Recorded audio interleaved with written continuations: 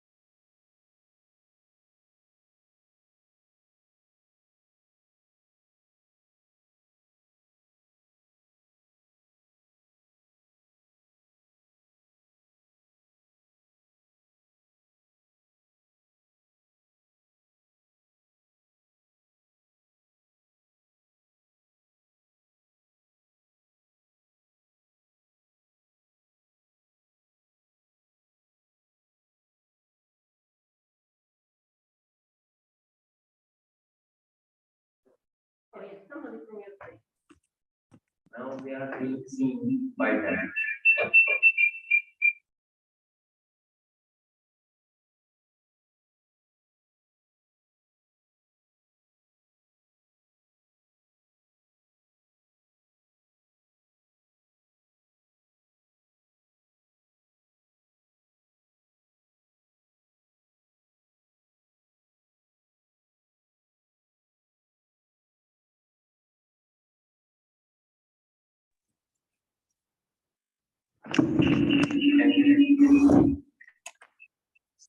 Ses açarsak, ses aç.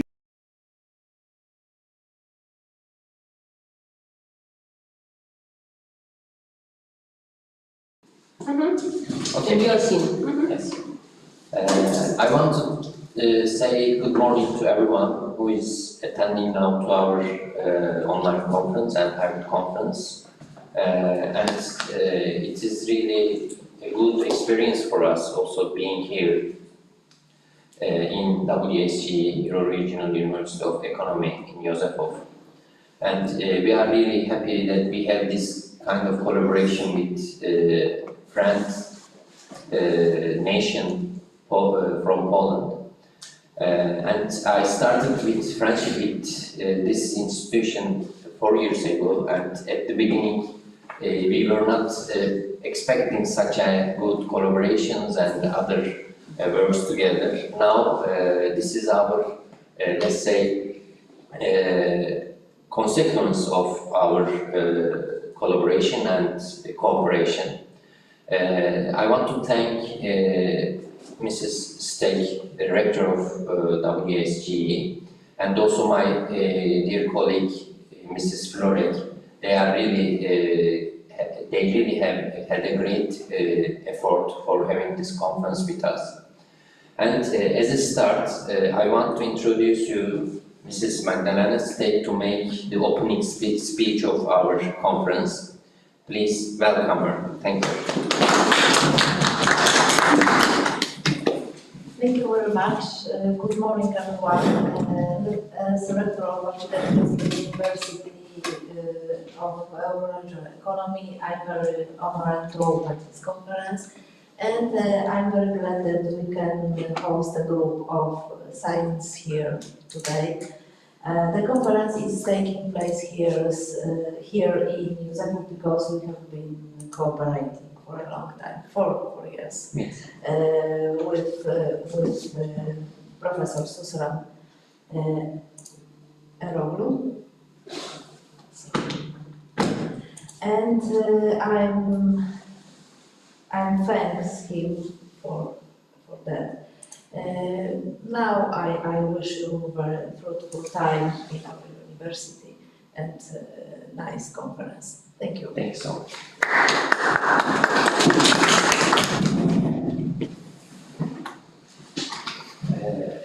I again thank you so much for your nice speech for us. It was really a great privilege for us to be here with our distinguished group who are watching us now. Now I want to introduce Associate Professor Hamza Şimşek from Turkey, and he will make the opening speech from Turkish side. Please welcome him.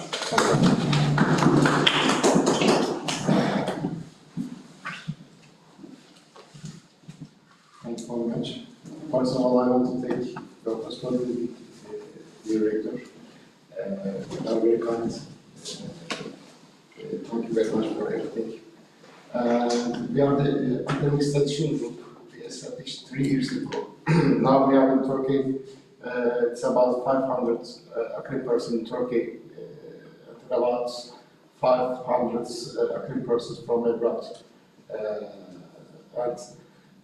Now we are very strong. It's our third conference, and I want to say thanks for you, for your hospitality, and for the people's hospitality. Thank you very much for everything. Our subject is shaping the future. First of all, I want to say about the future some words.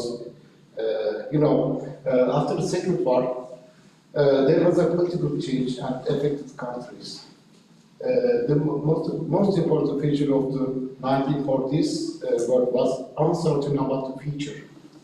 Uncertainty means unknown possibilities. And after the Second War, the countries needed long-term strategic plans for the reconstruction of the wasted countries of Europe. These plans required solid foresight about the long-term future. Because of this need, we came across a branch of science called the science of the future, which investigates what awaits humanity in the future and what needs to be done, reach the desired future by evaluating the available data after the Second War. The science is futurologist. Futurologists accept the present data and make prediction and evaluation about the future. Understanding the change and its effect and parameter accordingly are the basic principles of the future science studies. It's a knowledge-based study that aims to mobilize research and use the research effectively and get results for the realization of the predetermined goals. Future science is concerned with every field. One of them is humanity, economics, and politics, and technology. Future science is actually about planning the future by knowing the past, understanding the present. Future science also understands the future by evaluating information about the future. According to this assumption, the futurologist does not happen simply, but it can't be predicted. The factors of determining the future are more than one change. For this reason, the task of futurologists is to make predictions about the future by understanding the events of today, by knowing the past, to warn the people or institutions to build a future about possible events to predict the future. The most important problem is all the future research is financing by the rich countries, but The world problem is mutual. Therefore, each country shaping the future according to his own interests, and it is negatively affected other countries. We have a lot of common problems in the world. One of them is security. The war between Ukraine and Russia, which emerged after the pandemic period, deepened the crisis in the world and left Europe with massive energy crisis. The other problem is infections. The COVID-19 pandemic has once again shown us the global world how the global world's problems are. The virus that emerged in China has affected the whole world. We still have not returned to pre-pandemic life or habits. Another problem is the warming, global warming. Especially in the recent years, we have been feeling the effects of global warming a lot. The change in the climate has especially reduced the supply of food products. Another problem is economic problems in the world. During the pandemic period, countries were facing the common problem is inflation. European Central Bank and American Central Bank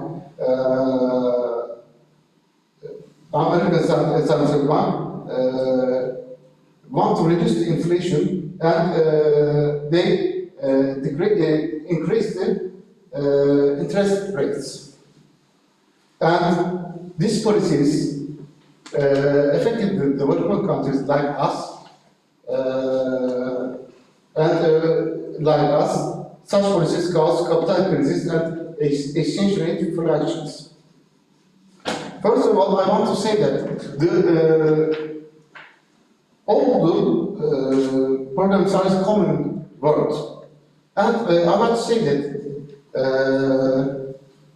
if the country able to find solution to other problems, and the country will take an active act together, and the country will create the added value, and the country will create the necessary environment for collaborative work, and the country will develop its citizens to world citizens will be achieved in the world. And I want to say that in this situation, in the current form of the governance structure in the world, no matter how powerful states are, they cannot cope with global risks alone. And all the countries, we have to work together. Thank you very much.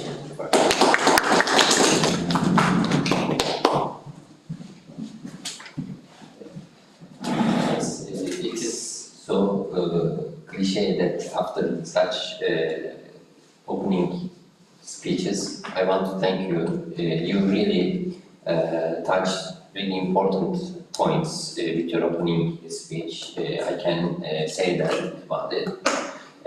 In the following sessions, first of all, I want to say that we put the name of, we gave the name of future and shaping future to our conference. It is really important because we are in the academy and we have a great job in order to shape future with the students, because we give lectures, we direct them to our fields and their careers. For that reason, shaping future is really important job for us, and we have to take it into really serious way.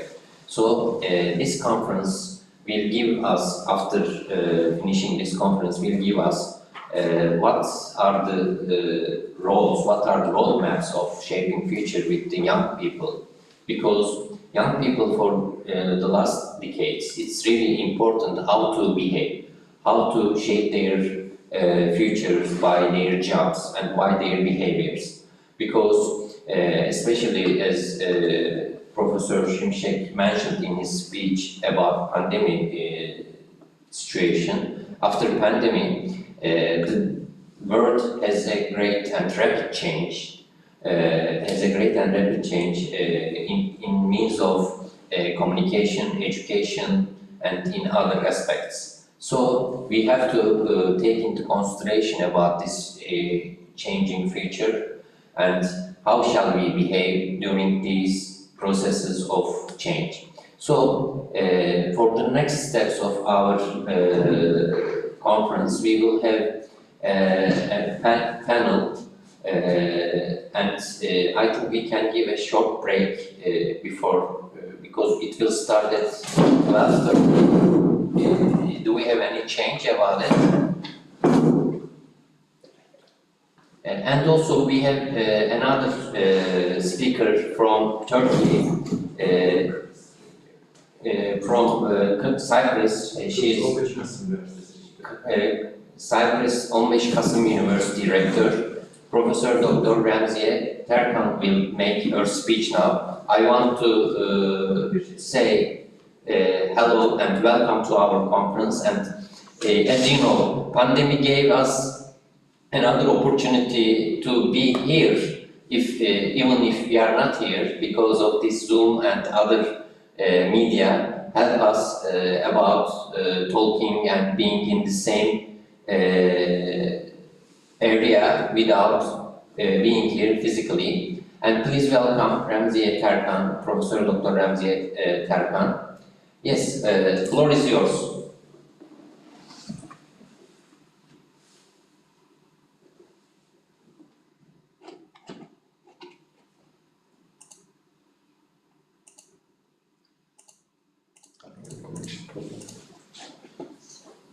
She seems online.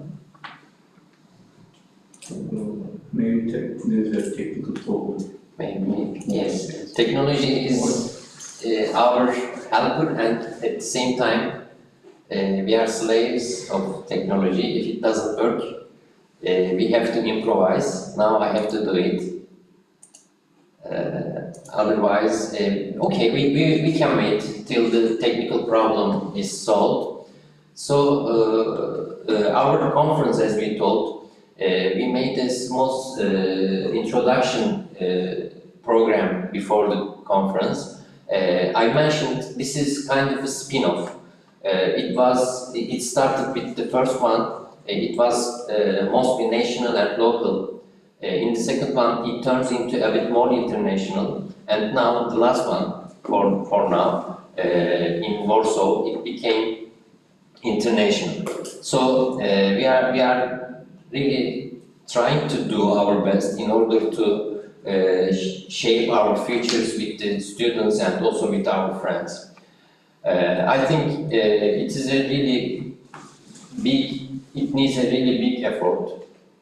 And during this effort, we have to be very careful in order to change our future with our youngsters. So our young people, now it is so-called Z generation, which I don't want to use it because I don't like classifications and other kind of borders for youngs, because young people has their own values, has their own characters, and has their own aspects to the life. Yes, they are really smart, but the environment around them shaped according to their interest also. Maybe they can be seen as individualistic, somehow selfish, but they know what to do, they know what to take, they know their strategy for the future. So yes, we have to direct them, we have to supervise their future, supervise their shaping future, but also we have to listen to them, what do they need, what they want, what they wish. So it is really important to be in the same area with them. That's why I don't want to call them as Z generation or X and Y generations, because they are classifications, and in postmodern world, this kind of classifications don't work. So we have to evaluate everything in their context and in their contextual way. Because conjuncture has been changing rapidly, so we have to know the needs, we have to know the aspects of the people who are dealing with the problems. So I think the technical problem couldn't be solved. So we can give a Başbakan Erkan kafayı çağırmıştı. yes, Erkan. yes, there is a great excuse for Professor Dr. Remzi Yeterkan because Prime Minister of Cyprus, Turkish side of Cyprus, north part of Cyprus, has called her about an issue, so she will join us later. So we can give a small break now till 12:30. Then we will go on. Thank you so much for your patience.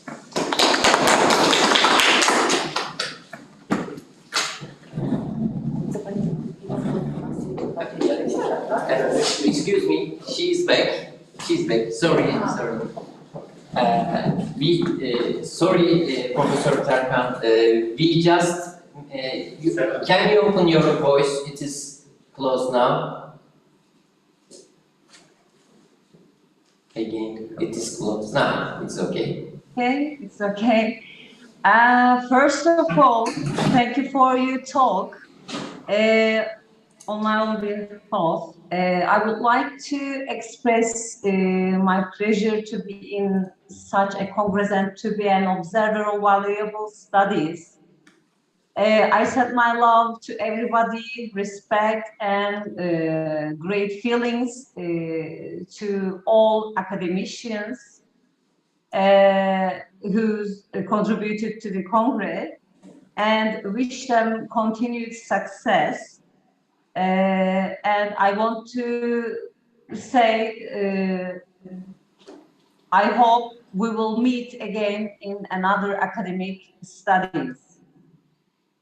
I want to say good luck for everybody and every contribution to our Congress. Thank you so much.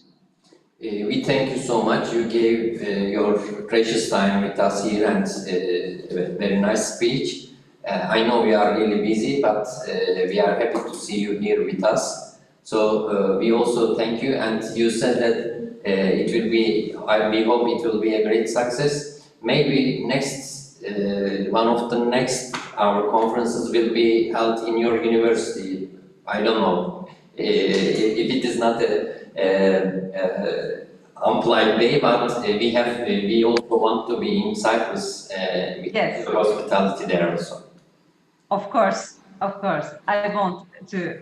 Okay, thank you so much Thank for your you. presence here. Okay, have a nice day. Okay, now we can give a short break till 12:30 and we will go on with the panel. We will make some preparations for the panel. Thank you so much. Tekrar.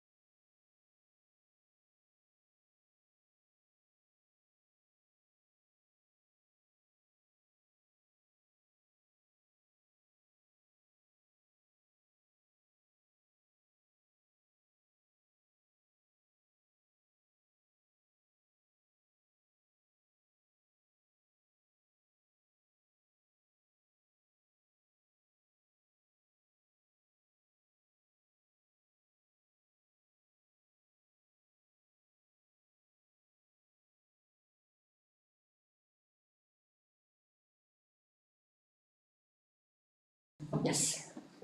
Okay. Again, good morning, good afternoon for Turkey, because there is 2 hours difference between Turkey and Poland. So we have to say here good morning, and for Turkey, good afternoon. Yes, we have the panel now. Panel, the theme is have the same name with our conference called Change and Shaping the Future. First of all, I want to introduce myself. My name is Susran Erkan Eroğlu.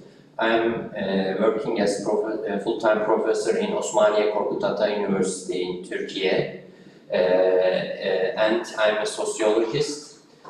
Our panelists, I want to introduce, first of all, our privileged host, Associate Professor Dr. Magdalena Steg.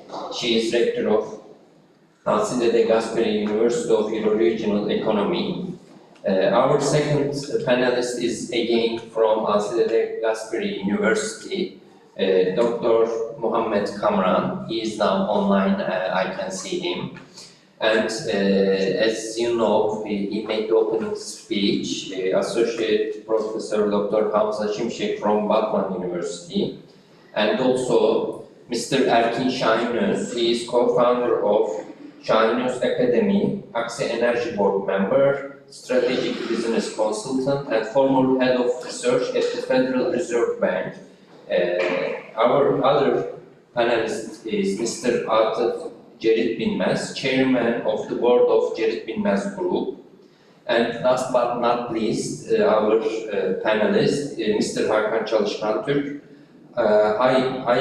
Ay Yıldız, Iron and Steel Executive Board member. Yes, as I told you, our theme will be change and shaping the future. And I want to invite firstly Mr. Erkin Şahinöz to make his speech as a start. And I want to welcome him, but I cannot see him in the screen. He is there. Mr. Şahinöz.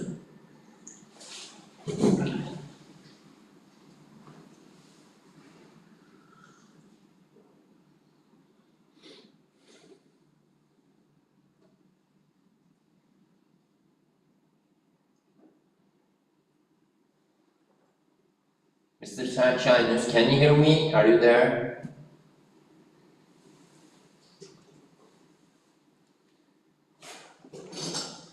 Maybe we can call him in a minute. So, as we start talking about change and shaping the future, these 2 important concepts, shape our future and change, is really important for our lives. As Heraclitus said that you cannot wash in the same river twice. This means there is a great change in our lives because river has a continuum in flowing, and this flowing consists of change in itself, and every part of the continuous river has different aspects and features, so we have to follow change in order to create our future and shape our future. If we avoid change, we cannot catch today, so we have to be so careful for holding now and future, because we cannot change past, we cannot foresee or assume in a right way the future, but we know what's happening now. So present is really important for us, and we have to be careful by changing our future. We have to take lessons from our past, and we have to stimulate, and we have to shape according to the future, and with the help of data what we have. So I think Mr. Şahinöz cannot be online now. or we can start with Dr. Mohammed Kamran, then we can go back to Erkin Şahinöz. I don't know if he's available. Yes, Yeah. let's start with Dr. Mohammed Kamran. Can we wait a bit? I'm sorry, because we are waiting for Erkin Şahinöz. His time is limited for joining us. Please accept my apologies about this inconvenience. We are waiting for you, Yeah. Dr. Kamran. Thank you so much. By the way, you are here, at least online. And hopefully we will meet face to face also somehow. But please, can you wait a bit also for Mr. Şahinöz? Okay, he is coming. Yes. Yes. Thank you very much to all of you. Dr. Kamran, can you wait a little bit more, because our first panelist has just entered and we will start with him, then you will take the stage, if it's okay. Okay. Thank you so much for your understanding. Yes, Mr. Şahinöz, we made a small introduction about what we will talk about, and microphone and floor is yours. Please, let's start. Teşekkür ederim. Many thanks to everyone. I didn't have much time to prepare my presentation in English. Therefore, I will need to continue in Turkish this time. Hopefully next time it will be in English. Herkese hoş geldi. Beni de davet ettiğiniz için bu etkinliğe onur duydum. Bütün katılımcılara saygılarımı iletiyorum öncelikle. Mr. Şahinöz, I'm sorry. Let's do like that then. You make your speech in Turkish and let me translate it into English, because our audience, some of our audience don't know Turkish, so if it is okay for you, let's do like that. Okay, sure. Şu an bir VUCA çağı, yani önümüzdeki 40 yıl Amerikan ordusunun 1980'lerde ortaya attığı ve önümüzdeki 40 yıl geçerliliğini de sürdürecek olan bir VUCA çağının içerisindeyiz. VUCA'dan kastım volatilitenin V'si yani oynaklık, uncertainty'nin U'su yani belirsizlik, complexity'nin C'si yani karmaşıklık, ambiguity'nin A'sı muğlaklık. Volatility'den kastım finansal piyasalarda yaşadığımız o paritenin 1.20-1.06 hareketi, petrolün $60 $130 hareketi, Türkiye'de mesela Türkiye gerçekliğinde yaşanan dolar kurunun son bir yılda 8-18 hareketi, tüm bunlar finansal piyasalardaki oynaklık firmalarımızı önümüzdeki dönem oldukça zorlayacak. Hazine yönetimi bu dönemin en kilit unsurlarından biri olacak şirketlerimizde. Burada durayım mı değerli hocam, yoksa Mümkünse. devam edeyim? I want to make the translation, it will be as a summary, but I want to put the points on your speech. Mr. Şahinöz is talking about finance and change in finance, because during last one decade, the era is called VUCA. It is can you remind me the first one? Volatility. VUCA. The second one, uncertainty. Third one is complexity, and the last one is ambiguity. And with this VUCA era, everything has become ambiguous, uncertain, and changeable rapidly. So during these times, especially, for example, in Turkey, the currency rates is vary and it is changing, and also financial part of the world has been changing also. Yes, please. Uncertainty'nin U'su diye başladık. Belirsizlikten de kastım riski tanımlarken biz beklenen yumruk diyoruz. Belirsizliği tanımlarken de beklenmeyen yumruk diyoruz. Dolayısıyla şirketlerimizin önümüzdeki 10 yıl, 20 yıl, 30 yıl risk nedir? İşte Ukrayna, Rusya ateşkes olacak mı, olmayacak mı? Bu aslında beklenen bir yumruk. İşte Fed'in faiz arttırım süreci 3 kere mi 5 kere mi daha arttıracak? Bu da beklenen bir yumruk. Ama beklenmeyen yumrukları yediğiz dünyası. Covid bunun en güzel örneklerinden biriydi. Dolayısıyla önümüzdeki 15 yıl, 20 yıl, 30 yıl beklenmeyen yumruklara hazır olacak bir stratejik tablo oluşturmamız lazım. Bu da neyi gerektiriyor? Şirketlerin bilançosunun üst katı, yani net işletme sermayesi her daim beklenmeyen yumruklara hazır olmak zorunda, ayakta kalmak istiyorsak. Yes, we started with uncertainty and unexpected events that we faced during last 2 years. The most important example is the pandemic. So, with these unexpected variables, world has to be ready for changes, and for in finance also Fed has declared profit increase, and these are all these data and these variables are all the indicators for the change, unexpected change and uncertainty for the new era. Yes, please. Complexity'nin C'si, yani hayatımıza giren yepyeni teknolojiler, karmaşık teknolojiler. Özellikle 2009'da Bitcoin'le başlayan blok zincir 1.0, 2014'te Ethereum'la beraber ileri doğru giden blok zincir 2.0, aynı sanayi evriminde olduğu gibi. Akabinde Metaverse ve NFT ile şirketlerin yeni bir satış kanalı haline dönüşecek olan bir Metaverse gerçeği var. Metaverse bankacılığını göreceğiz. Şirketlerin showroomlarını Metaverse'e taşımaya başladıklarını göreceğiz. Dolayısıyla bu yeni satış kanallarına, yeni ama karmaşık teknolojilere çok yakın bir yol haritasıyla ilerlememiz gerekiyor. Another concept is here complexity. It is related with technology, and also this technology changes the finance and other investment channels like Bitcoin, blockchain, NFT, and other media for finance in this complexity, because technology is changing, and this change causes change in finance also. Ve son olarak ambiguity'nin A'sı, yani muğlaklık. Bu şu demek, bir kere şirketler olarak bizlerin doğru yere bakması lazım. Doğru göstergeleri okuyarak önümüzdeki 2-3 ayı tahmin edebilecek altyapıyı, ekosistem tahmin şablonlarını oluşturmamız lazım. Bu bir. İkincisi, insan kaynakları yönetimi döneminden yetenek yönetimine, talent management'a doğru büyük bir geçiş sürecindeyiz.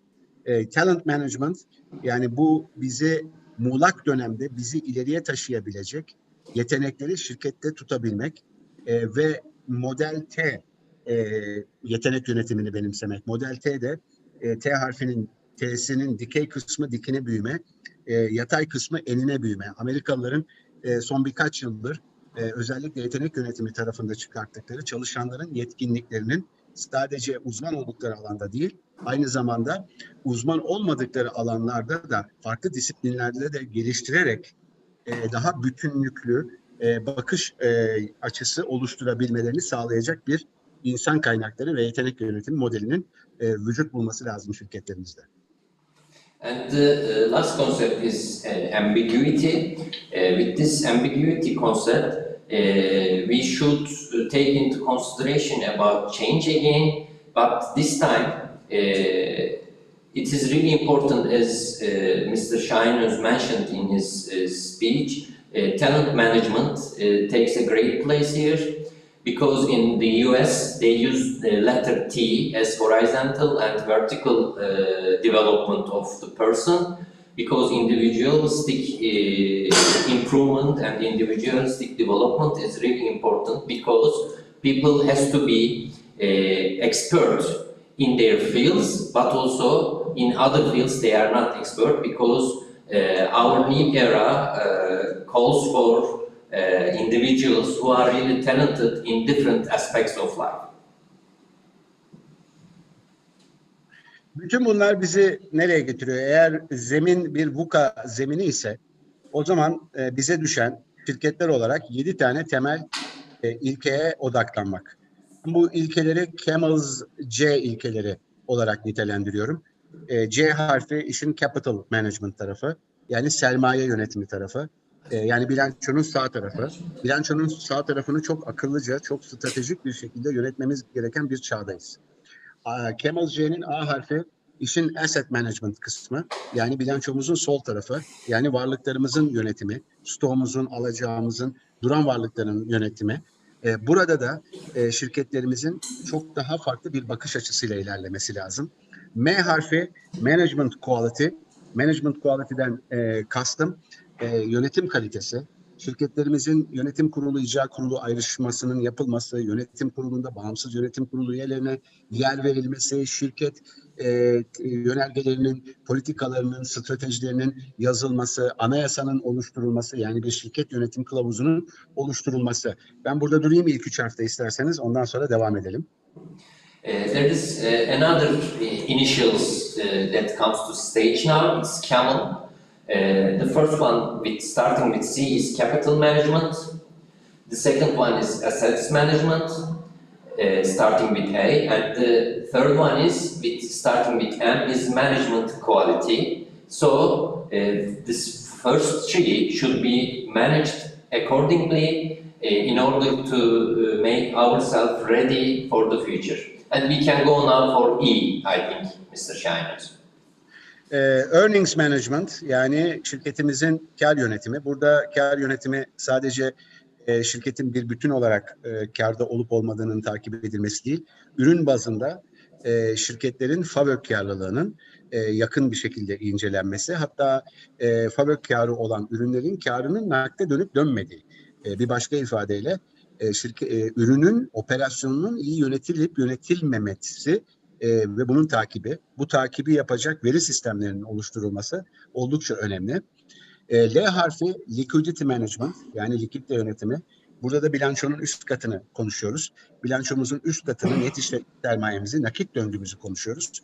Buralarda da biraz önce o VUCA çağının U harfindeki belirsizliğe her daim hazır olmanın yolunun net işletme sermayesini ve nakit döngüsünü çok güçlü tutmaktan geçtiği gerçeği unutmayalım.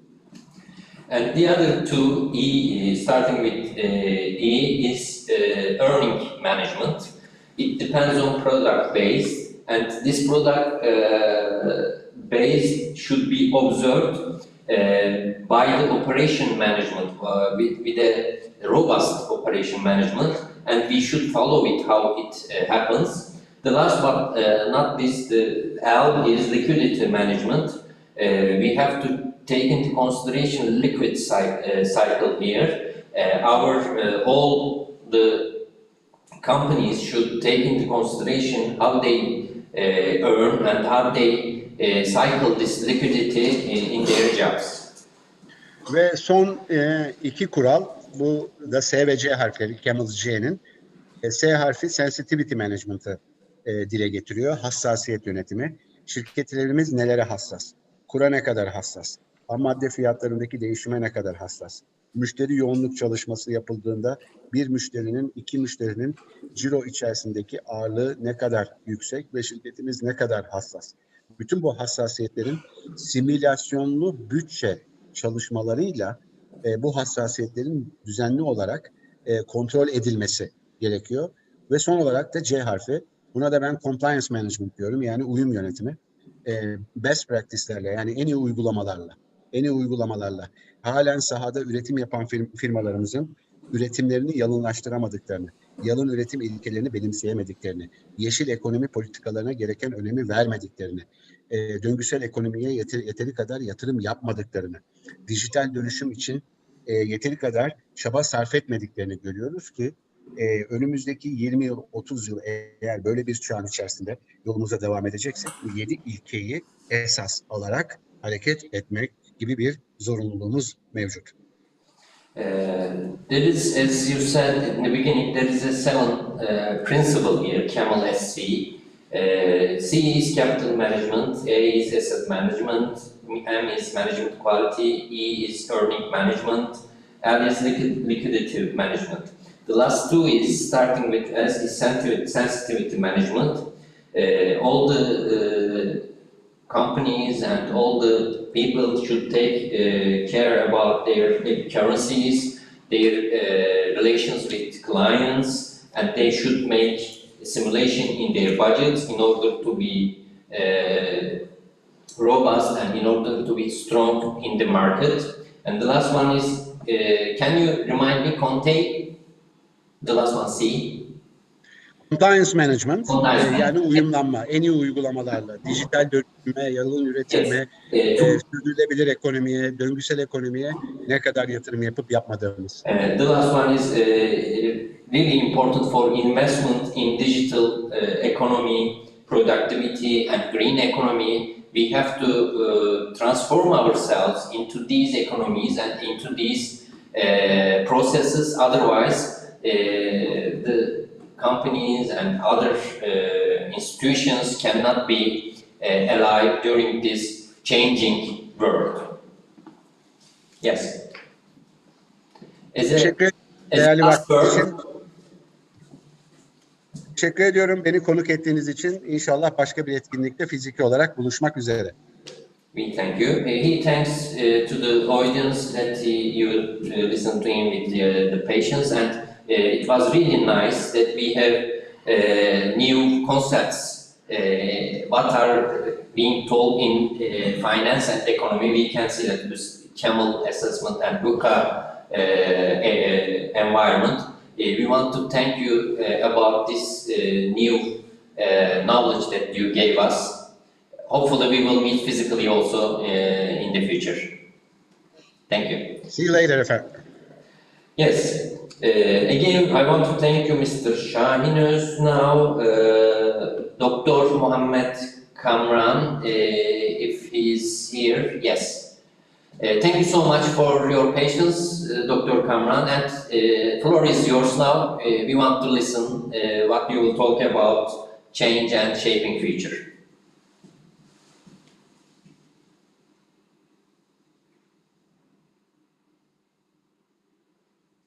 Your voice is off. Yes. So are you, hello, are you inviting me? Yes. Or someone? Yes. Okay, okay. Hello everyone, good morning everyone, good afternoon and Jin Dobre. So everyone, so just like, unfortunately I was not being informed, you can say, about this schedule, just like whenever we are presenting in this conference. So let me show you what exactly I have in my mind if we are talking about, for example, shaping skills for the future. What exactly we want? Yeah, what exactly we want? We want to predict the future. What are the future needs? We are thinking about what are the future demands.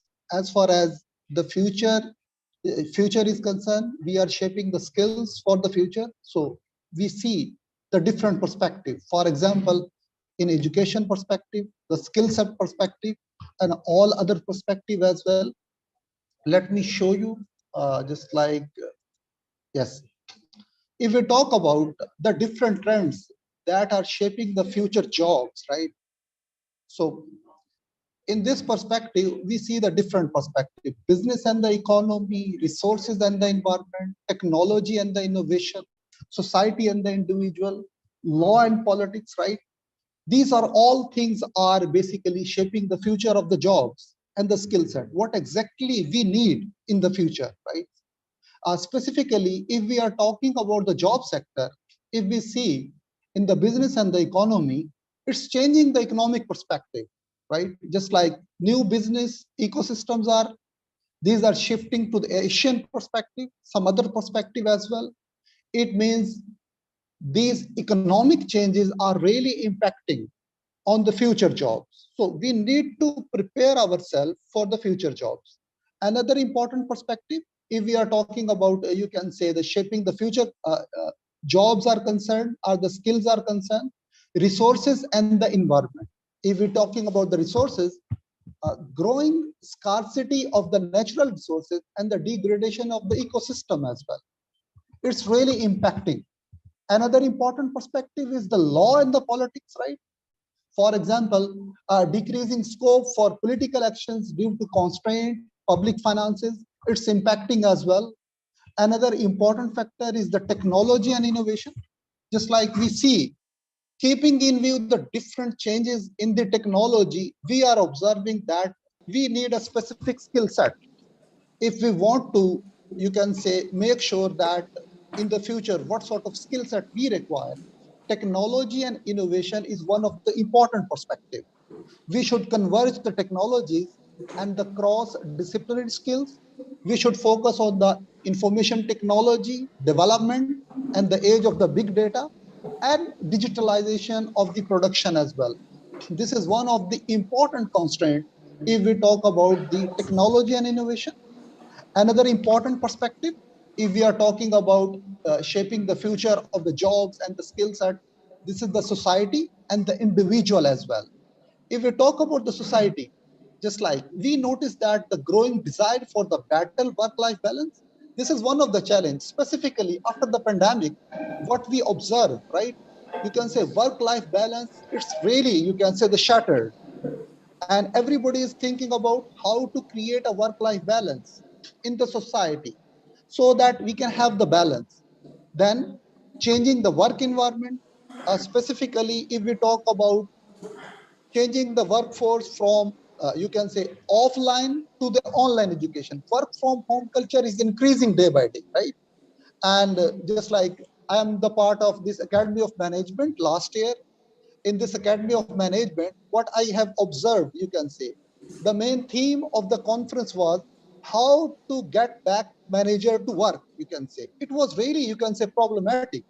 After working from home, online, it's quite difficult for us that how to move to the offices, you can say. It is one of the big challenge, you can say. So this is how we can say that the changing work environment is concerned. If this work environment is changing with the passage of time, we can observe that we have to be equipped with the technologies as well. Just like if we see, for example, I'm in Poland now, I can see I'm providing, you can say, different kind of services to some of the companies. I see some of the companies, they are now offering, you can say, work from home, just like 3 days in a week, 4 days in a week, work from home, and 1 day in the office as well. It means uh, the overall atmosphere is really changing, you can say. This work environment is really changing, specifically the shift from offline to online, work from home. And moreover, if you see the demographic changes in the society, it's changing a lot. If you see the Polish perspective, in the last 4 months, 5.83 million Ukrainian are in Poland, right? In the last 4 months, it means the demographic changes are taking place, you can say. Workforce diversity is changing as well.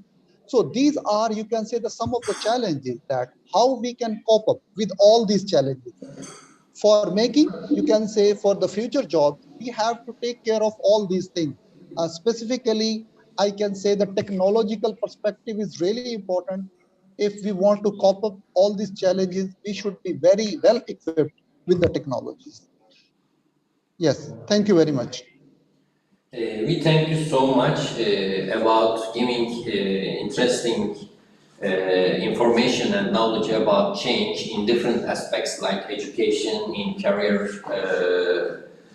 choice, and in other aspects. We want to thank you so much as being a host to us in Poland and also in Józefów. And hopefully we will meet soon in physical environment also. Again, have a good day. Thank you so much for participating to our panel. Thank you. Thank you very much for inviting me. Thank you. Yes, we will now go on after a 10-minute break because our two other panelists are on the way and we will welcome them in 10 or 15 minutes. And thank you for your patience again. We will be meeting you in 10 or 15 minutes. Thank you.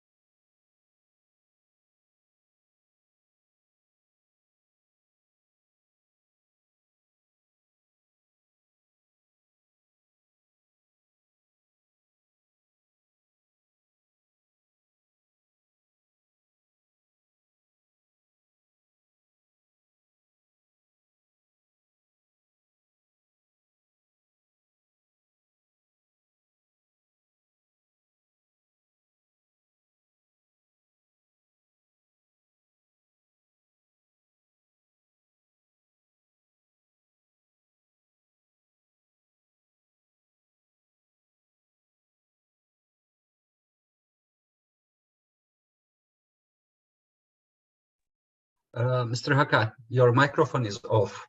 If you are talking, we don't hear you.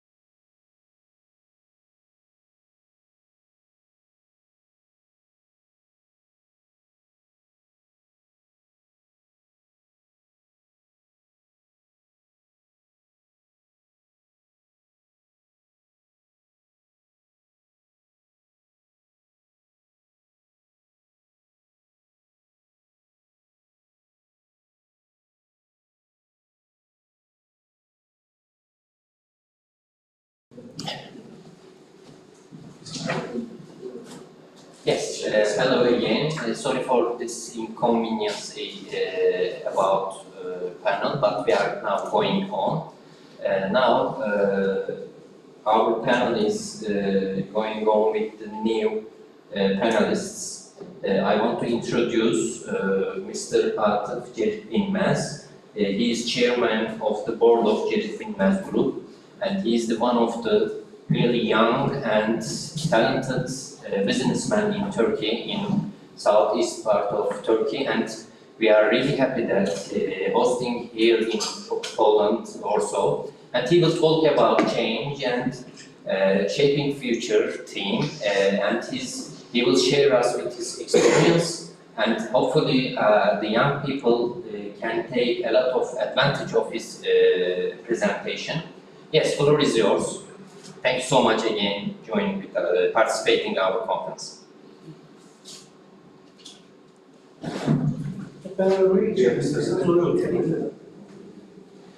Yes, and also Mr. Hakan Çalışkan Türk, he is Ay Yıldız Aydın still executive board member, will be with us, and I'm inviting him to the stage also. And also Mr. Associate Professor Dr. Hamza Şimşek will also take place there.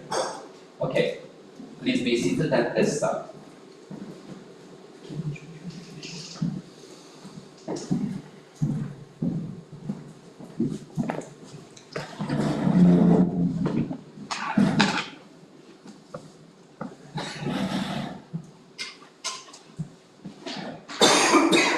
Yes, please. Merhabalar. Adım Atıf Cerit Bilmez. İskenderun'dan katılıyorum. Demir çelik sektöründe faaliyet gösteriyoruz. Bugünkü örnek firma olmaktan duyduğumuz memnuniyeti belirtmek isterim. Şirketimizin yıllar içerisindeki değişimiyle alakalı küçük bir sunum yapacağım. Tabii ki şirketle alakalı sunum yaparken hep şunu diyorduk biz. Dünyada değişimi görmezden gelemezdi. Dünya çok hızlı değişiyor. Aslında bu değişim önce 1700'lü yılların sonlarında endüstri ile başlıyor. Buhar ve su ile insan hayatı şekillenmeye başlıyor. Daha sonrasında 1880'li yıllarda Endüstri 2 ile hayatımıza elektrik giriyor ve yaşam aydınlanıyor tabiri caizse. Akabinde 1980'li yıllarda Endüstri 3 ile artık dünya yavaş yavaş seri üretime geçiyordu. 2010 yılına geldiğimizde Endüstri 4'te ise artık hayatımıza yeni kavramlar girmeye başlamıştı. Bunlarla alakalı işte siber, bilişim kavramları, yeni teknolojiler ve akabinde tabii ki Endüstri 5. Endüstri 5'te artık hayat apayrı bir boyut kazanmıştı. 2017 yılında hayatımıza giren Endüstri 5 ile birlikte dünya apayrı bir boyut kazandı. Hayatımıza hem yeni meslekler hem yeni kavramlar girmeye başladı. Bunlar da işte yapay zeka mühendisliği, yazılım mühendisliği, akabinde yeni meslekler konuşulmaya başlandı. İşte yeni mesleklerde de insansız hava araçlarına yönelik ciddi çalışmalar gerçekleştirildi. Bunun dışında yapay zeka mühendisliği denen sektör gündeme geldi. Derken biz bu şeyleri gözlemlerken kendi şirketimizde de 2018 yılında daha doğrusu ciddi çalışmalara start verdik. Önce şirketimizde bir insan vücudu gibi, şirketimizi daha doğrusu bir insan vücudu gibi görüp her organın ne işe yaradığına yönelik çalışmalar gerçekleştirdik. Daha sonrasında yazılı görev tanımlamalarıyla birlikte farklı bir boyuta taşıdık. Şirketimiz daha sonra kendi içinde çağa ayak uydurmaya yönelik, yani değişim sonrası uyumluluk çok önemliydi. Bu uyumluluk sürecinde kaliteli insan kaynağı yönelik çalışmalar yaptık. Kendi bünyemize dışarıdan profesyonel bir ekip oluşturduk. Daha sonrasında profesyonel danışmanlıklar aldık. Habire kendimizi geliştirdik. Tabii sadece kendimiz değil, şirketteki personellerimize, çalışma arkadaşlarımıza yönelik de ciddi eğitimler düzenledik ve CNT Akademi diye bir akademi kurduk kendi içimizde. Çünkü değişime uyum çok önemliydi. Ve uyum sonrası aslında geleceği şekillendirmek daha da büyük bir önem arz ediyordu. Aslında bugün gönül isterdi ki bu sunumu mesela İngilizce yapmak. Biz henüz daha değişme yeni uyum gösteriyoruz. Geleceğe yönelik de inşallah bir sonraki sunumda da İngilizce yapmak nasip olacak. Ve kendimize çok farklı bir lige taşıyacağız. Şirketimiz 2021 yılı itibariyle bu değişimler sonrası Fortune 500'de 404. sırada yer aldı Türkiye'de. Bunun sebebi neydi? Hep o değişime ayak sağlama çabası aslında. Uyumluluk, çağın gereksinimlerine şirket içerisinde empoze edebilmek. Bunlarla alakalı ciddi çalışmalar gerçekleştirdik. Bu da bize ayrı bir keyif verdi. Başardıkça ayrı bir haz almaya başladık. Ve bugün bu noktalara geldik. Çok şükür. Teşekkürler. Yine şirketle alakalı, şirket içerisindeki değişimlerle alakalı bir sorunuz olursa seve seve alabilirim. İsterseniz ben bir kısaca özet geçeyim İngilizce olarak. Tamam. I would like to make a summary of Mr. Cedit Bilmez presentation.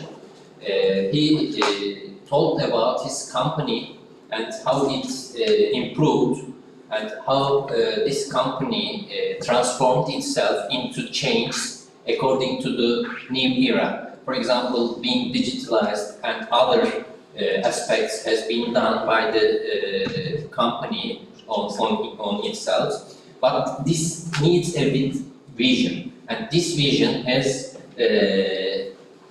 this vision is really present and existing by Mr. Cedit Bilmez, because he is the head of this company, he is chairman of the board of Cedit Bilmez Group, and he saw the needs of the new era and for the future, and he transformed and made modifications to its company according to the change and future. So this company should be a good example for nationally in Turkey and internationally in the world to having upgrades and to give good products to the market. And we also again I want to thank you so much. You gave us your precious time to be here with us and give a good example of change and shaping future of the companies. I want to thank you, Mr. Cedit Bilmez again. Thank you so much. And now it is time to move on. Ben bir soru sormak istiyorum. If there is any question, yes please. Sorumuz var, onu alalım. Kusura bakmayın. Atıf Bey, katılımınız için çok teşekkür ediyoruz. Bize onur verdiniz. Portekiz'e kadar, Polonya'ya kadar bizimle geldiniz. Şimdi ben önce kendimi tanıtayım. Osman Yılmaz, Akademik Çalışmalar Grubu'nun kurucu ve yöneticilerinden. Bu süreçlerde de elimden geldiğince görev almaya çalışıyorum ve süreçleri biraz da biliyorum. Bir önce Osmaniye'de yapmış olduğumuz kongrede, biz her kongrede zaten bir kongrenin spin-off'unu çıkartıyoruz daha sonrası için. Değişim ve uyum konusunu çalışacaktık. Bu arada da tesadüfen ben Hakan Çalışkan Türk, kendisi de eski bir dostum, arkadaşım. Onun çalışmalarına gördüğümüzde aslında sizin işletmenin bizim için çok ilham verici bir örnek olduğunu fark ettik. O dönemde de sağ olun katıldığınız ve değişim ve uyum için çok da beğeni aldı düzenlediğimiz panel. Sonra bu çalışmalardaki yani o bilimsel çalışmaların akabinde yani değişime uyum sağladık ama daha sonra ne yapacağı sorusu karşımıza çıktı ve Akademik Çalışmalar Grubu adına uyumdan sonrası geleceği şekillendirmek konusunda ne yaparız diye bir geleceği tartışmak istedik. Bugün aslında onu tartışıyoruz. Şimdi daha sonra şunu da gördük. Sizin firmanızda o dönemdeki değişim sürecini yönettiğiniz arkadaşlar başka bir maceraya yol aldılar. Ayrıldınız ama siz bu süreci yine başarıyla devam ettirdiğinizi fark ettik. Geleceği de şekillendirmek istediğinizi biliyoruz ki böyle bir çabaya girdiniz. Bu hayal ettiğiniz, şekillendirmek istediğiniz yapı neydi? Neye dönüşmek istiyorsunuz? Ne yapmaya çalışıyorsunuz? Şimdi yıllar önce 2011 yılında bir arkadaşla yapmış olduğum bir röportajı örnek vermek istiyorum. 2011 yılında yapmış olduğum röportajda bana bu soru sorulduğunda, işte gelecekle alakalı beklentiniz nedir, geleceği nasıl görüyorsunuz sorusunda, kendinizi nerede konumlandırıyorsunuz dendiğinde biz üzerimize düşen görevi layıkıyla yapıyoruz, Allah'a tevekkül ettik, işimize bakıyoruz, takdir Allah'ın demişiz. Yıl 2021 olduğunda 10 yıl sonra 2021 yılında Türkiye'nin en büyük 500 firması arasına giriyoruz. Bizim kendimizi direkt konumlandırdığımız bir pozisyon yok aslında. Ama biz demin de söylediğim gibi çağın gereksinimlerine uygun bir şekilde ve mevcut yeni dünya düzenine yakışık bir şirket oluşturmak istiyoruz. Bundan dolayı ne yaptık? Neler yapıyoruz? Biraz da oralara değineyim olmadı. Kendimize özgü bir yazılım geliştirdik. Bununla alakalı ciddi bir mesai harcandı şirkette. Kendi kültürümüze uygun bir yazılım. Ve şirket bünyesinde alınan eğitimlerle birlikte, eğitimler sonrası kendi içimizde yine yaşayan böyle bir ekosistem oluşturduk. Ve belki Türkiye'de nadiren firmalarda olan bir departman oluşturduk. Veri ve Sistem Yönetim Müdürlüğü oluşturduk biz. Birçok firmaya tavsiye ederim. Çünkü sürdürülebilir büyüme için bence veriye ulaşılabilirlik çok önemli. Biz Veri ve Sistem Yönetim Müdürlüğü eşliğinde geleceğe şekil vermeyi planlıyoruz. Çünkü geçmişteki veriler geleceğin ışığı oluyor bizde. Ve bunlarla alakalı halen ciddi çalışmalar gerçekleştiriyoruz. ERP sistemine geçtik. Bununla alakalı çalışmalar gerçekleştirdik. Halen ciddi profesyonel destekler alıyoruz. Bunlara çok önem veriyoruz.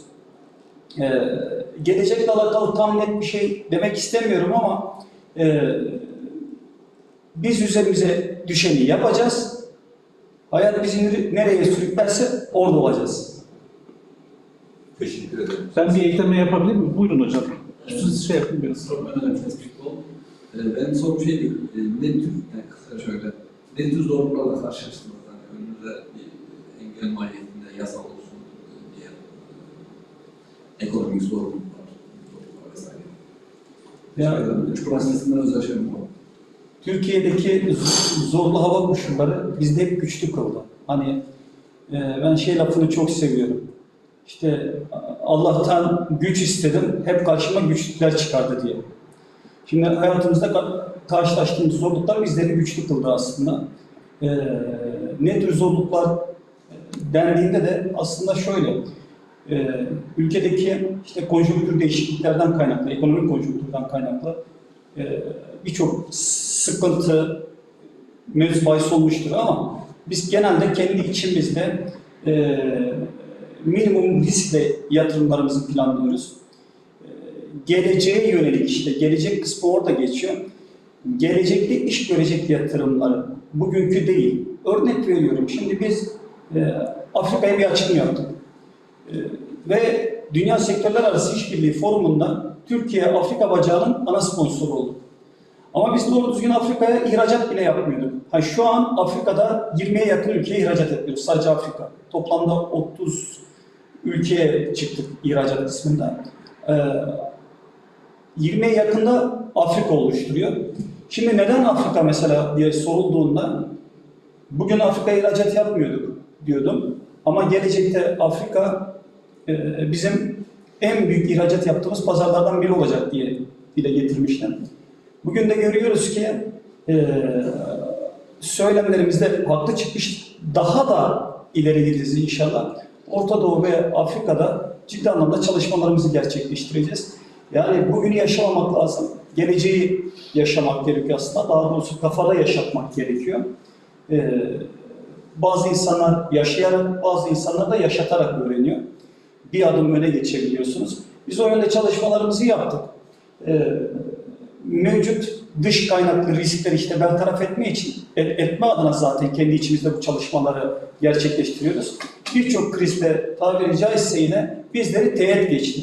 Çünkü hazırlıklıydık. Hazırlıklı olmak bizi hep güçlü kıldı. Bundan dolayı mevcut sıkıntılardan, yani dış kaynaklı özellikle sıkıntılardan pek etkilenmedik diyebilirim. Teşekkür ederim. Doktor öğretim üyesi Mehmet Ali Sümül, Aydın Abdülhamid Menderes Üniversitesi'nde. Ben hem soru şeklinde hem de sizin konuyu biraz genişletmek, bilgi edinmek mahiyetine sormak istiyorum. Şimdi akademik çalışmalarda son zamanlarda önemli gelişmeler meydana geldi. Sen bu akademik çalışmaları yaparken toplum kredi yönetimini uyguluyor musun ve nasıl, ne şekilde uyguluyorsunuz? Bunun üzerinde ilgimi çeken bir konu da oldu. Veri bakıcı, veri yönetim kurdunuz. İşte bu veri yönetim müdürlüğü akademik çalışmaların istatistiksel boyutları ölçülmenin en büyük etkenlerden bir tane, fonksiyonlardan bir tanesi. Bunu nasıl yapabiliyorsunuz, değerlendirebiliyorsunuz? Bunun da ötesinde sosyal olarak işçiler ne kazanıyor, işletme ne kazanıyor? Şimdi şöyle diyeyim, bizde kazandırıyor yöntem var. Önce onu diyeyim. Sonra geçelim. Bizim personeller genelde hallerinden memnun. Neden memnun? En büyük göstergelerden biri şu. Bizde işe başlayan arkadaşlardan yıllarca istihdam ettirdiğimiz, geriye dönüp baktığımda arkadaşlardan çıkarttığımız yok. Kendi rızasıyla, isteğiyle çıkan bir iki arkadaş oldu. Onun dışında bugüne kadar yüzlerce arkadaş istihdam ettirdik. Zevkle şevkle çalışıyorlar. O aidiyet duygusunu aşıladığımızı düşünüyorum. Çünkü verdikçe aslında kazanıyorsunuz. Demin dedim ya, kendi içimizde böyle bir ekosistem oluştu. İnsanlar işlerini sahiplendi. Şeyle alakalı, çalışmalarda nasıl başlattık alt kademede? Biz önce kendi bünyemize bir içten içe aldık. Önce bir check-up yaptırdık. Bu check-up sonrası herkese yazılı görev tanımlamalarını gerçekleştirdik. Sen kalpsin dedik, sen ciğersin dedik, sen şunu yapacaksın, bunu yapacaksın. O dağınık ortamı ortadan kaldırdık. Yani herkes fonksiyonunu biliyor aslında.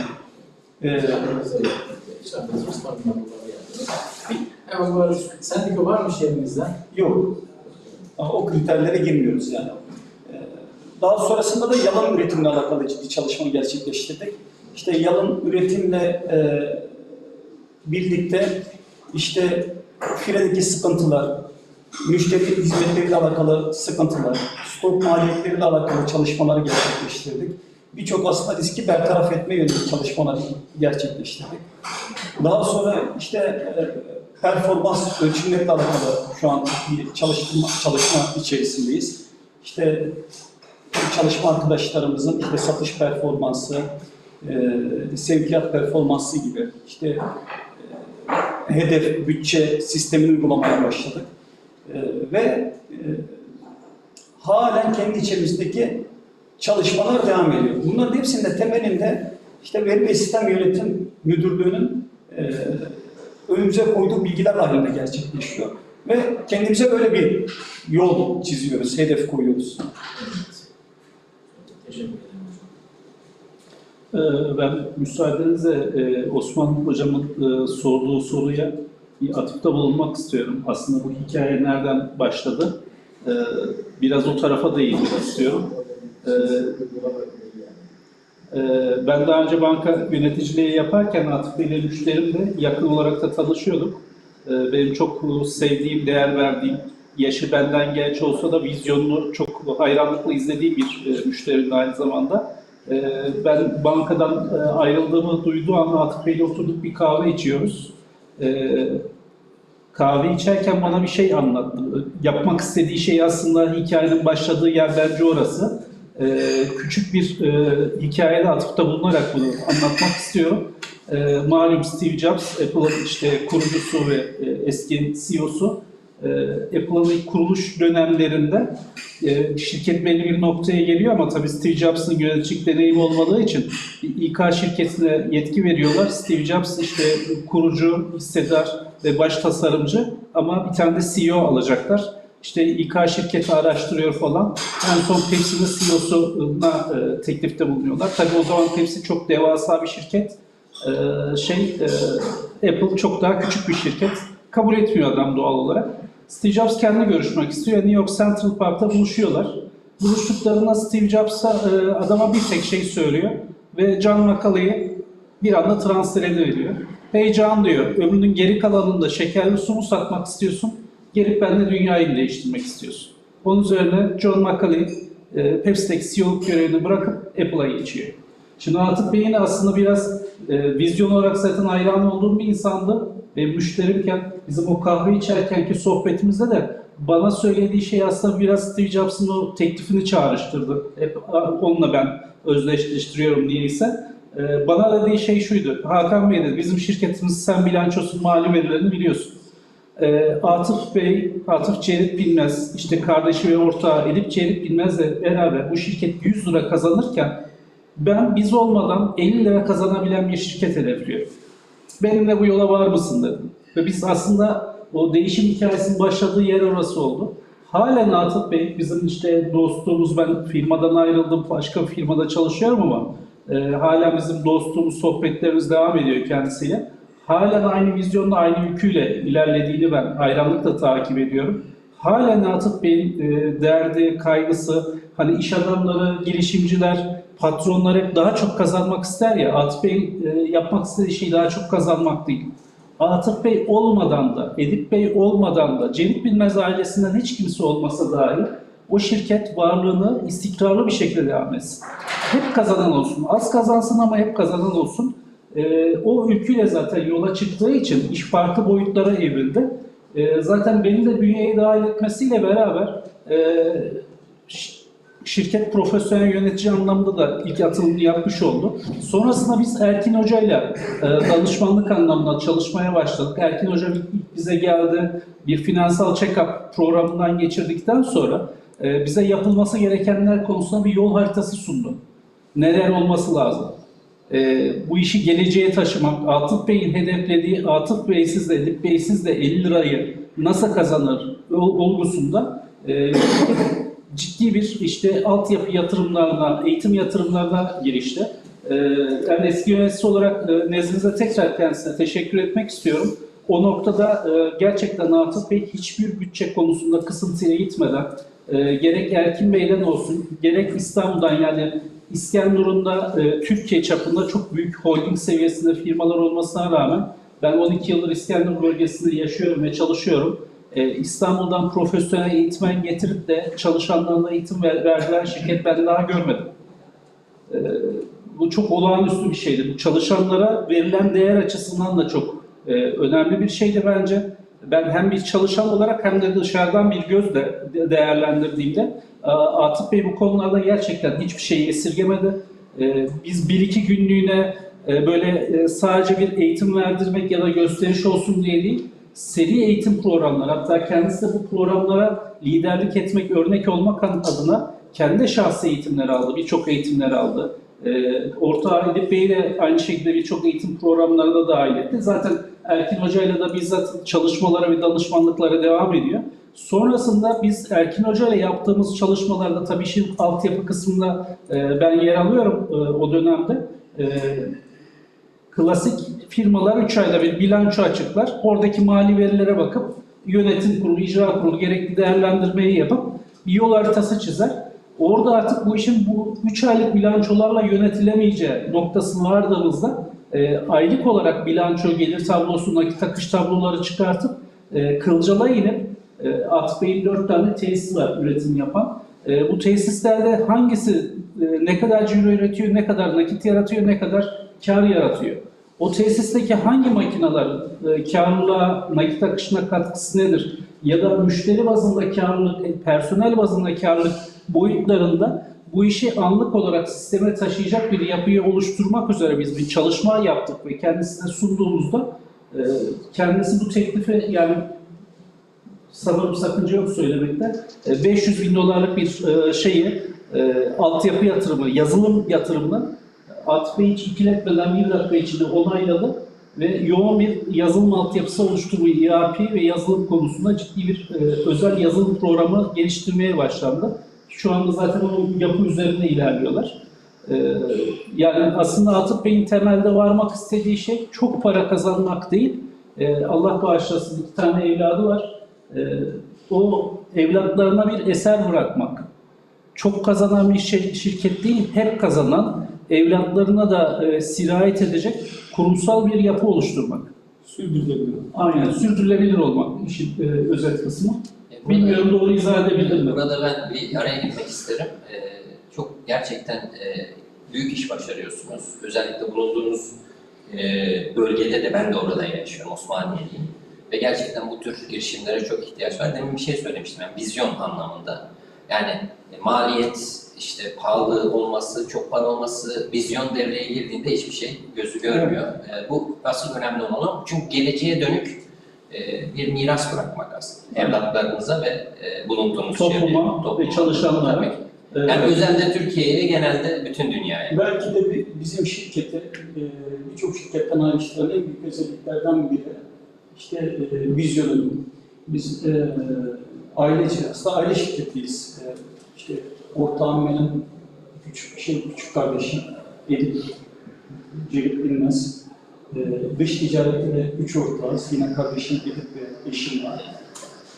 O ilgileniyor. Tamamen belki bizim vizyonumuzun örtüşmesiyle çok önemli. Vizyonumuzun örtüşüp başkalarından ayrışması. Kendi içimizde örtüşmesi ama dışarıyla ayrışması bizi farklı kıldı diyebilirim. Hem iç piyasada Türkiye içerisinde etkili bir firma konumuna eriştik. Hem de ihracatta günden güne büyüyoruz. İhracatı biz milli bir görev olarak görüyoruz. Ve zevkle, şevkle orada da mücadele vermeye devam ediyoruz. Zaten bu tür sektörlerde fark yaratmazsanız sıradanlaşıyorsunuz. Fark yaratmak, gündemi takip etmek demektir. Aslında basit, birçok şey basit. İşi eline vermek gerekiyor. Ve delege etmek gerekiyor.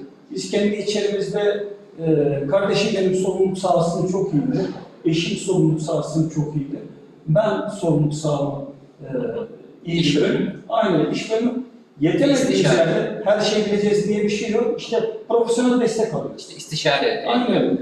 Yani işi bilenle hareket etmek burada çok önemli. O zaman zaten başarı geliyor. Bilenle hareket ettiğinizde bilinmeyene doğru gitmiyorsunuz. Evet. Evet, gerçekten çok güzel bir açılım bu bizler için de. Bir ışık anlamında, bir aydınlanma anlamında gerçekten önemli bir örnek. Tabii ki inşallah bu örnek daha da büyüyecek Türkiye'de.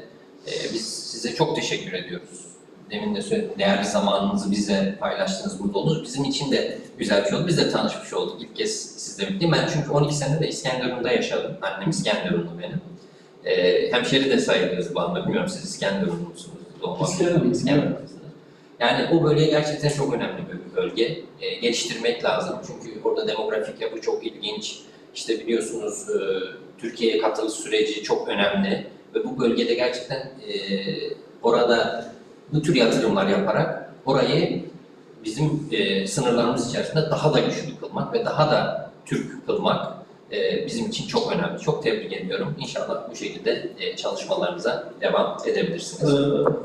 Bir şey daha ben eklemek istiyorum Atıf Bey ile ilgili.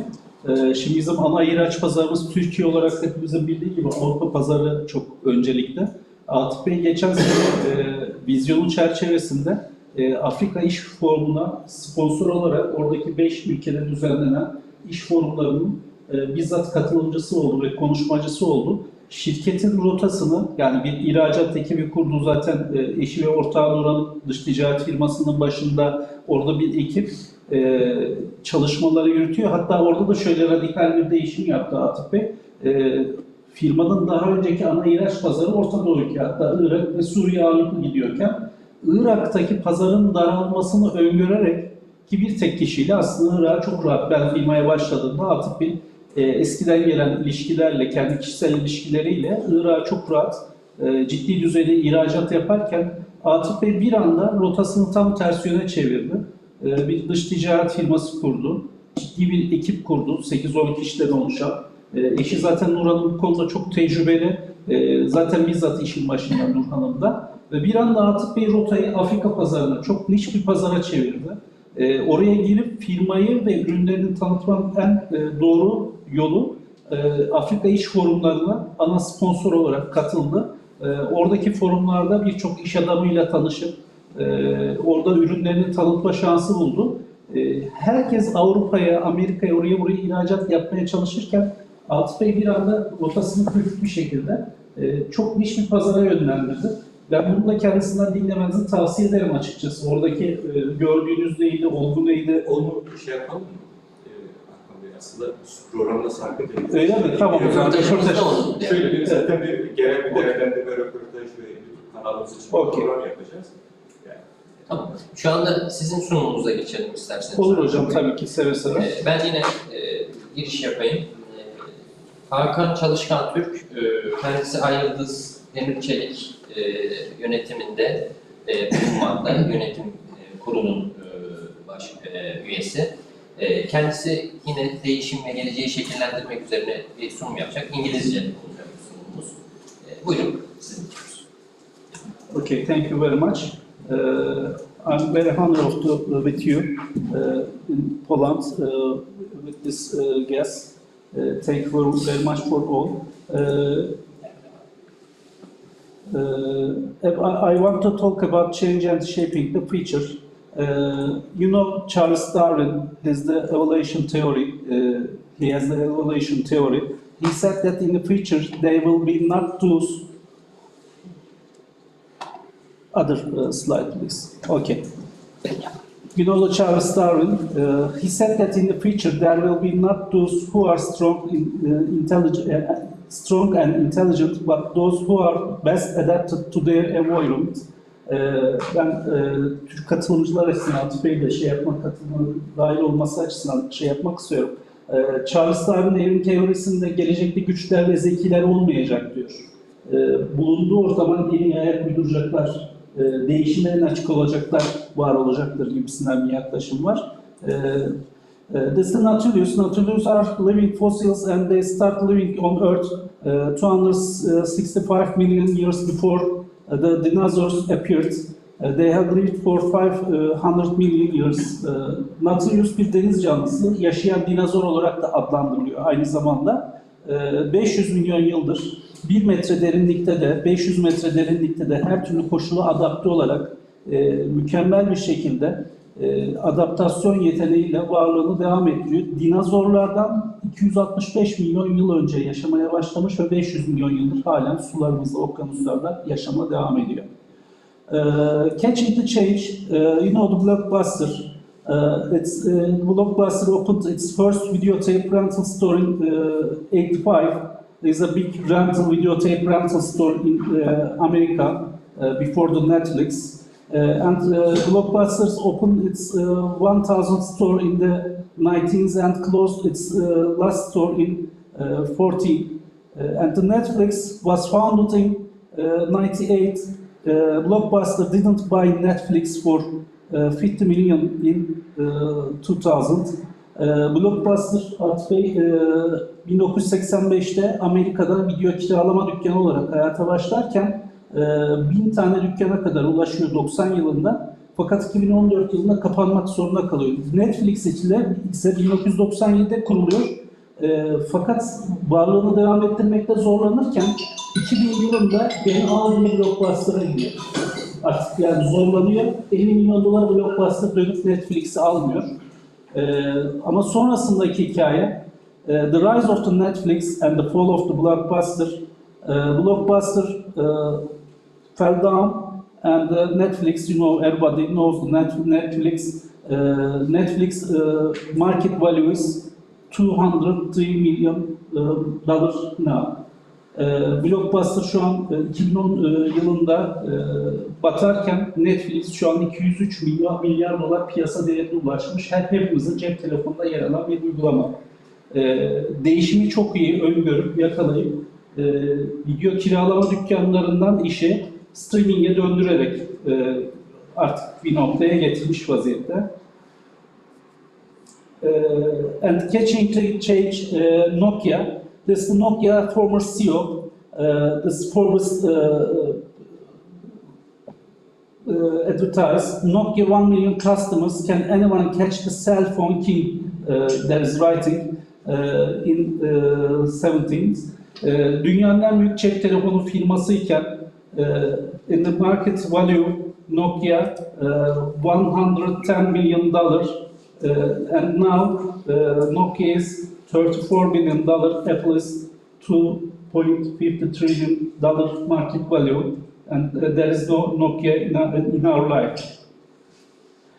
Nokia 2007 yılında dünya deviyken, hatta pazarın %90'ına sahipken, şu an Apple'ın hayatımıza bu şekilde girmesiyle, değişimi yakalamasıyla beraber Nokia diye bir şirket artık yok. And this Nokia former CEO, this is an important word I think. We didn't do anything wrong, but somehow we lost. Yanlış bir şey yapmadık ama ne olduğunu anlayamadık diyor. Yani dünyanın devi, teknoloji trend yaratan bir şirket bile, bu kadar teknolojiyi en yakından takip eden bir şirket bile bir anda hayatımızın içine yok olabiliyor aslında.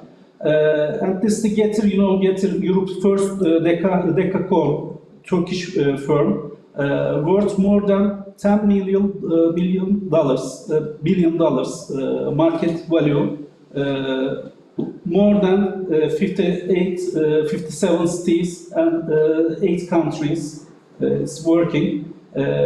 It's important, I think. This Ali Sabancı, he's the Pegasus Airlines chairman of the board, and he's one of the best entrepreneurs in Turkey.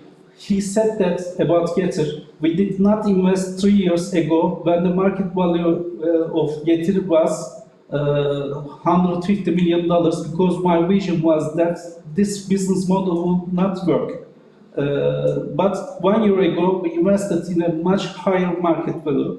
Getir'i Ali Sabancı'ya teklif ediyorlar. $150 milyon Getir'in piyasa değeri. Biz bu modelin iş yapacağını düşünmedik diyor, göremedik ve kabul etmedik, yatırım yapmadık diyor.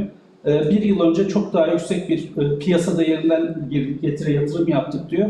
Ki zaten yüksek dediği, şu an Getir'in 11 milyar doların üzerinde bir piyasa değeri var. Türkiye'nin ilk dekakornu Avrupa'da da 1 numara şu an Getir. O kadar büyük bir iş oluştu.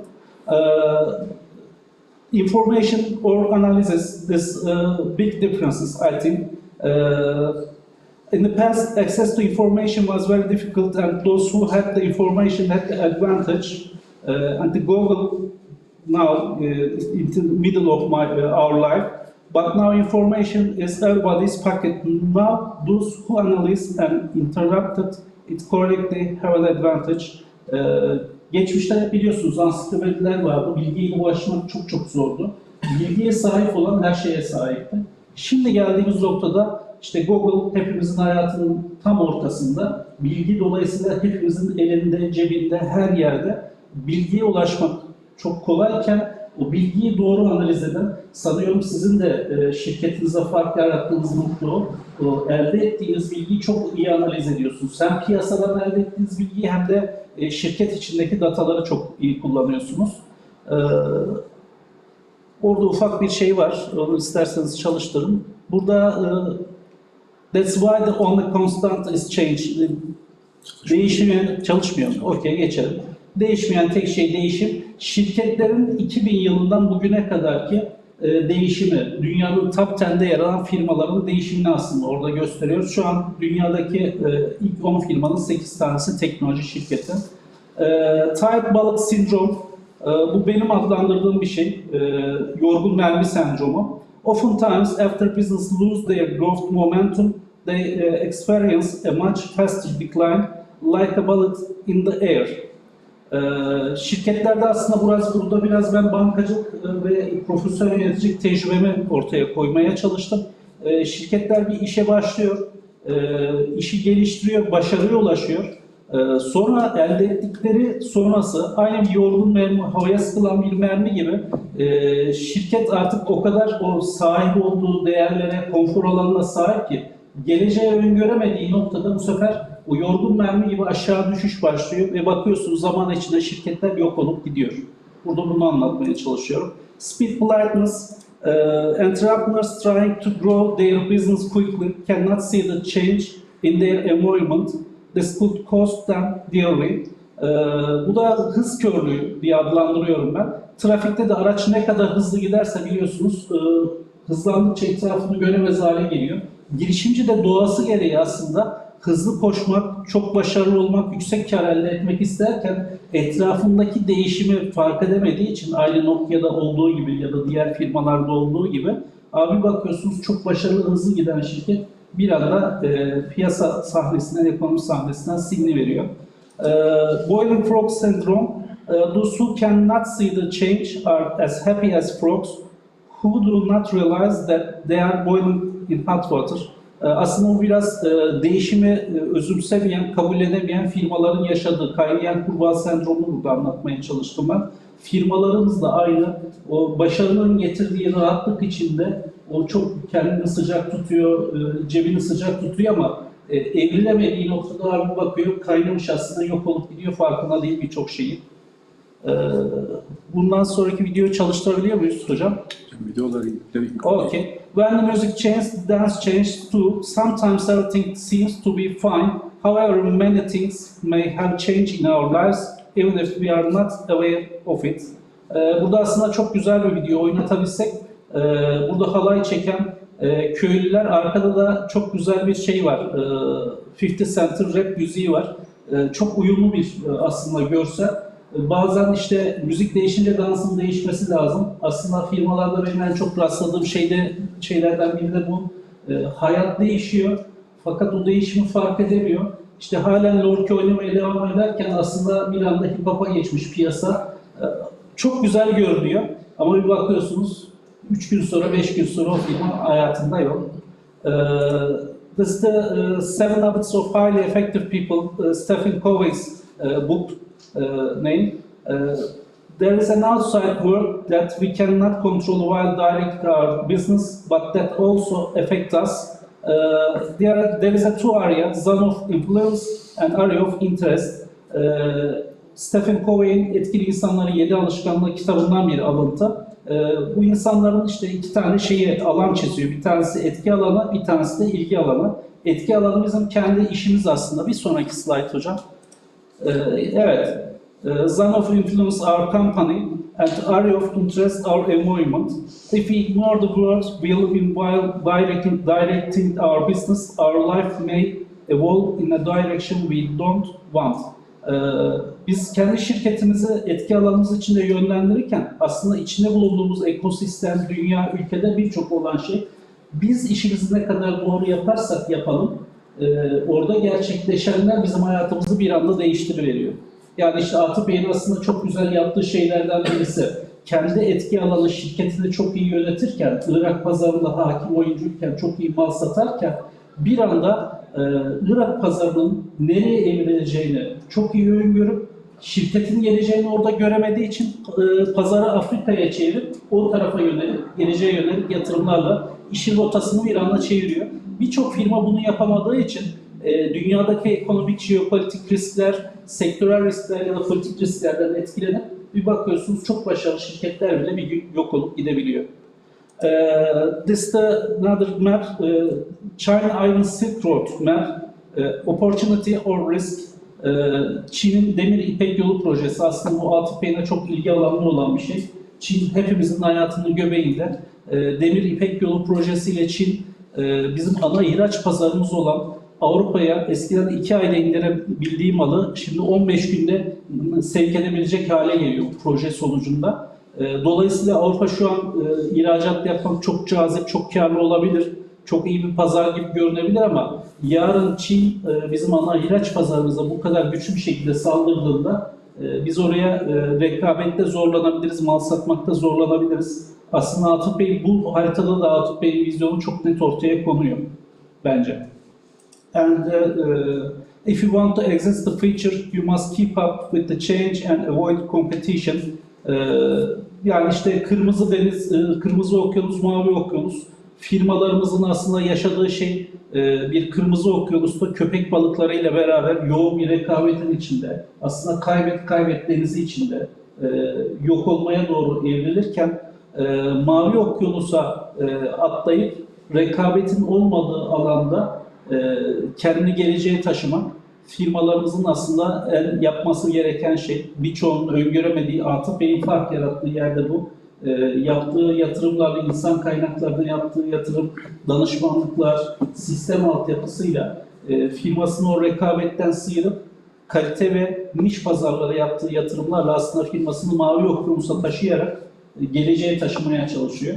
Ben burada tekrar kendisini tebrik ediyorum ve teşekkür ediyorum. Sizlere de bu sunumu dinlediğiniz için çok teşekkür ederim. Bu da Atıf Bey'in aslında CRT Metal olarak ISO 500 listesindeki yükselişi 223. listeden 68. sıraya yükseldi. Çok büyük bir sıçrama yarattı ISO 500'de. Gerçek bir başarı örneğidir bence. Ben tekrar teşekkür ediyorum, tebrik ediyorum. Biz teşekkür ederiz. Gerçekten aydınlatıcı ve bilgilendirici bir sunum oldu.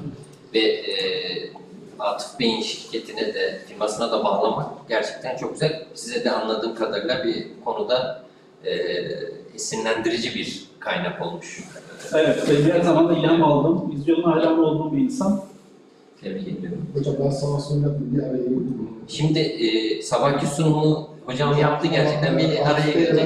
Evet, tabii buyurun. Buyurun hocam. İkinci Dünya Savaşı'nın bilimini oluşturdu. Biraz makro açıdan baktım ama daha sonra yakın şahimiz hoca bunu şirket bazına getirdi.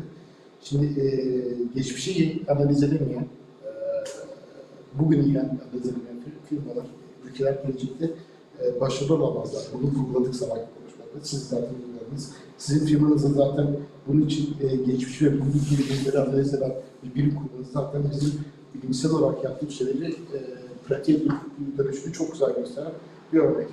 Ben sabah yaptığım konuşmada aynı zamanda ülkeler açısından baktığımızda hiçbir ülke ortak problemleri kendi başına çözemez. Bu firmalar için de geçerli. Erkin Bey yapıyor. Ve ben özellikle bu güvenlik konusunda çok vurgulattım. Covid-19 bizim hiç beklemediğimiz bir süreçti. Üzerinde bu Ukrayna-Rusya savaşı ciddi anlamda çarpan etkisiyle dünyayı bayağı bir krize soktu. Şirket açısından baktığınızda hem size sorun hem de Hakan Bey bir yönetici olarak bu pandemileri ve sonraki savaş döneminde nasıl bir üretim anlayışı izlediniz ve bu krizi nasıl atlattınız? Burada aslında bakış açıları çok önemli. Evet. Olayları aynı olayı insanlar çok farklı şekilde yorumlayabiliyorlar. Ben yakın günlerden yola çıkayım, savaşla alakalı. Savaşla alakalı ilk etapta herkesin bir kıtlık, özellikle bizim sektöre bir kıtlık oluşacağını düşünüyorlar. İşte fabrikalar üretim yapmayacak, şu mal bulunamayacak ama biz orada biraz daha farklı yorumladık olayı. Aksine daha temkinli gitmemiz gerektiğini düşünerekten, çünkü savaş ortamında ya bazen bakıyoruz ama göremiyoruz. Savaş ortamında yatırımlar oluyor.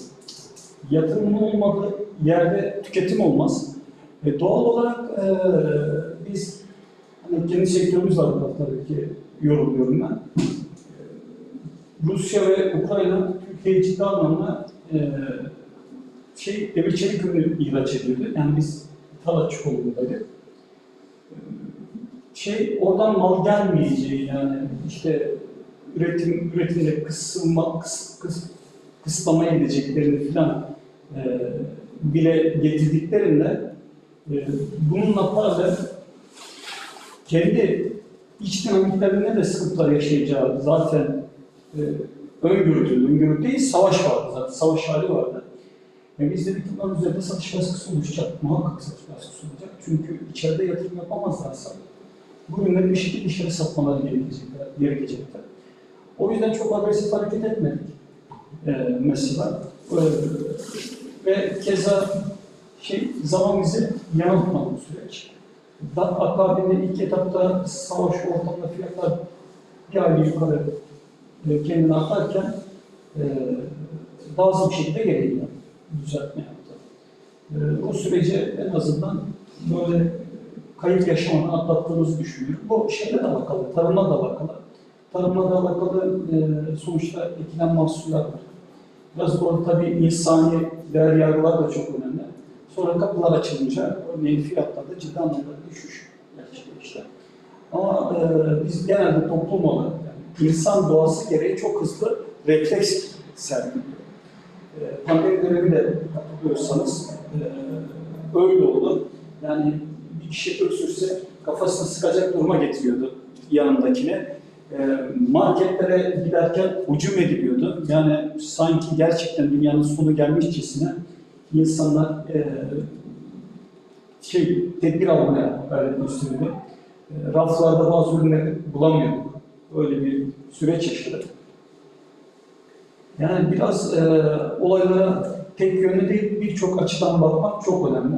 Bizim en büyük özelliklerimizden biri o. Her açıdan değerlendiriyoruz. O da olabilir, o da olabilir.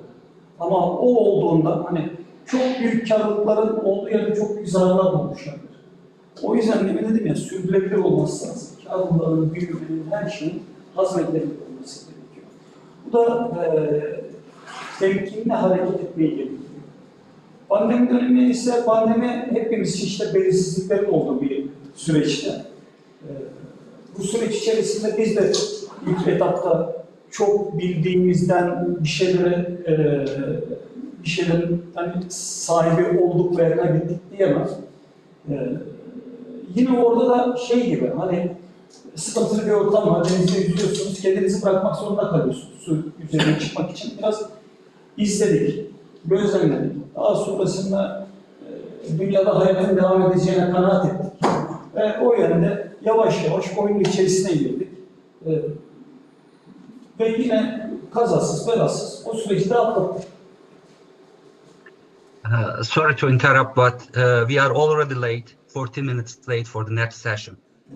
Evet, şu anda panelimizi biz nihayetlendiriyoruz.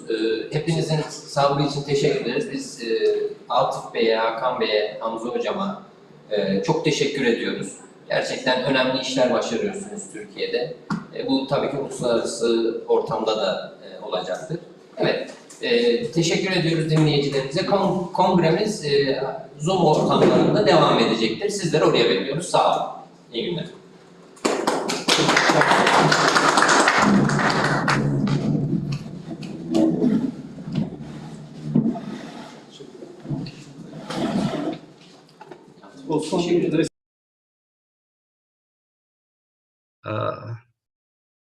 Professor Jha.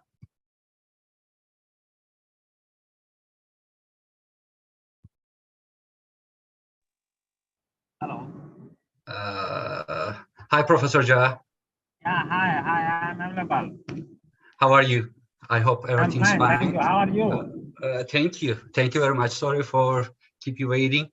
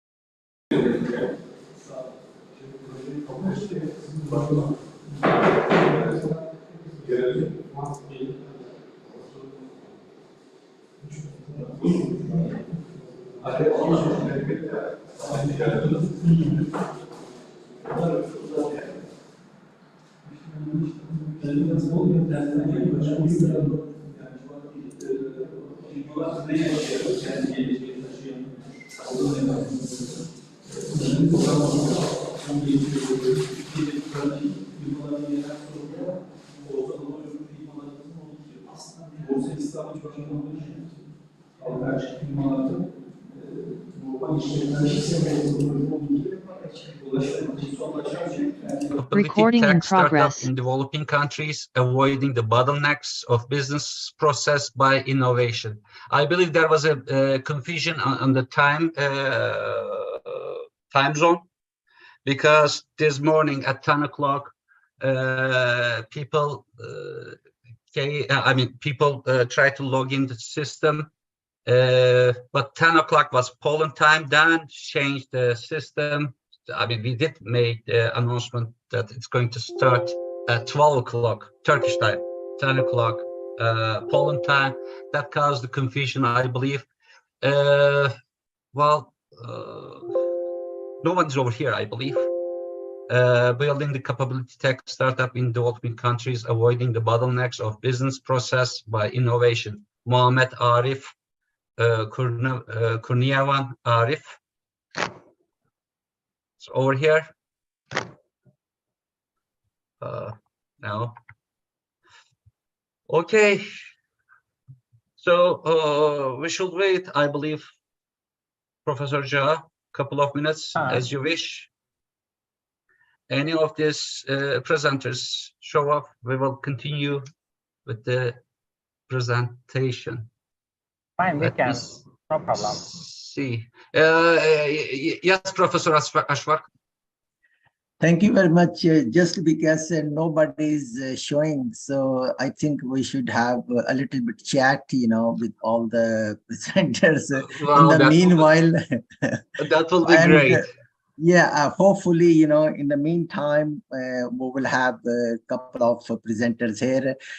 Could we contact them on WhatsApp and send some sort of messages so that they can join us and make a presentation? I am already doing that. I am already doing that.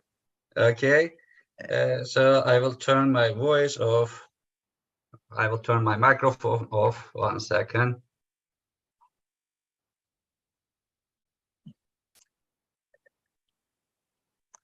So far, the Congress is going very well since morning, and I'm very pleased that, some good presentations are there.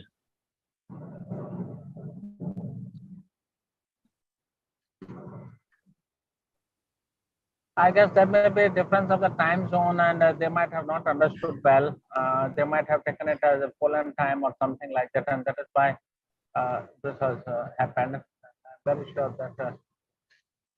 Professor Jha, this was the main reason, the first First of all, schedule. very high. How are you?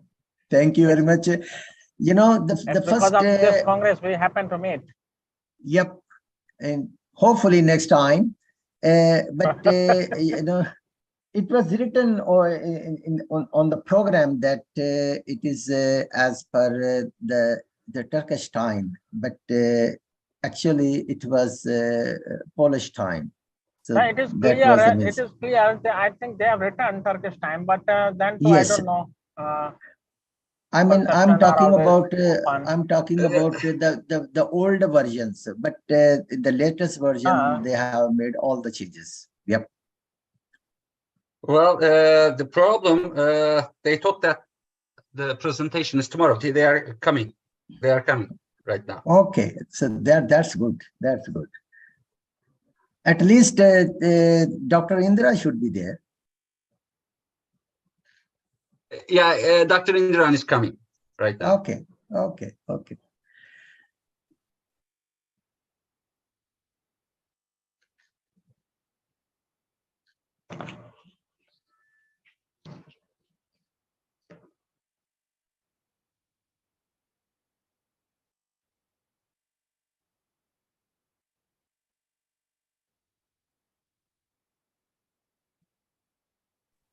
I hope everything is okay in Pakistan, Professor Ashfaq.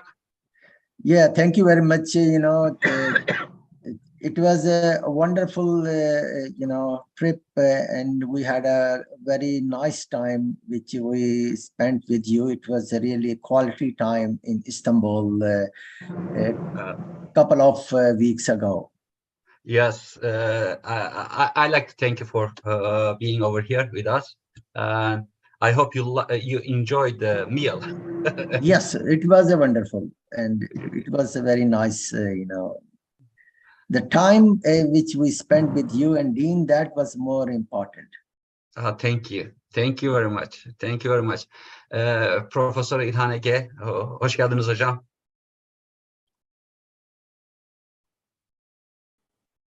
Hello. Thank you for good presentation. Thank you. I hope so. Other sections, I think very good presentations. Maybe. Hopefully the presentations will be really good. Yeah. Thank you. Thank you. We are experiencing a kind of confusion over here. Now, normally the time given time was Turkish Standard Time, but the Congress is taking place in Poland, so there was a confusion, and also a confusion on dates as well. The presenters are coming right now. That's why we are okay. One of them is already here. Sorry for this confusion. Professor Jha,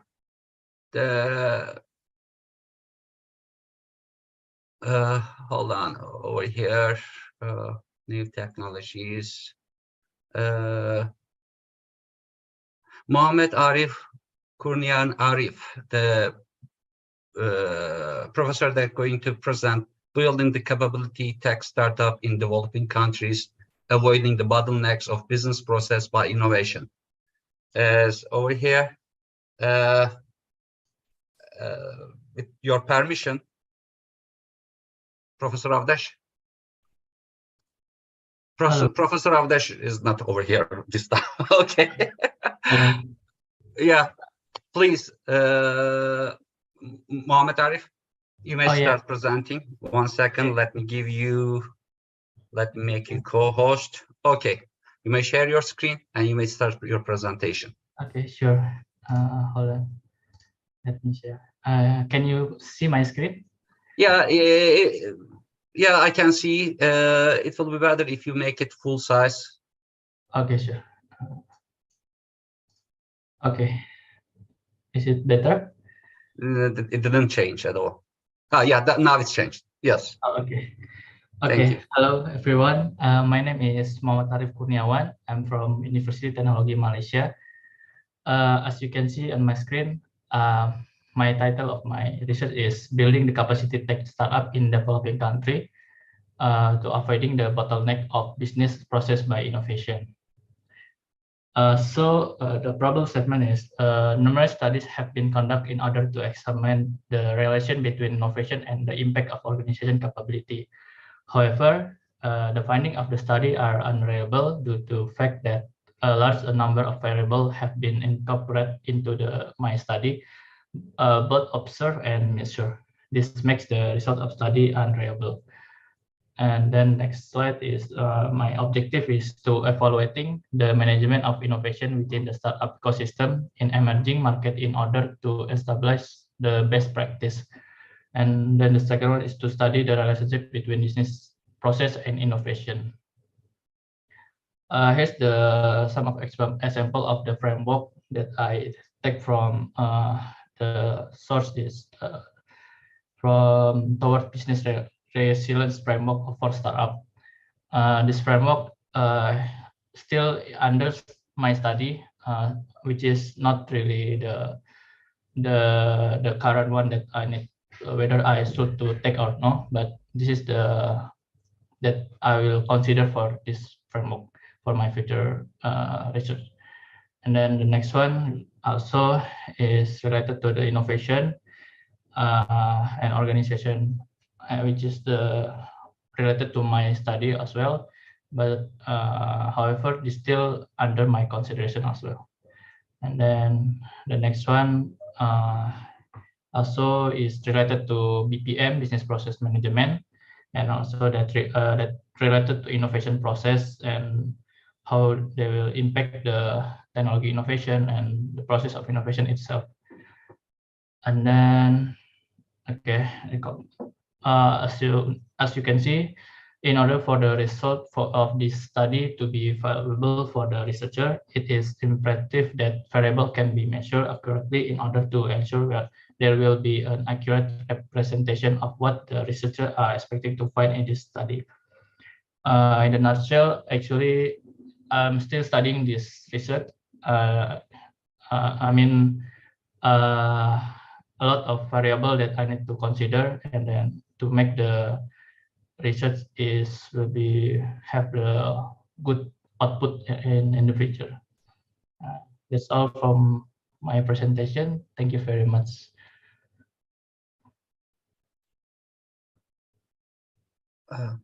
Thank you very much, Professor Jha.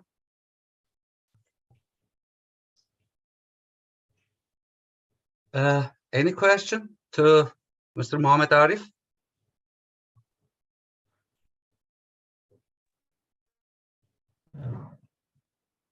I think no questions, it's fine. Yeah, move for the second one if you have someone. If you have some questions, you may.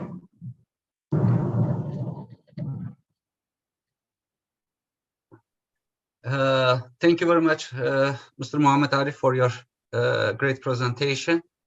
Professor Jha, Umar Hayat Abdul Kohar is over here as well. We may start with him. Yeah. Umar Hayat Abdul Kohar.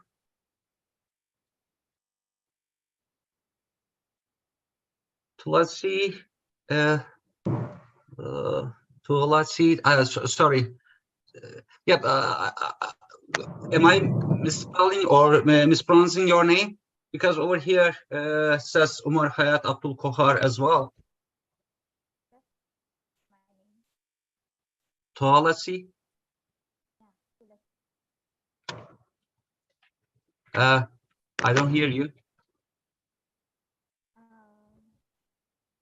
I barely hear you. Your voice is so low, ma'am.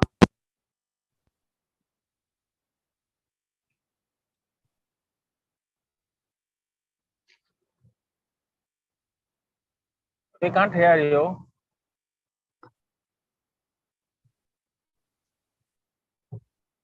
We are having a hard time with hearing you. Yeah. Now I can hear you. Toalasi. Because Dr. Logais told us that you are going to present. Sure.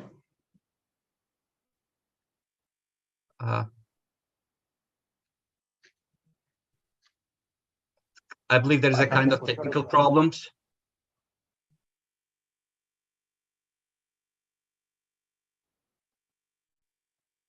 I do.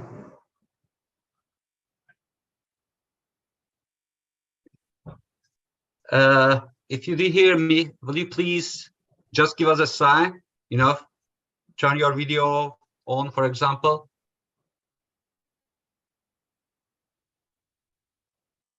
Umar Hayat Abdul Kohar.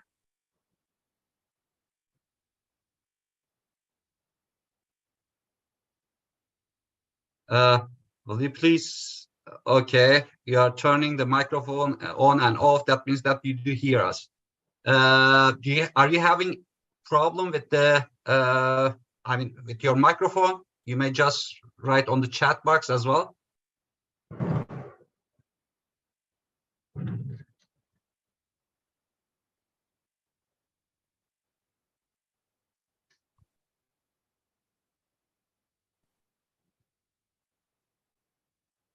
Dr. Mustafa, I feel, the network is also seriously something very poor. Although I can hear you nicely, But the presentation which Dr. Mohammed did, I could hardly hear that. Okay. But you are clear.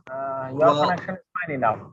I didn't have any problem with hearing Dr. Mohammed No, Ali. I heard. I don't know why, but I heard. I can hear you. You can hear me clearly. I can hear you clearly. Okay, but over here, anyhow, we are almost at the end of this session as well. So, well. Hello. Hello. think Yeah, I heard a little bit. Sir, can you hear me? A little bit, just barely. Hello? I barely hear you. Maybe can I participate next? Maybe Now can it's better. Now it's better. Now it's I better. believe. Yeah, now it's better. Okay. Professor Avdesh, do you hear the presenter? I'm trying, but I can't hear Maybe now. others can't hear. Yeah, I can. Maybe others. Yeah, please, you may start your presentation. Okay, give me a second. I share my slide. Sure.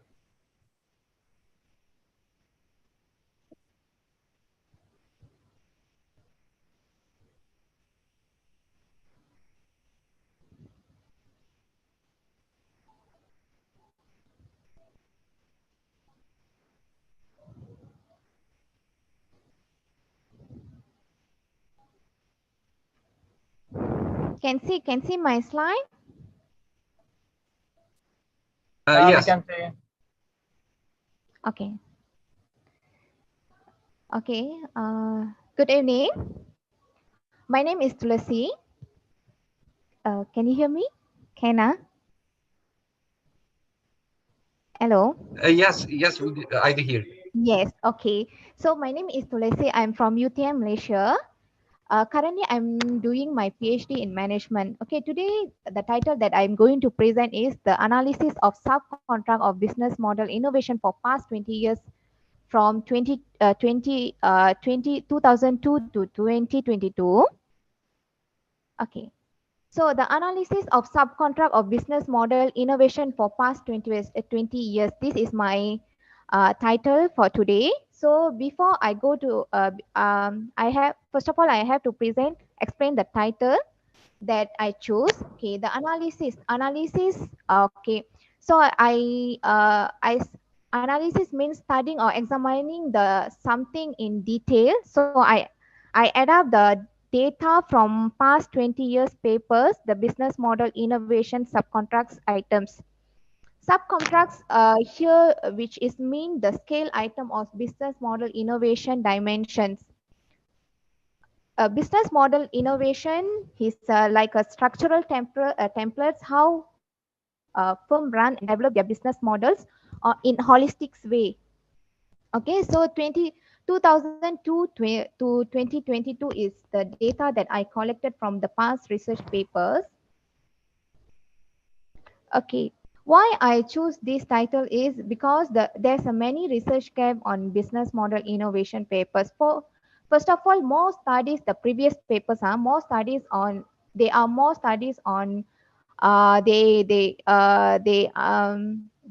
research on the definition of business model innovation, and also they most of the studies are differentiating the business models business model terms.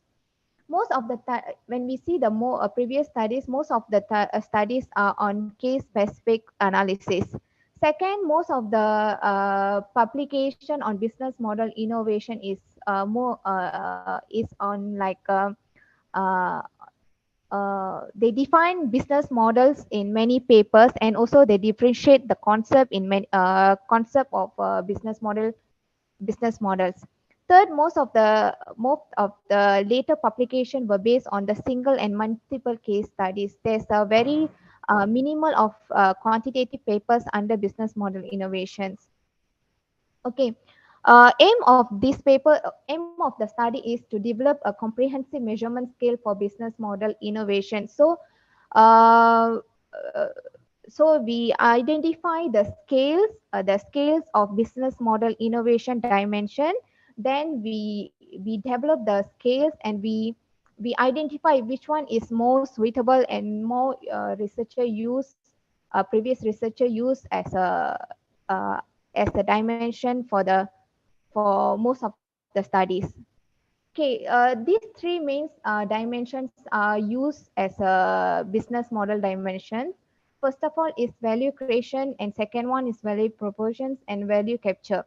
Okay, value creation is defined as how and by what means firms create value along the value chain using the resources and capabilities of intra and inter-organizational process. So this is means how the organization is creating value along the value chains, how they creating the value between the customers and also the organization. Second is value proposition. Value proposition means contains a portfolio or solution for customer, how they are offered. So here we mean that how in what way we can promote the product or services to the customers, any unique way or any what are the ways, and then how to distribute the things to the customers. Third one is value capture. Value capture is defined how value propositions are converted into revenues. So here from here the organization or the organization people, the company people will define how. Your slide is not changing. Not changing. Yes, it's not changing.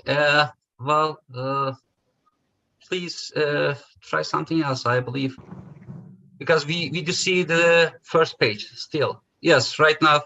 Yes, if you go like this, that will be better. Thank you. Yeah, we do see right now. Okay.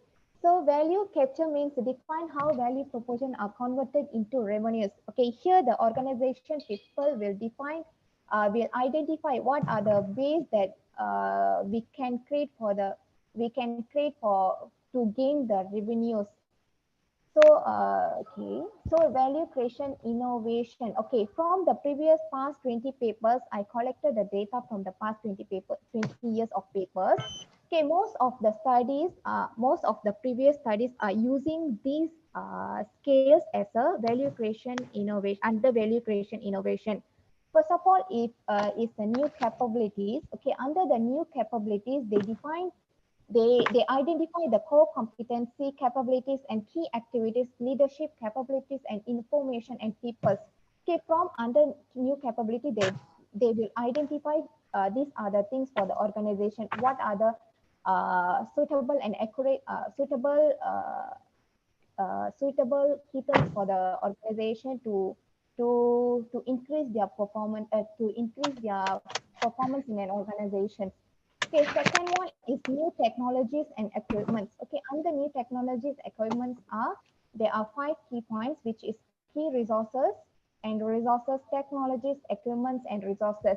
Here, the company, the organization people will identify what are the resources are suitable for to run the business, for the business. Third one is new process and structures. Okay, activity system governance, activity system structure, internal and external structures, internal, external organizations, norms, organization, process, resource, velocity, rules, and metrics. These all under new process and structures. Okay, the last one for the under value creation innovation is new partnerships. So they will identify the customer information and also external from internal and external organization. Secondly, they will identify from these the key partners and also the networking partnership, suppliers, supply chain, value chain to create and distribute the value and value network. Okay, second dimension is value proposition innovation. Okay, under value proposition innovation, there's a 4 scales, which is new offering, new customer segments, new channels, and new customer relationship. Okay, under new offerings, they will identify how what are the activity system contents, and also they identify which platform is suitable to promote the company, the product, and also the services. And also they also identify what are the flows suitable for the product and service, and also identify the solutions, and also new customer benefit technologies to be embedded into products and services, and also value. Then a new product or services value is generated and to be done, and output and offering. So second one is new customer segments or markets. Okay, from here they will identify the new target market, and also the target customers, and also customer segments. So from here they will identify which customers, who are the target customers, Then the third one is new channels. So from here they will identify what are the suitable channels to distribute the product or services. The last one is new customer relationship. From here they will identify the customer engagement, customer experience, and relationship. And also they will form a branding, and also marketing and sales logic. Okay, number third one is the value capture innovations. This one is the last dimension. From this dimension, there's a two scales, which is revenue models and new cost structures. Okay, under new revenue model, there's a revenue streams, revenue pricing, and revenue mechanism, profit formula, monetization, estimations of cost structure, and profit potential. This value capture is most on to identify the cost structure. The next one is the new cost structures. They will identify cost, estimation of cost structure, financial hurdle, margin, and volume and structure of cost. Okay, these are the frameworks adapted by previous researchers. Okay, this one I chose. I take from Wei Yang Sun and Gu from 2014. They were identified. Did a study to identify the relationship. We are still on page 5. I like to remind you on your presentation, page 5. Did it change? Yeah, it did change right now, page 9. Okay, it changed. Okay. So they were identified the relationship between technological innovation, business model design, and firm growth. So here business model business model used as a they use different term as a business model design, and also the dimensions are different: efficiency center design and novelty center design. They didn't use the value capture, value proposition, and value capture, value proposition, the before one. So they use a different dimension in 2014. So, and also they most of the research paper, they're using business model as a moderating variable in previous papers. Okay, in 2019 they used structural they starting to use business model under structural capital. So it's under business. It's no more longer like a business model. They use under structural capital already. Okay, this one here they identify the relationship between still on page 9. We are still on page 9. I'm really sorry to interrupt, but yeah. Okay, thank you. Okay. And you have only 5 minutes left. Okay, Ken. Thank you. Here they're using business model innovation as a moderating variable already. Here we can see that they adapting the value creation, value capture, and value proportion as the scales of business model innovation. This one is a recent paper in 2020. So here we can see they started to use business model innovation as a dependent variable, and also the dimension skill, efficiency center, and novelty center.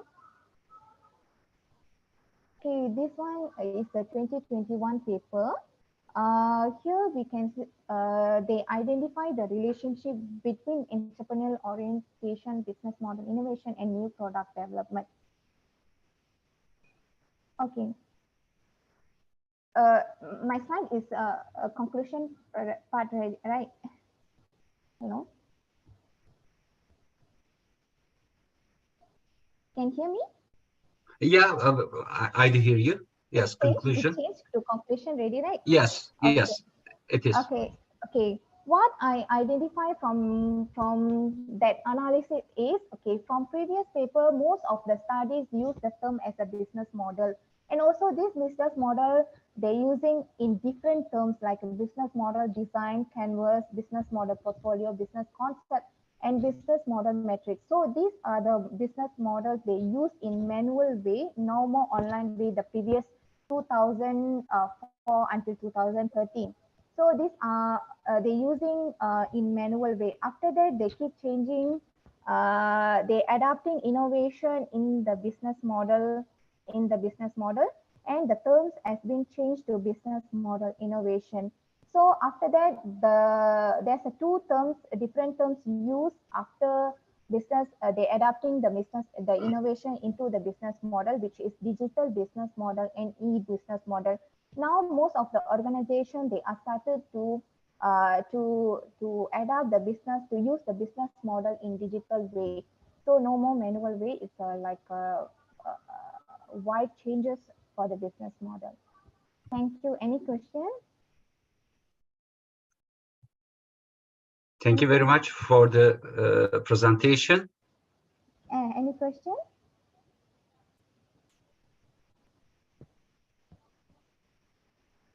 Is there any question to presenter?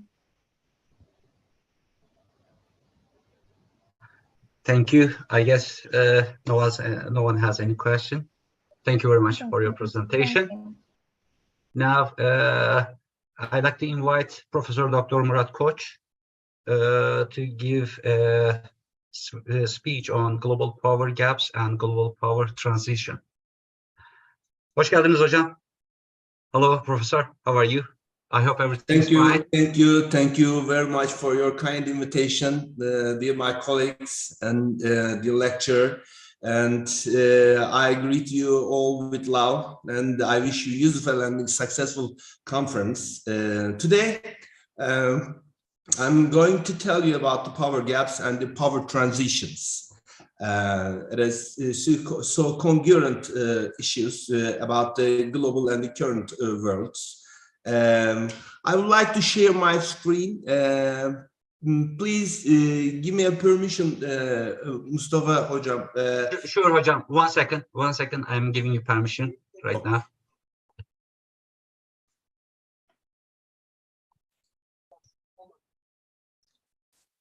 Okay, you might continue. Sorry. Okay. Thank you for your effort and okay.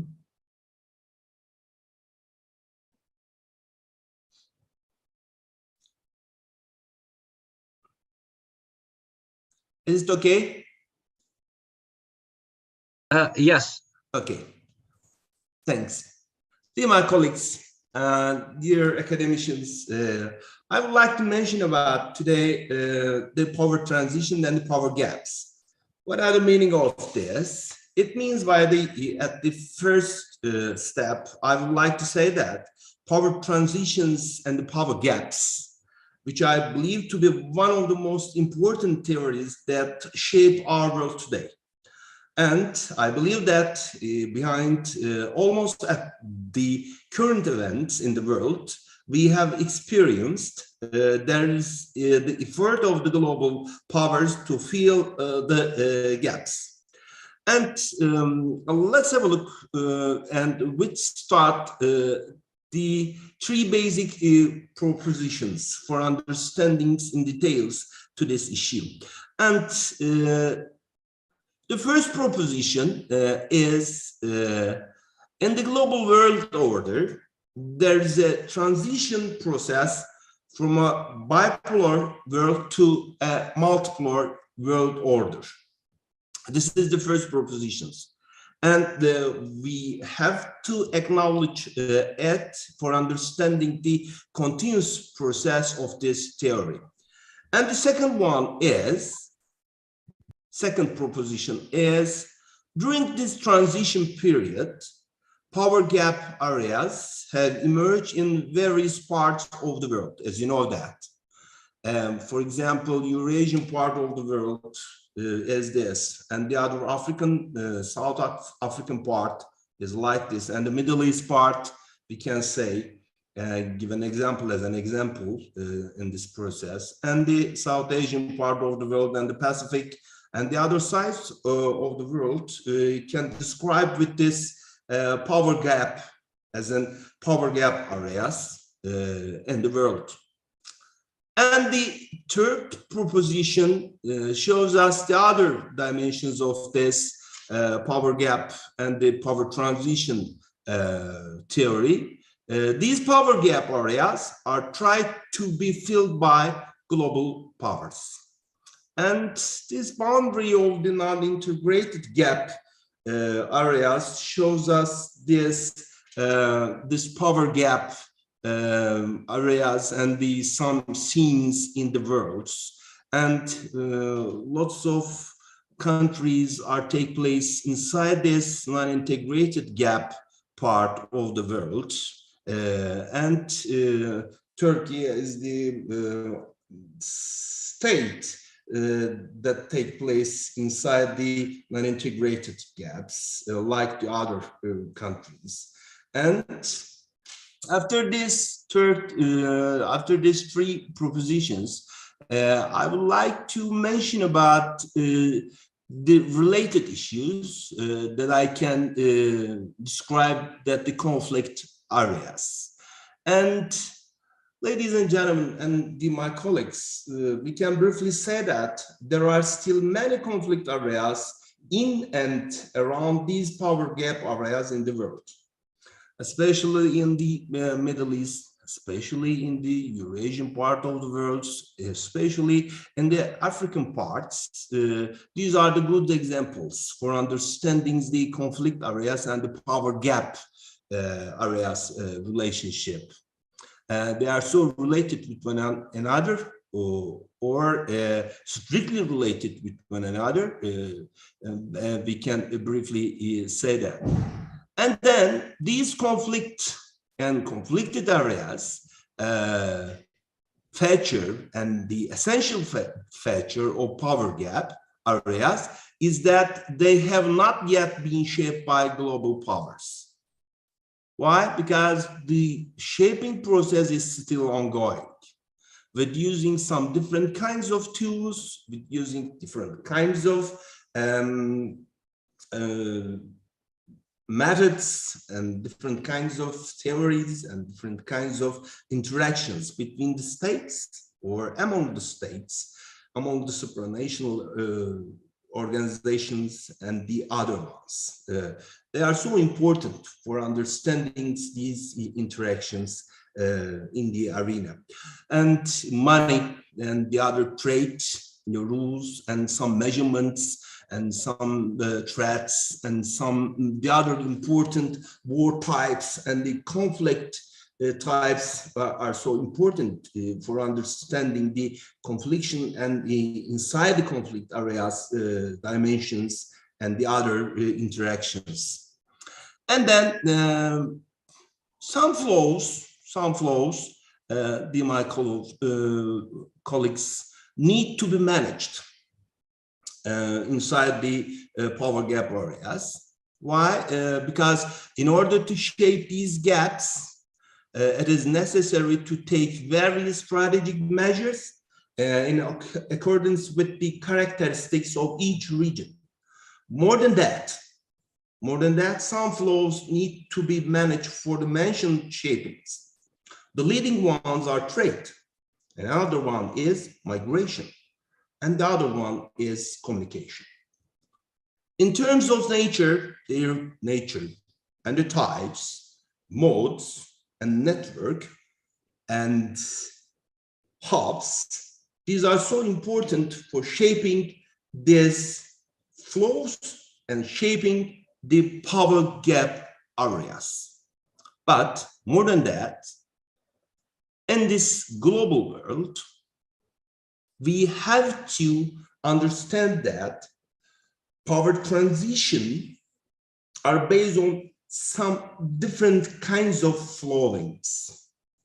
And according to this, power transition theory is an active theory and ongoing research program spanning over 50 years and 4 generations of scholars shows that this power gap and the power transition theories are still so important for understanding the current activities in this world.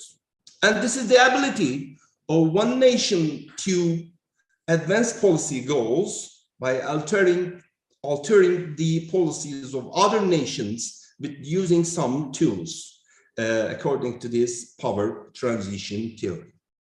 As you see that in the slides, dear my colleagues, energy, arms, human, and the money flowings are so important for shaping these gaps, especially in the non-integrated gaps mapped. And the balance of power within these regions that we can describe the power gaps arena can be shaped and directed by these flows. In other words, filling the power gaps directly depends on the shaping of the regions. For example, for the Middle East, human flowings are so important than the other one. It changes. And arms are so important in the Eurasian part of the world. It includes the nuclear power and the nuclear weapons. And the energy for Middle East or Near East and at the center of the Europe are in this part of the world, energy are so important than the other part of the world. For example, China needs so much energy than those of past days. And the money, not just the money, trade methods, some different kinds of blockchain methods, and the implementations of the digital money are so important for shaping these gaps. And then, dear my colleagues, there are 5 assumptions in the framework for understanding power transition in power gap areas. As you know that there are some different kinds of emergent power in the world. China, Japan, Germany, France, India, Brazil, Indonesia, and the other Pacific countries, states, are in the emergent level in the world. And according to this theory, if we understand the power transition in power gap areas, we have to consider the 5 important assumptions. The first one is containment of other forces, like China. China is so a good example for contained country in the world, and the limitations of the actors in the playground, for example, Germany and Russia and the Ukraine are so good examples for understandings in the power transition in power gap areas. And the shaping supranational organizations, NATO as the good example for understanding these shapings, and the United Nations, the other important example. And the 4th assumptions is the keeping the international deterrence at the highest level, and the nuclear weapons and their effects are using for the deterrence methods in the world, and it is a very important point. And the creation of the monopoly in security, health, and peace are the other important fundamentals for understandings of the power transition in power gap areas. Especially after the pandemic period, we can briefly say that security and the health and the peace interactions are in the high importance level in today's world. And then, as a conclusion that, dear my colleagues, things to think about.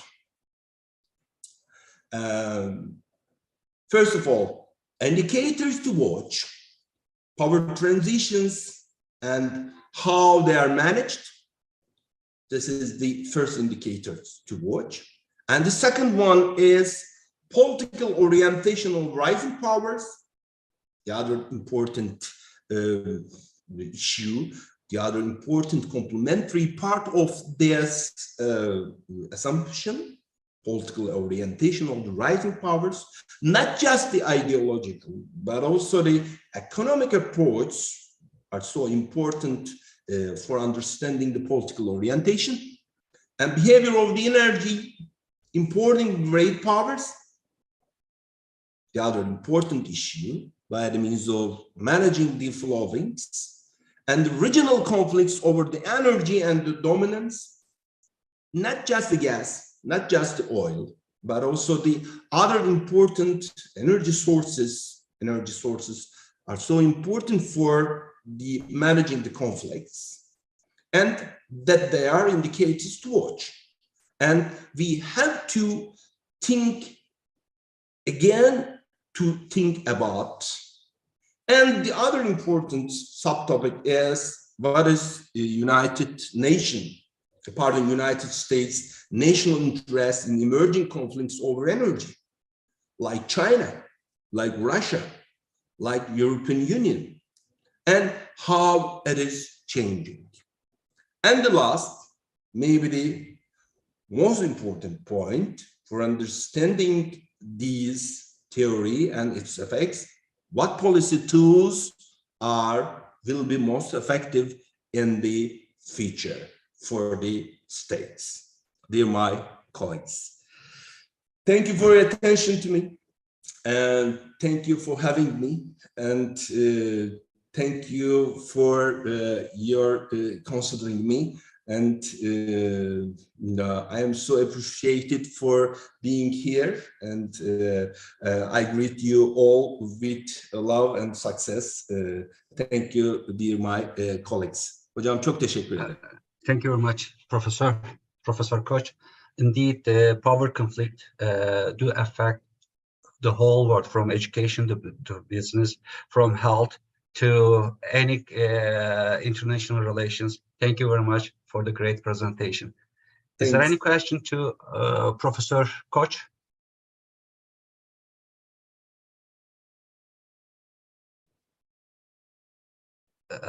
Any question? Otherwise, I'm going to leave the microphone to Professor Lee, because her session is going to start. Well, good morning. Good morning, everybody. Well, over here it's afternoon. Yeah, it should be good afternoon. It's my morning at 6 o'clock, well, 6:30 right now. Yeah, but I listened to Dr. Koch's speech, and I do agree that we all need to do better collectively to make our world more peaceful and better. And thank you for your presentation, your keynote speech. Thank you. Thank you. Thank you, Mr. Vinny. I have a question. That one belt, one road, I believe, right? Yes, one belt, one road. Is it going to change? Is it going to affect the balance a lot? Of course. Why? Because as you know that this road, and not just the road, but also the routes take place inside this project, and OBOR projects will shape the future projects of the world by the means of peace, by the means of war, by the means of trade, by the means of health. But as you know that, especially the United States of America doesn't want to be part of this project. Why? Because they developed the new project especially in the Pacific part of the world.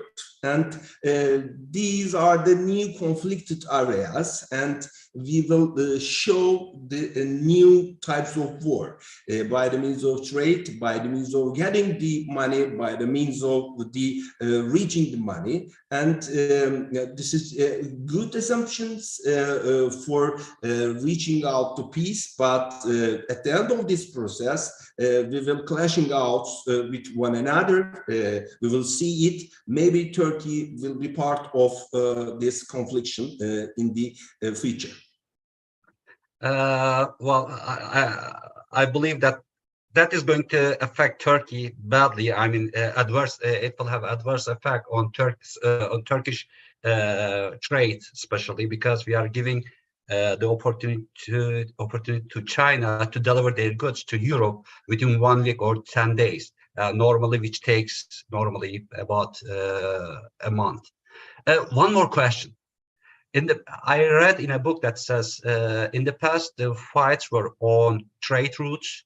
Today the fights are about the energy resources, and Yes. in the future the wars will be on food, Yes, to control the food. That's Are you correct. agree with that? Yes, I agree.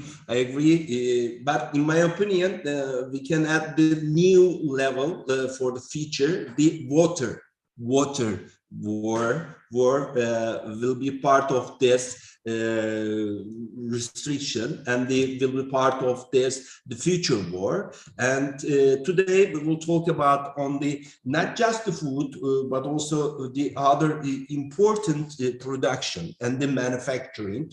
And we will shape our future with using some different kinds of international interaction methods. Mustafa Hocam, and we will shape our world with using some different kinds of alliances projects. For example, as you know that Turkey is the pivot country in the Eurasian parts of the world, and we try to manage some conflict in terms of food reaching and in terms of energy reaching. And we have to shape our natural resources with using the regional interest and the regional opportunity. But they are so hard, and they are so harsh period for the Turkey, and we try to manage this relationship with using the diplomatic power and the military power and the economic power, the socio-economic power, and the other polity-economic issues. They are so problematic issues, but in the future, new challenges are waiting for us. And maybe the future conflict will have been changed our understandings of the according to our defense or some different kinds of international interactions. And future is so hard to understand with using the current issues, dear my colleagues. Thank you very much. Thank you very much, Professor. Professor Lee, I'm leaving the microphone to you.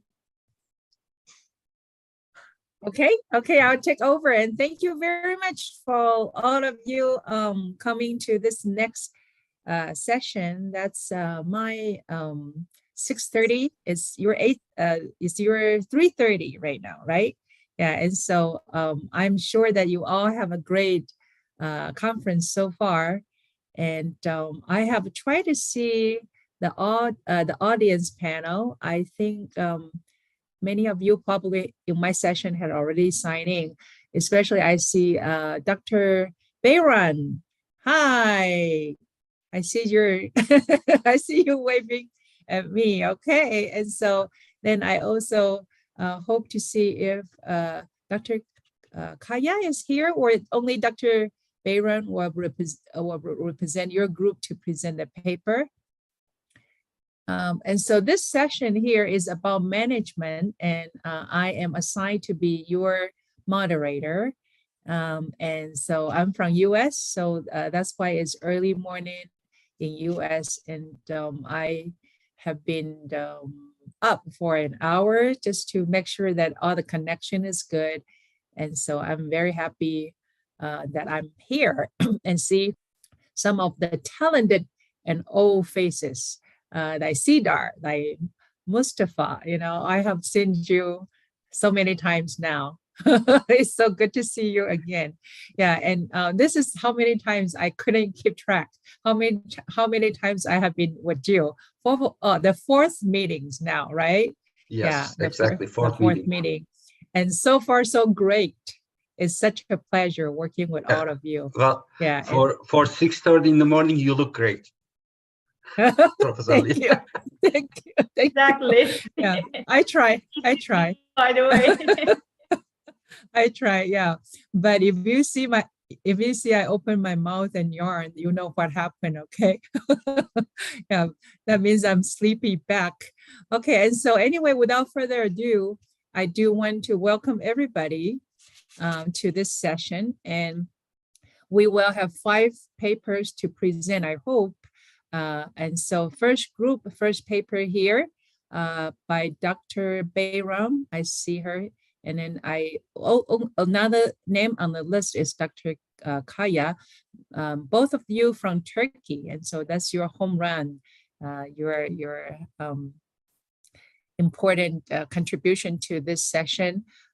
Your topic is Internet of Things for MIS, Management Information System, and you want to talk about the application areas and challenges.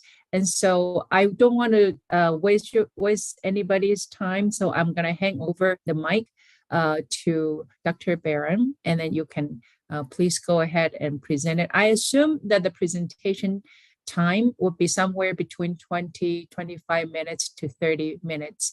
And so that way we can go through all the papers. And so I'll let you start. Dr. Bayram, I'll let you take over.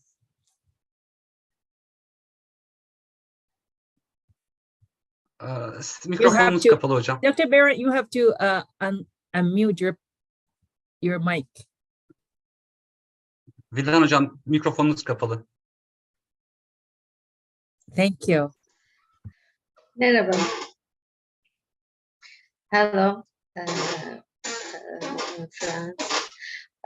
Hocam Mustafa hocam, benim İngilizcem çok iyi değil. İngilizce sunumu yapacağım ama çok böyle konuşabilecek kadar var mı bilmiyorum. Kendime çok iyi güvenmiyorum. Şimdi ben sunumumu... Soruları ben cevaplarım hocam, o zaman sorun değil. Peki, sunumumu İngilizce yapacağım. Bütün arkadaşlarıma merhabalar diliyorum. Öncelikle kongremiz, bu güzel organizasyon hayırlı olsun hepimize.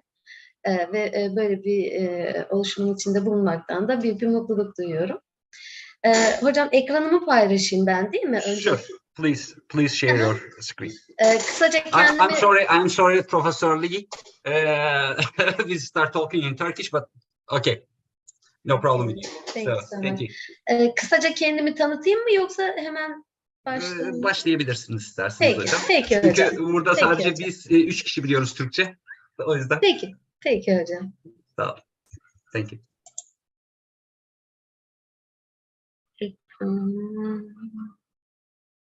En altta. Yeşil bir buton var. Ekran paylaşımı diye. En altta. Ekran paylaşımı yaptım. Sonra paylaş dedim. Okay. Sonra...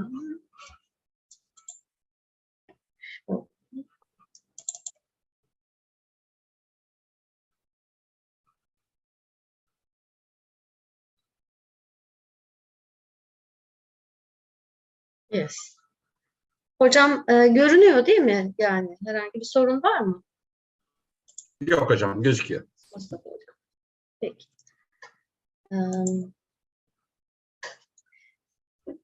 Due to the rapid spread of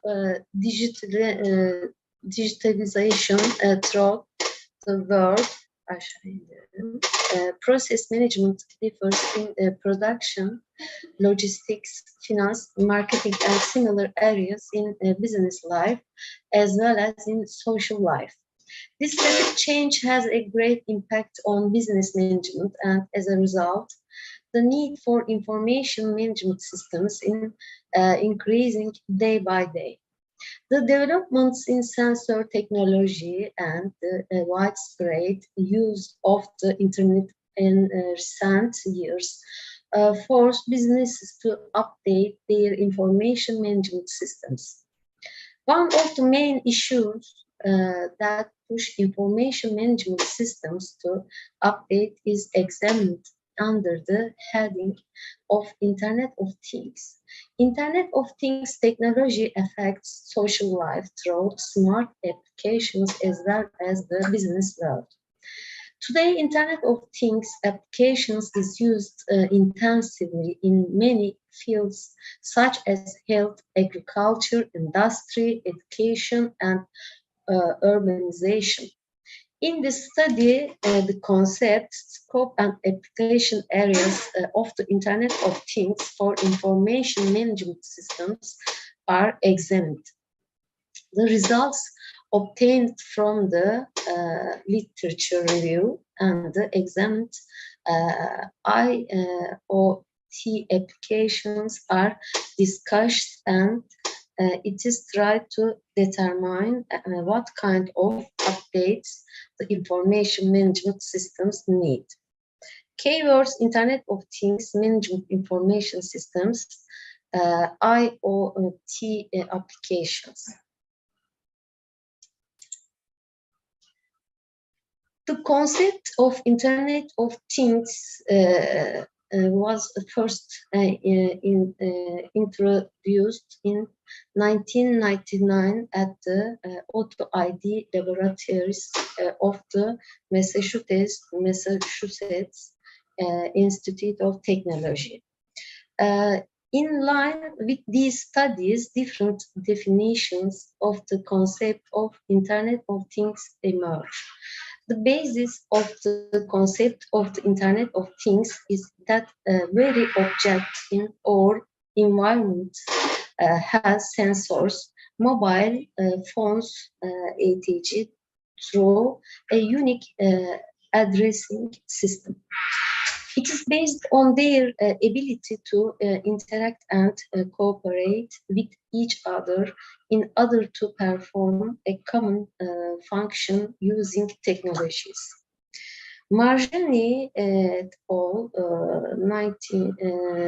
2017 defines IoT as creating a platform for sensors and digital devices to communicate seamlessly in an intelligent environment and ensuring that information is shared between platforms in an appropriate way. Olfoga et al. 2015 defines Internet of Things is a set of systems that control or regulate a physical object, seeing, sensing, thinking, and decision-making, data sharing, and communication with each other. While IoT platforms are being formed, many sensors such as temperature, pressure, vibration, sound, light, other integrated into objects are used to detect physical properties and conditions in the real world. These devices used to collect data, detect the data, and transmit this data using embedded communication devices. Continuous communication of objects and devices is carried out through various wireless technologies such as Bluetooth, Wi-Fi, Zigbee, WSN, LPWAN, and cellular network. This communication device control data and receive commands from remotely controlled devices by directly integrating with the physical world through computer-based systems to improve living standards. More than 70 billion devices, including sensors, smartphones, laptops, and game consoles, are expected to connect to the internet through various heterogeneous access networks enabled by technologies such as radio frequency identification and wireless sensor networks.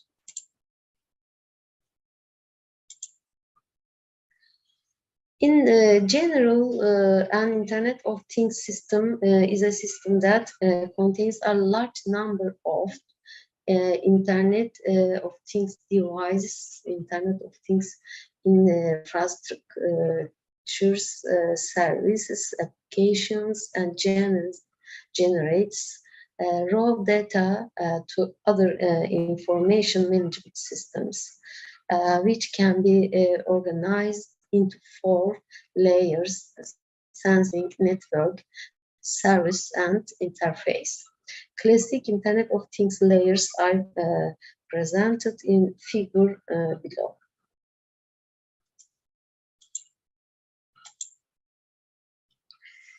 Sensing layer, it includes sensing devices such as smart sensors, radio frequency identification, and silent components of to detect and obtain information. Network layer, it is the layer that supports the connection infrastructure with the internet and other devices. Service layer, it is the layer where the process of providing and managing services to users or other applications is seen. Interface layer provides an interface to users or other services. Smart health application, IoT applications in healthcare are increasing day by day. This situation increases the trust in IoT day by day, facilitates access to health services, increases the quality of care, and most importantly, reduce the cost of health services. IoT-based health systems are classified as acute care, community-based care, and long-term care. Smart city applications. The concept of the smart city has become immensely popular in scientific literature and international politics. Several researchers have developing idea for smart city building, visualizing intelligent city building in 3 layers. The layer 1 is the detection layer, where different data is collected from various data sources, such as cameras, mobile devices, sensors, and sensor network. The layer 2, the network layer, is responsible for transferring the data gathered from the first layer to data warehouse and is called the application layer. The third tier contains applications for analyzing and processing big data collected in the data storage center. Smart home applications. A smart home suitable for the general structure of the smart home is shown on the side, means a home that will respond to actions and change in or near it. Devices on the network must be accessible regardless of users' subjects. This means that the user should be able to intervene from anywhere and control and monitor other parameters, and the EOT offers this possibility. Industrial applications, intelligent machines have proven to be more accurate than humans at the operations involved in communicating and continuously capturing data from a distributed industrial EOT platform. This data enable industries to identify their problems earlier and save time and money by supporting the world. These smart businesses are constantly improving how to collect, transmit, and analyze vast amounts of industrial data. The emerge of the industrial EOT environments is revolutionizing nearly all aspects of modern industry. Industrial EOT applications are examined in 4 main categories: infrastructure, supply chain, process control, and maintenance. Business information systems. Business need realistic and accurate information in order to survive, achieve their strategic goals, and gain a competitive advantage. They obtain information from a wide variety of sources and combine this information with experience and foresight to reach the header. Businesses subject the research results or information they obtain to analyses related to the subject they need. In this way, the basic basis of business decisions, that solid and accurate reports, are obtained. Business decisions are the milestones and determine the future of businesses. Businesses achieve success or failure as a result of these decisions. Every decision mechanism works very meticulously and tries to make the right decision that will minimize the risk of the business. Data are very fact derived from events or objects prior to the use of information management systems. Managers collected and analyzed data manually. Manual methods were complex and time-consuming process. Managers who do not have enough data really on their intuitions and foresight when making business decisions. Management business systems collect, analyze, and report large amounts of data, which helps them make more successful business decisions. Information is the transformation of data in line with the desired purpose and making it usable. Having the right information at the right time is the key to success for businesses.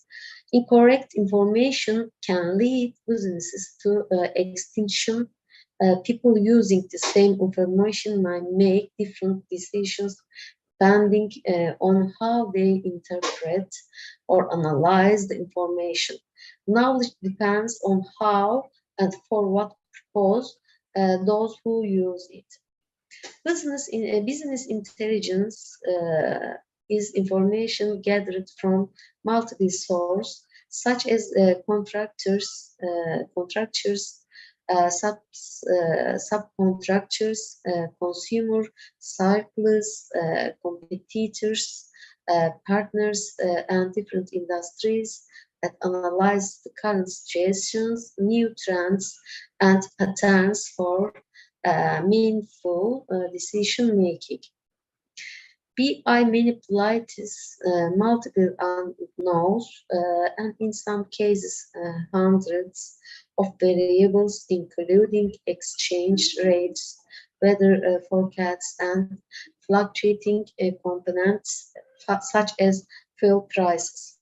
Had information includes the abilities, knowledge, and proficiency combined with the knowledge and intelligence that create a person's knowledgeable means. They use BA as well as personal experience to access header information.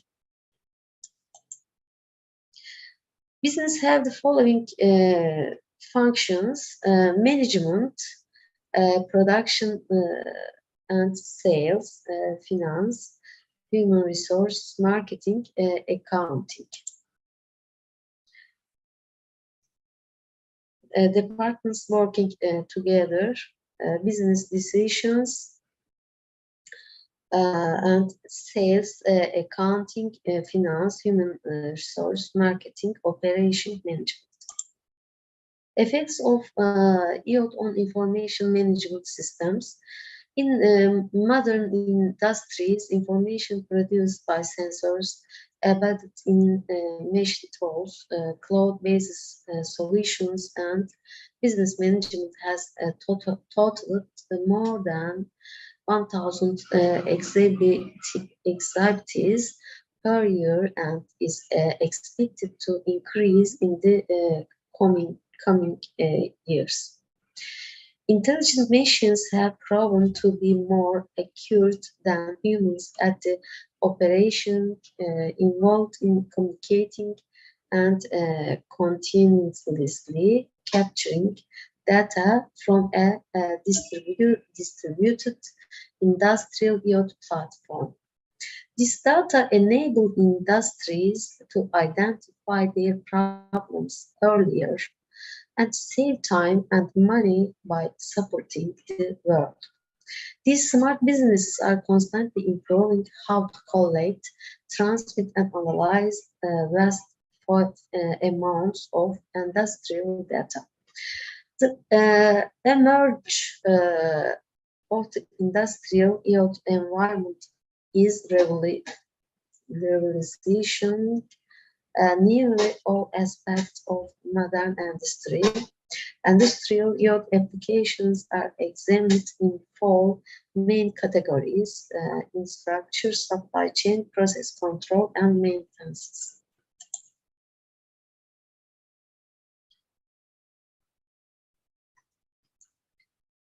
Bunları sanırım şöyle geçelim. Conclusion. In the study, the concept of Internet of Things, which has become widespread with the development of sensor technologies and affects daily life in every sense, is examined and examples related to its application areas are given. In addition to the literature review, sample application areas are examined, and as a result, the effects of the concept of Internet of Things on information management systems are focused. When the literature studies and the application areas of the Internet of Things are examined, it is seen that the concept of IoT increases its impact day by day in many different areas, such as Industry 4.0, smart agriculture, smart urbanization, wearable tracking systems, smart automotive, smart health service, and social IoT. While businesses that can benefit from these developments at the optimum level continue their development while gaining a competitive advantage, organizations that lag behind the digital developments and cannot adapt to the age have to stop their activities. Organizations that can continue their development by making use of the Internet of Things and similar digital technologies are organizations that have a healthy information management system infrastructure and can manage these systems. An information management system that can produce a healthy and meaningful information should follow all these developments and produce meaningful data to decision-making bodies in a consistent, accurate, and timely manner. The report created by the information management systems that are behind the developments cause the managers to make wrong decisions and an unmanageable choice environment occurs. Digital developments have both positive and negative effects on information management systems. Copyright arrangements are recurred in many cases to transfer ownership of data generated by digital technologies. Open IoT systems can threaten ownership and control of this data. Prevention of that misuse and other IoT manipulation threats should not be overlooked.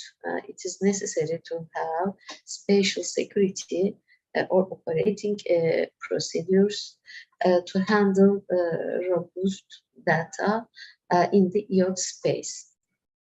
As a result of users interfering with the raw data received over the IoT, the fact that the data kept in the information management systems does not reflect the facts cause the IoT systems to become a threat. This situation becomes extremely important for information security. Serious studies should be carried out on how to use IoT technologies with maximum efficiency.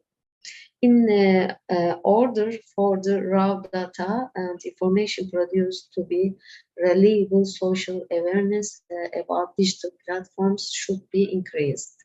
Also, the continuity of the data processing cycle from raw data production to data transfer process and reaching the end user should be ensured. This reference. Okay. Okay, thank you very much for Dr. Byron. The Internet of Things is definitely one of the trend in the modern economies and the global economies. And so it's very insightful that you have this presentation. It's good to learn a lot of things about the smart community, the smart city, the smart device, the smart house, the smart car, the smart everything. Yeah, so it's very important that Thank you so much. Yeah, it's very important to learn about your studies. Thank you. I don't know on the floor. I don't know on the floor if there's any question. We probably, with the time being, we probably can take one question right now. If we have more time in the later. I believe we will have time. I don't have a question, but I have a contribution to make, I hope. Please, now, please. Dr. Vildan said that wrong decision, especially at the end. Normally, there is no such a concept like wrong decision, because decision is about choosing the right option or the best option among the alternatives. So all the decisions we make is about the future. We don't have ability to go to future and assess each alternative and then come back and make the decision. So there is no such a concept like wrong decision, but we have another concept, decision error. Decision error is the error that we commit during the process of that decision-making process. If we run the decision-making process, if we govern the decision-making process correctly, regardless of the outcome of our decision is the right. If we really do not govern or do not really handle that decision-making process right, whatever decision we make, regardless of the outcome, the decision is wrong.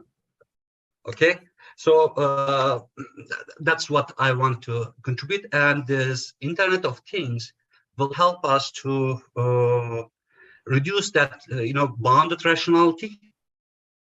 It's your area, I believe, Professor Lee, bounded rationality.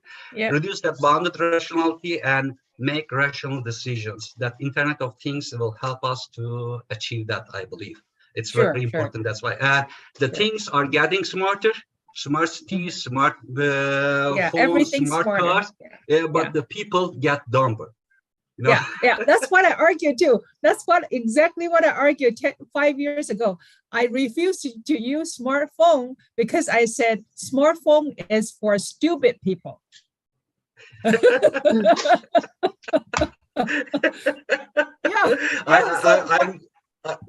going to give up using smartphones. Yeah, so 5 years ago, when I was invited to change my phone to a smartphone, I said no.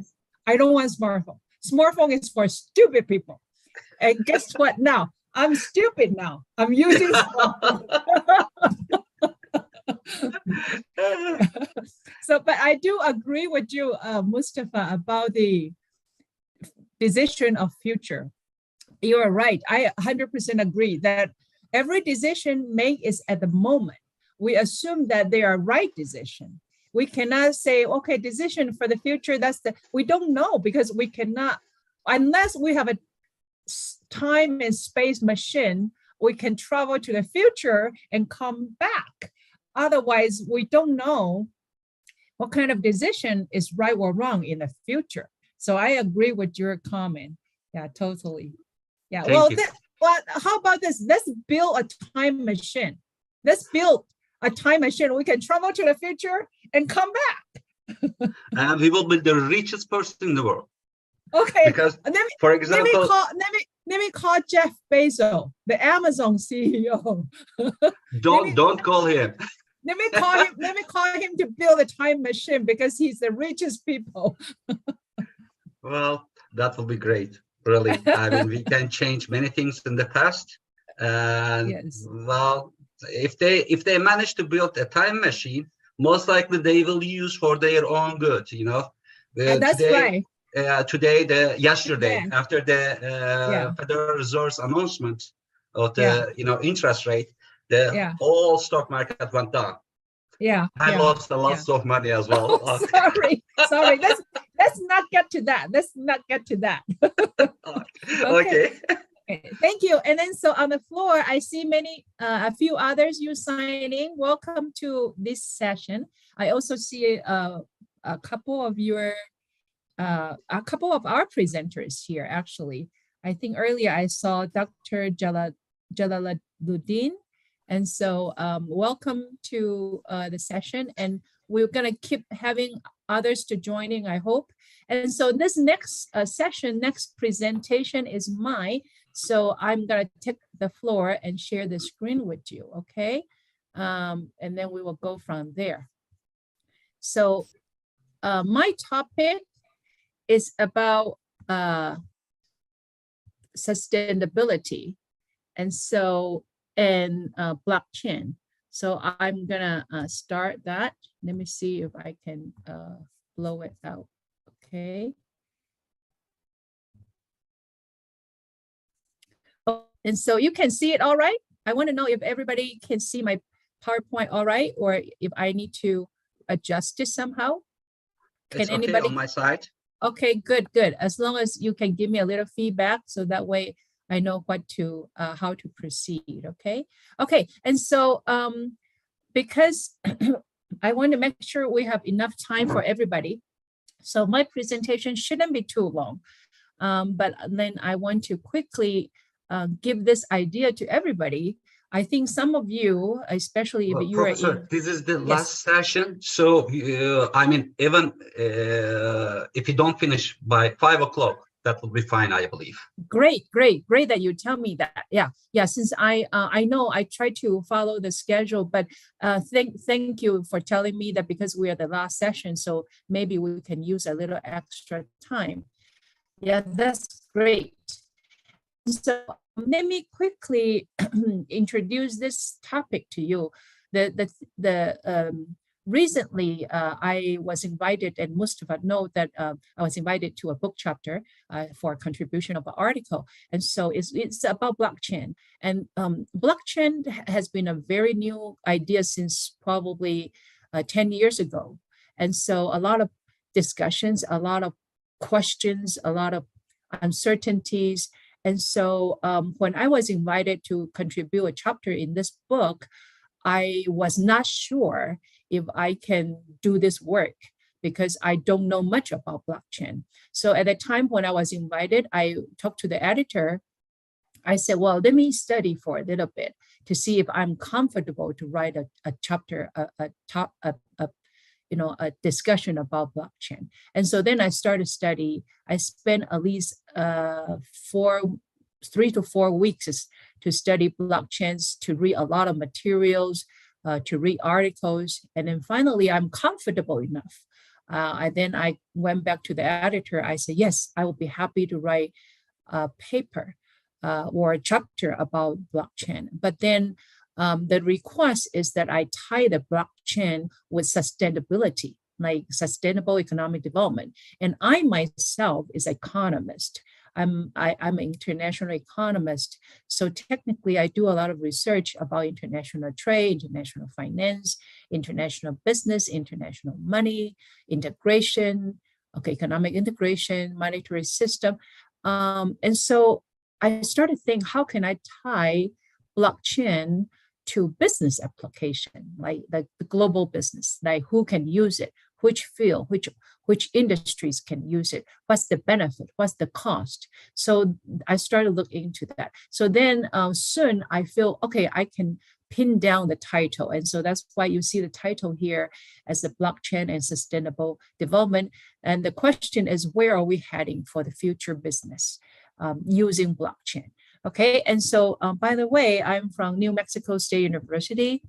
I have been serving in this university. This is my 19th year. And it has been a pleasure working in this university, and most likely I will retire from this university too. And it's a privilege and a pleasure working with ASC, this conference group.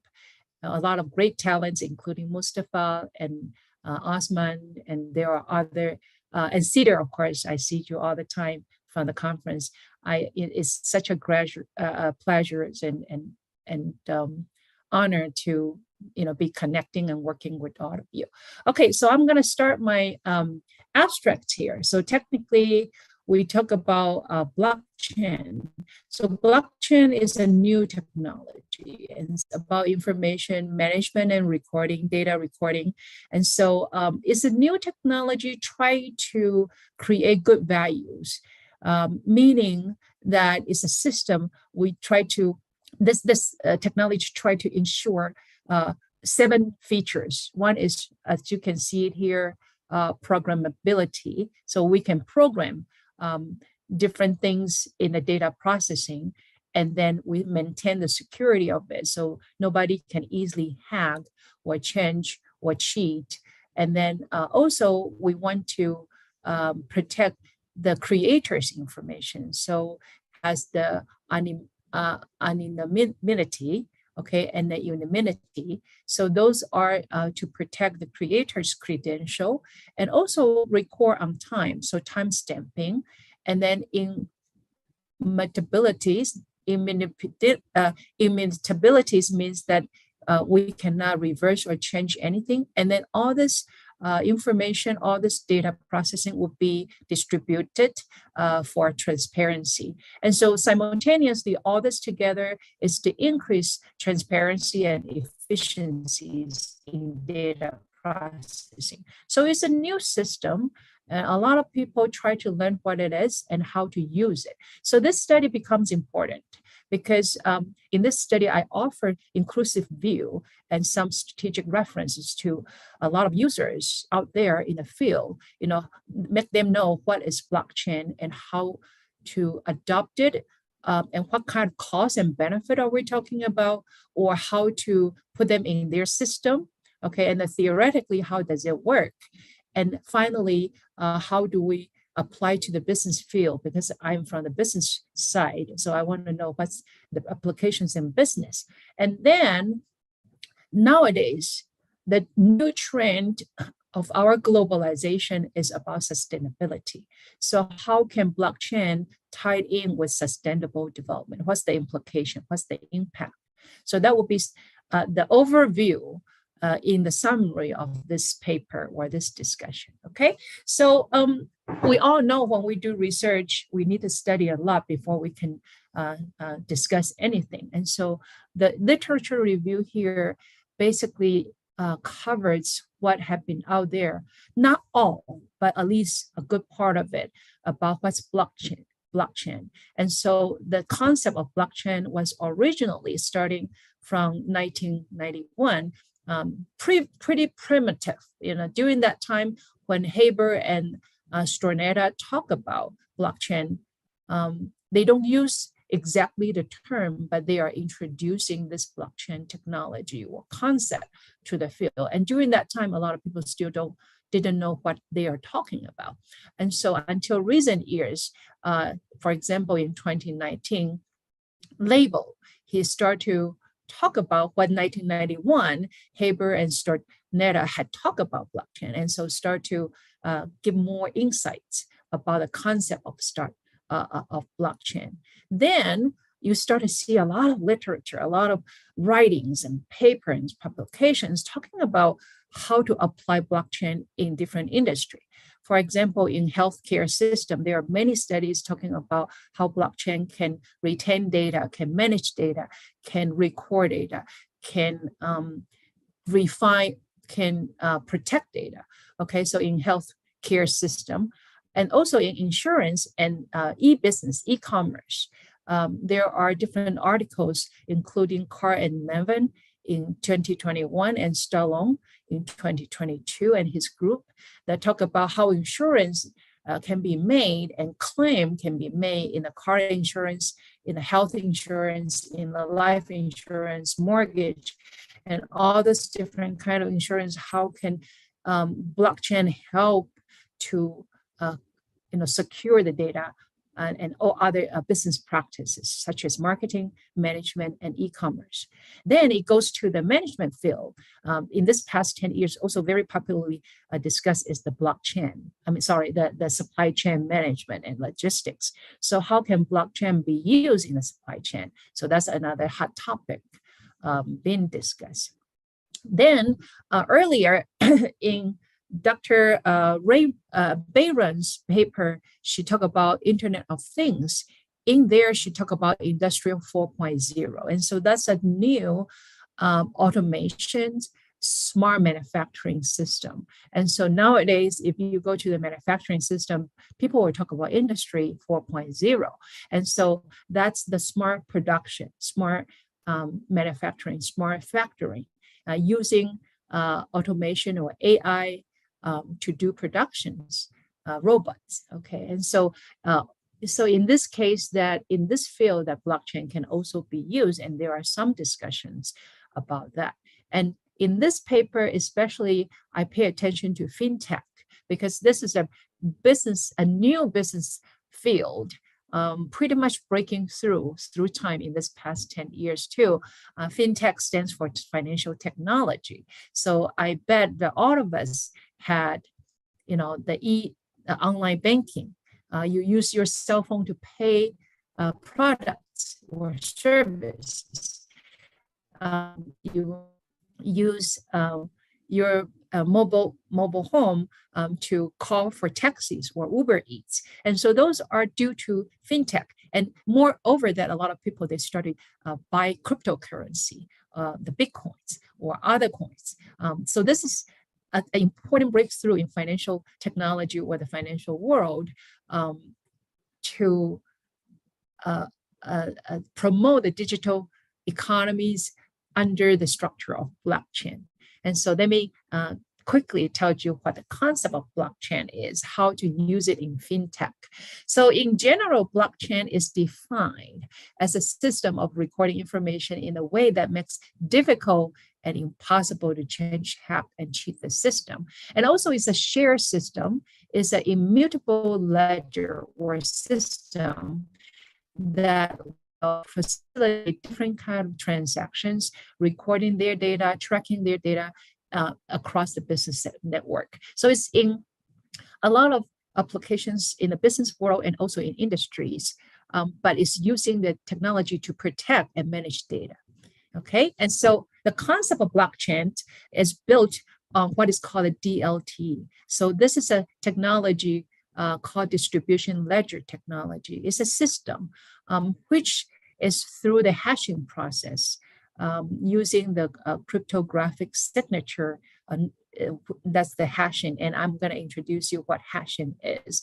So DLT is a technological infrastructure that keep the record and the data simultaneously be able to be accessed, shared, validated, and updated across different entities. We call it ledgers. And so DLT was first introduced or used through the launch of Bitcoin in 2008. And so when the Bitcoin was created, they want is all transaction on the digital world in the internet. And so because of that nature, so the creator or the system of this creation was trying to protect the transaction of Bitcoins. And so that's why the DLT is invented. And so blockchain is built upon the DLT. Okay, so the DLT or the blockchain in data management typically endorses 7 merits. So these are the 7 things that I earlier talked about in my abstract, that the data can be programmed, can maintain the securities, and is protected with the credentials. So including the anonymity and then the unanimity, and so can be tracked on time, and also it cannot be changed and reverted. So it's immutable, and finally is distributed among its members. Okay, so that's the 7 merits of DLT or blockchain. And so this is the hashing process, as you can see. So based on 2018, the article of Ray, that the hashing is a process that transforms data into some random code, a stream of random codes. As you can see, example down here, this is called security hashing algorithm to the order 1. And so this SHA-1 is to transform, for example, if you have a data, you type in a hello, then the hash would translate or convert that hello into a stream of random letters or numbers, combination of them. And so this is level 1 or the order 1. And so as you can see, different data in numbers, different data in sentences or in word, can be used. Sorry, let me come back. Can be used and converted through the hashing process. So then, when the Bitcoin was created, the Bitcoin hashing was to the level of 256. So that means SHA 256 is you are hashing it with those random numbers and letter combination up to 2 to the power 256 exponential power. And so that's how complex or complicated this Bitcoin hashing is. And if you see this number automatically, it's not easy to be hacked, because all those combinations is just too long and too complicated to change it. And the DLT system or a blockchain system is everything, every move, everything you put in, there is a trace. Whatever your movement, you will leave a trace there. So eventually, even a hacker going in the computer, this blockchain system is able to trace who did that. And so that's increased the security, that's security in this process. Okay, and so the property of blockchain or DLT, then according to what I told you or share with you, those 7 merits, that's pretty much is summarized here. So first of all, the data in this system can be programmed. And so using what is known as the smart contract, which is another system to protect the data recording and data management, and to control the data, to record the data, and authenticate the data to make sure it's all authentic, all truthful. And then it provides the securities, as I mentioned earlier, because of the every data is encrypted. And then the users' information are usually confidential unless the users is willing to reveal its identity. Okay, and so the next one, the properties of blockchain and DLT is unanimous. That means that all this users' informations are their identities or their informations are protected and not revealed to the public. And every transaction here is trapped, is technically recorded in time, so it's time stamped. Okay, that means all the data, whenever the data is happening, transaction is happening, there will be a specific time, there will be a specific relevant information about the data. And so then later on, the computer or the computing algorithm can check the data or verify the data. The next one is immutability. So that means all those data cannot be reverted or changed. So blockchain will protect the data. And finally, under the DLT, all those data or transactions are distributed through the ledger to its users. And so that means every users are having equal information sharing and transparency.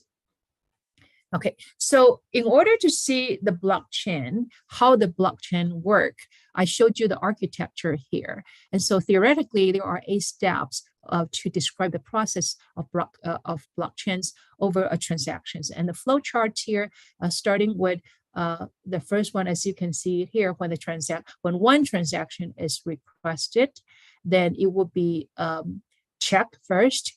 And so once it's authenticated, that means it's truthful, then it will request to create a block. And so this is the starting of the blockchain block. And so once the block is created, then the system will send the block to every node, which is the participants in this network. So their participant, usually here we are talking about the computers, the unit, the system. And so then all the newly created block will be sent to every node. And so then the node, all those participant connected node in the network will validate the transaction. Once the validation is done, the node will usually rewarded for the proof of work, because they are all trying to validate the data as a network. And so the reward here is usually a cryptocurrency, especially under the creation of Bitcoins. This is the process. And so once that node is rewarded, then the block will, this newly created block will be added to the existing blockchain. So that's why blockchain is a chain of blocks. So every time when there's a transaction requested, the block will be created and added to the existing chain. And so once that is done, this whole blockchain or the transaction in the blockchain, in the new blockchain, will be updated to the distributed network. So that's why the DLT functions here. And once that distribution is done, then the transaction is typically completed. So that's the 8th process in that. How does it work when the transaction is created, is requested, and then the blockchain is playing a role in this process. Okay, so the key benefits and costs of blockchains we need to know in order to know if this whole thing is applicable to our use, right? And so the key benefits, including the 7 merits that really I talked about. So it ensures all this merits from the previous slide. And it also increased data processing transparency and efficiency. It saves time because a lot of this are all generated from machine, from programming, computing machine. And so it avoid the manual, the human errors in most cases. Okay, and so it save time and it's transparent and save human errors from happening. Okay, and increase user trust because in this process, all those users are in membership, so member only. It's a member only network. And then finally, based on KPMG, the accounting firm, recently they had a study on the blockchain. They believe that blockchain, if we use it in different business system, it can substantially reduce the infrastructure cost between $15 to $20 billion a year.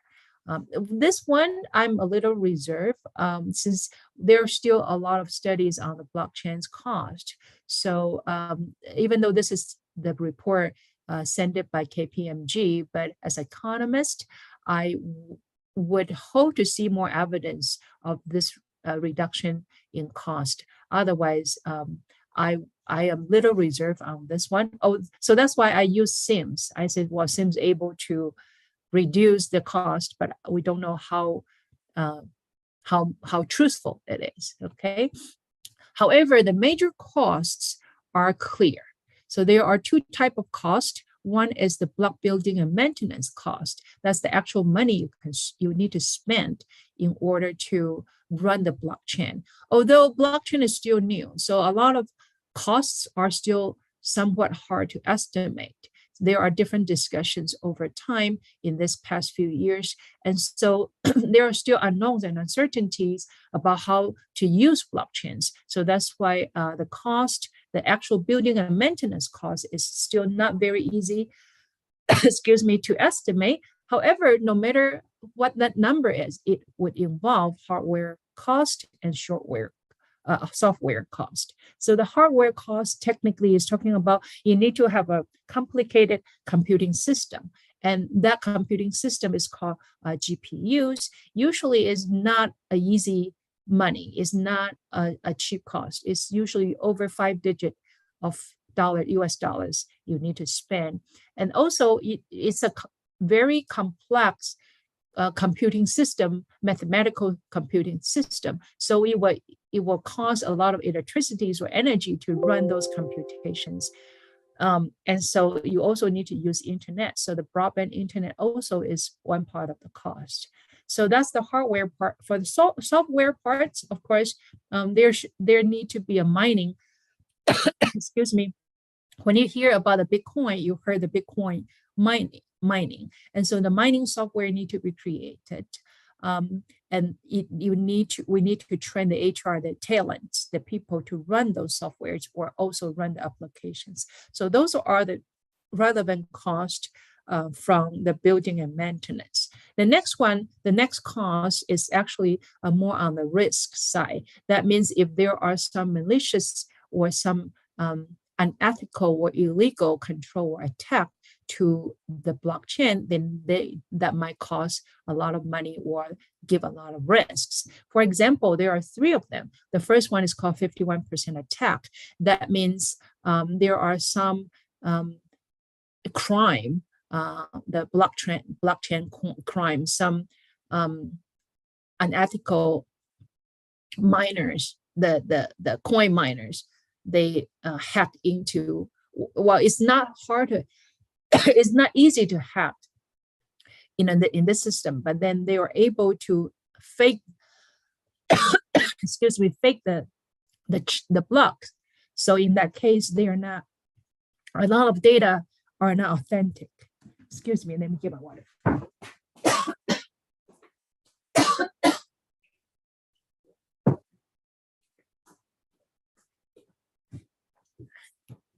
Sorry. And so the next one is called POS, proof of stake. That technically talking about the forking.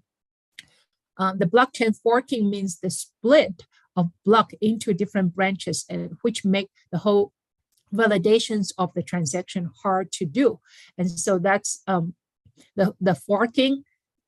The forking technically is to split the block for different kind of criminal act.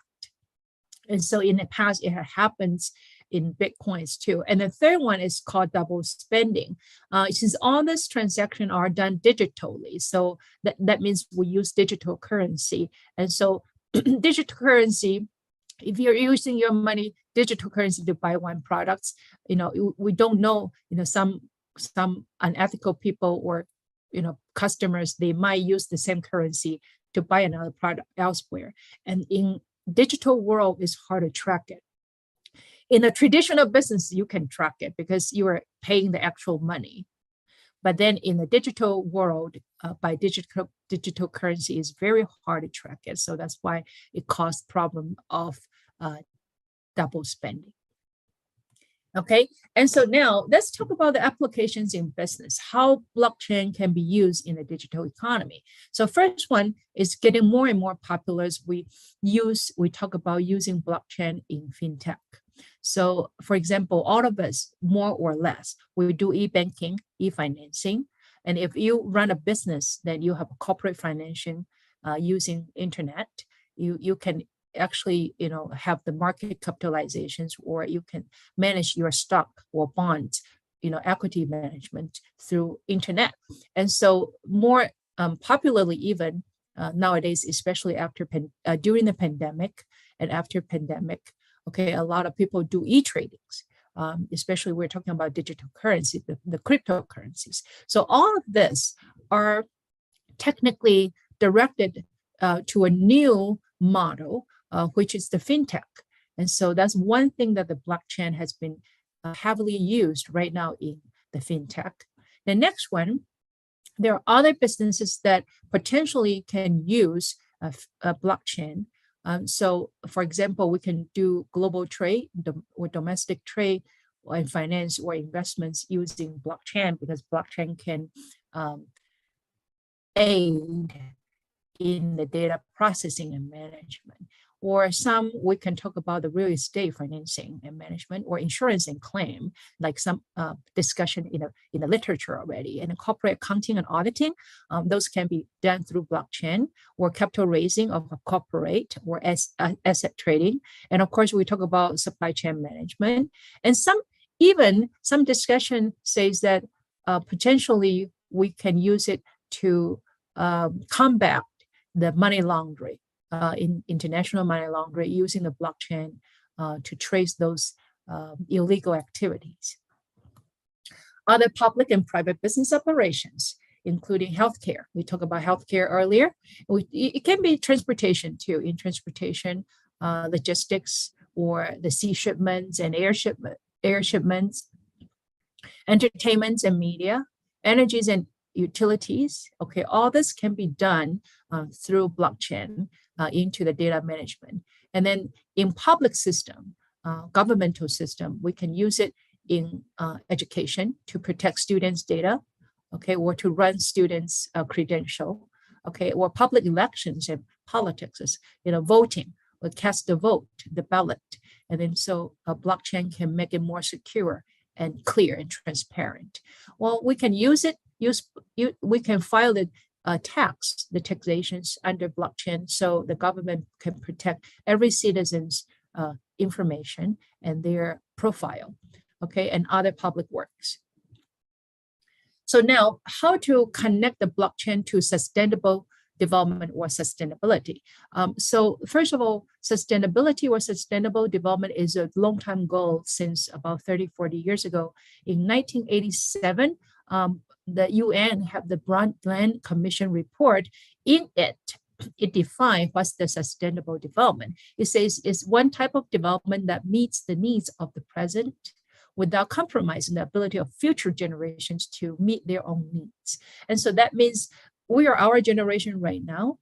We want to be sustainable. We want resources, but we have our needs. We want to meet our needs, but we are fulfilling our needs without taking away the resources from our next generation, because our next generation, they have their needs too. So they need to be able to fulfill their needs. So that's sustainable development from generation to generation.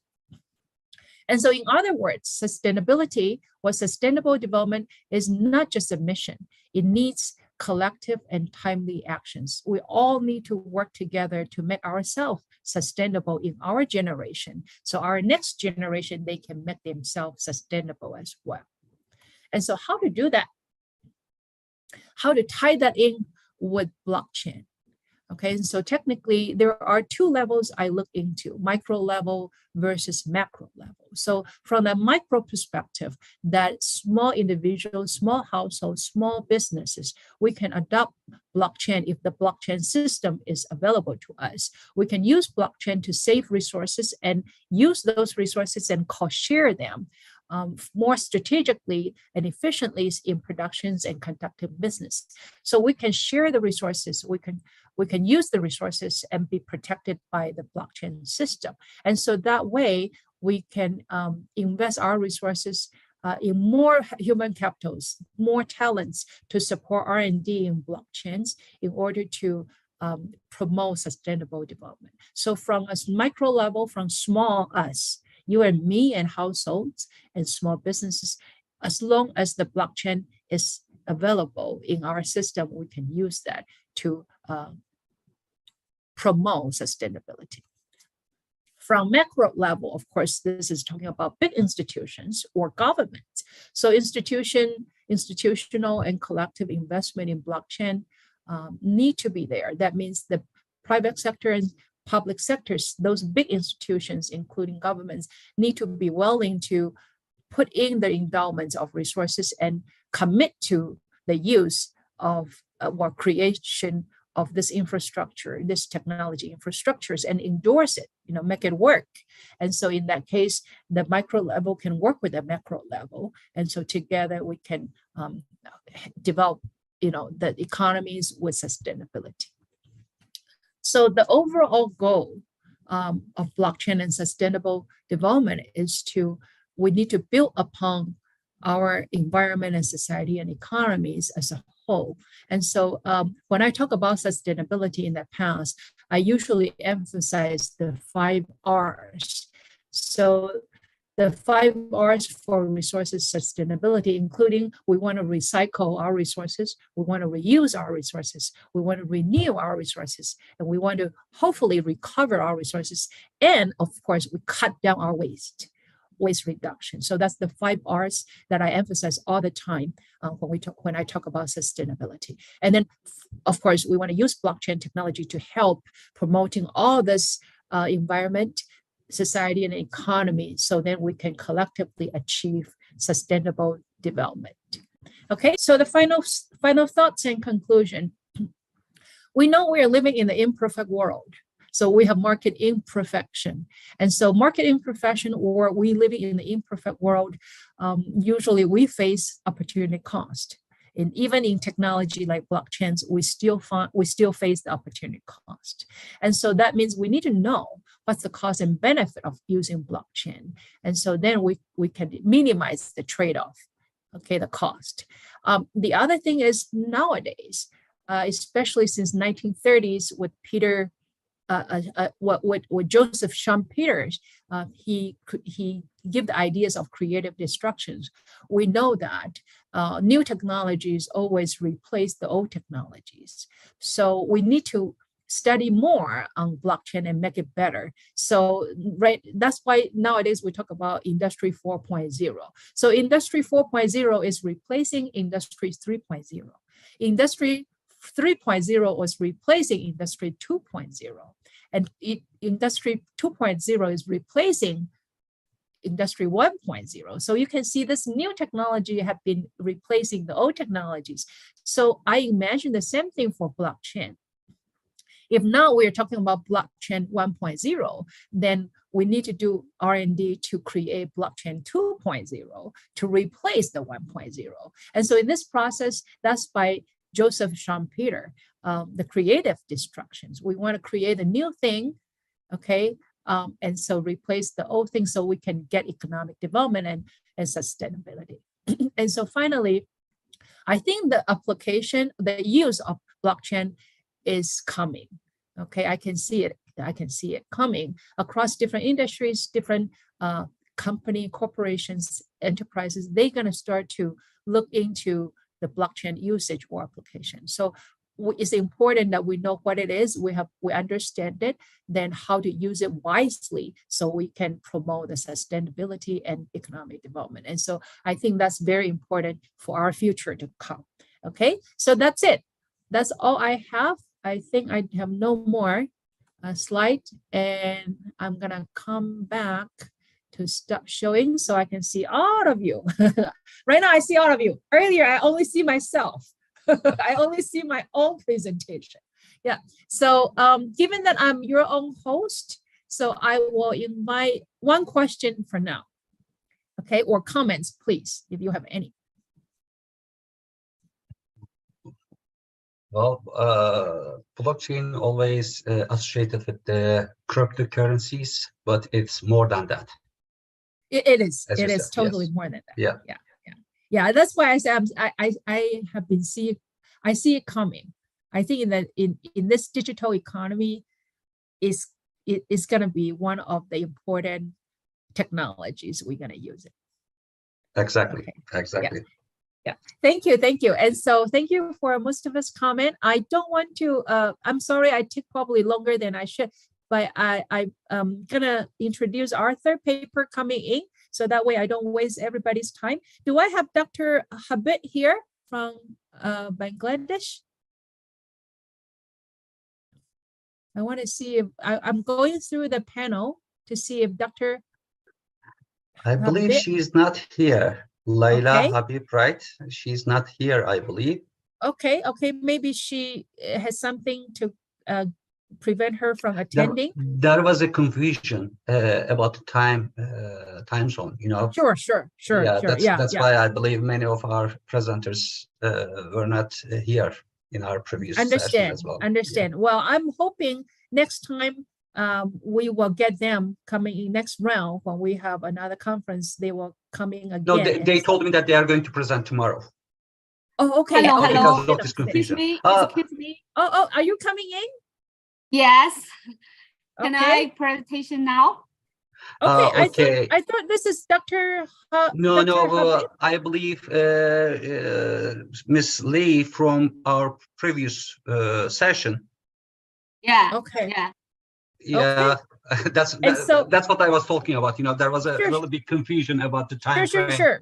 Sure. Yeah. So I'm gonna invite Miss Lei, and so Yes. would you want to Presentation now. you I can- cannot you can- presentation now. you can take over now, please.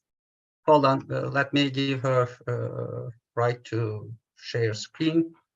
Yes, please share your screen. Okay. Thank you very much.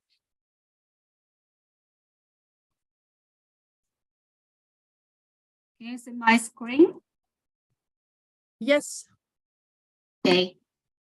Sorry, I'm late. And good afternoon, ladies and gentlemen. I'm Lei Jinjun. I come from UTM in Malaysia. Today's my topic is the difference in the digital transformation of the SMEs in East and Western China in the post-epidemic. And today, there are 4 parts in my presentation. First is background, the second is SMA conditions, and the third is methodology is finding. First of all, let's talk about the background. And we all say that the modern world now is experiencing the volatile, uncertain, complex, and ambitious situations. And the world was at war, and the epidemic, such as the COVID-19, monkeypox, and others are spread in everywhere. According to the World Health Organization report in 2022, there are over 480 million confirmed units and over 6 million deaths in about 200 nations. At the same time, there are financial crises in emerging markets and developing countries. We also say that there are many countries suffer economic consequences connected to the production and the consumption, international trade and supply chain. And the small, medium-sized companies will face the more survival pressure than larger firms in this environment. Next, let me talk about the SME digital transformation conditions in China.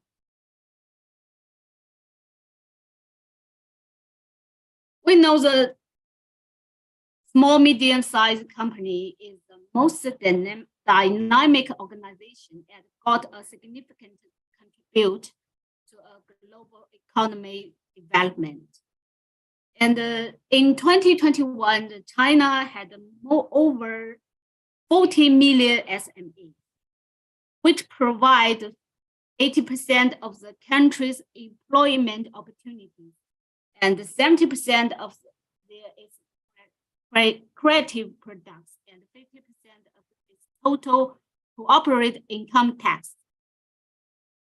I think the digital transformation is a good way to help the SMEs become more efficient and survive in the VUCA conditions. In order to push the Chinese SMEs shift to the digitalization, the Chinese government also put the digital transformation as a major task. However, despite the presumption of SMEs are agile, dynamic, less rigid, and more relaxed, only 25% of Chinese SMEs have undergone the digital transformation.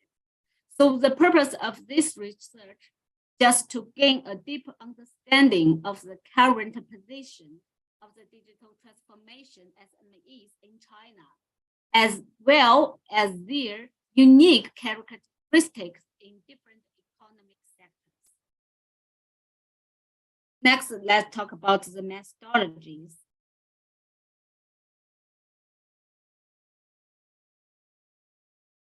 In this study, we employ the questionnaire, one of the tools used to describe the statistics, to describe and discuss data characteristics. This type of the research is descriptive in nature and only report the current state of the nominal and the categorical variables at the qualitative level of measurement. First, we survey the SMEs existing conditions using a questionnaire. This pool aims to understand better the transformation state core, driving factors, problems, and the policy attractiveness of SMEs in various areas. A questionnaire questions based on the literature study and included the diversity aspect to develop under the surface characteristics and difference.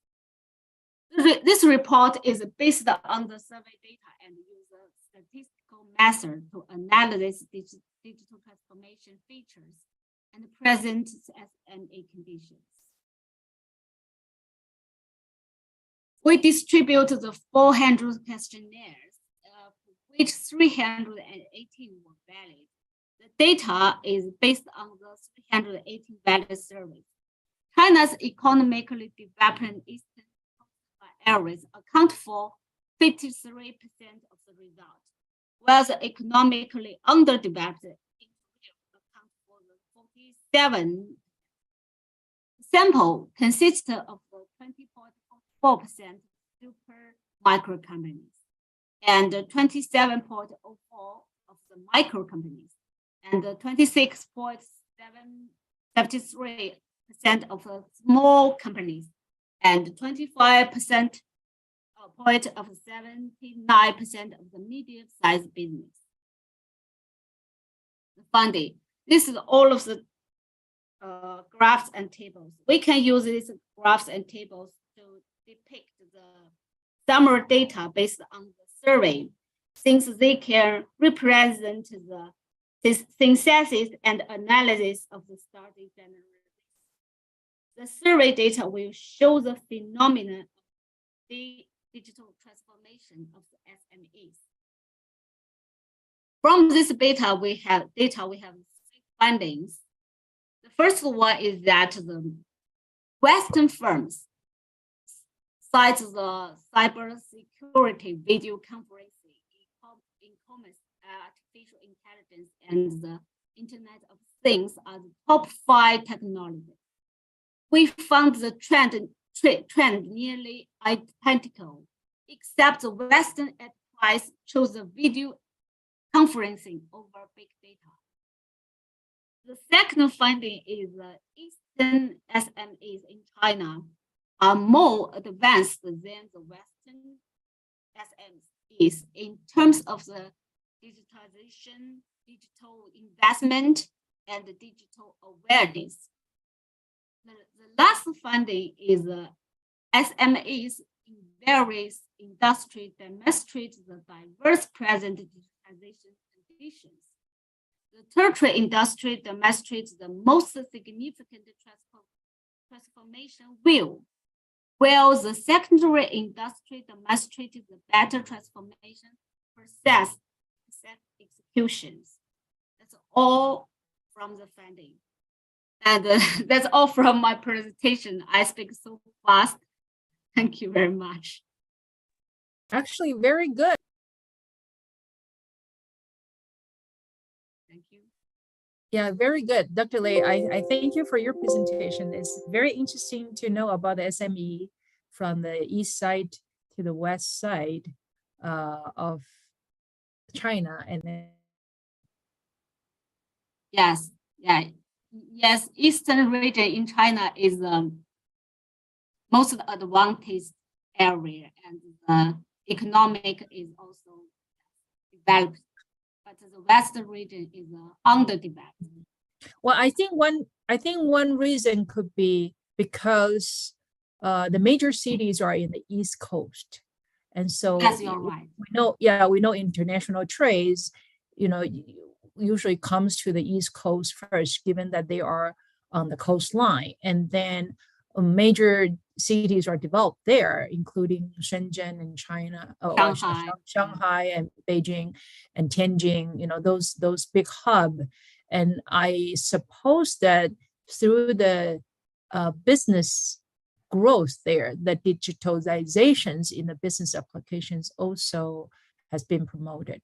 Or the infrastructure have been developed by their local government or their private sectors is committing resources to build those infrastructures, and those talents there, those people there, they are more customized or used to use those digitalizations in business. Yeah, that's true. Yeah, I think that's an important. It's an important studies that you make. Thank you so much. On the floor, do we have any? We can take one question for now. If we have more times, we can take more questions. So, any questions or comment from the floor? Okay. If not, can I invite the fourth paper coming in? On my list, the fourth paper is by Dr. Azad, Karim, and Nordin. Do I have any of you here? I believe Mohammed Abul Kalam Azad is over here. Okay. Hello, okay. Is it audible? Yes, yes. Very good. Okay, so I will hand the floor. I'll hand the floor to you, Mohammed. How are you, doctor? May I share my screen? Yes, please. Please do.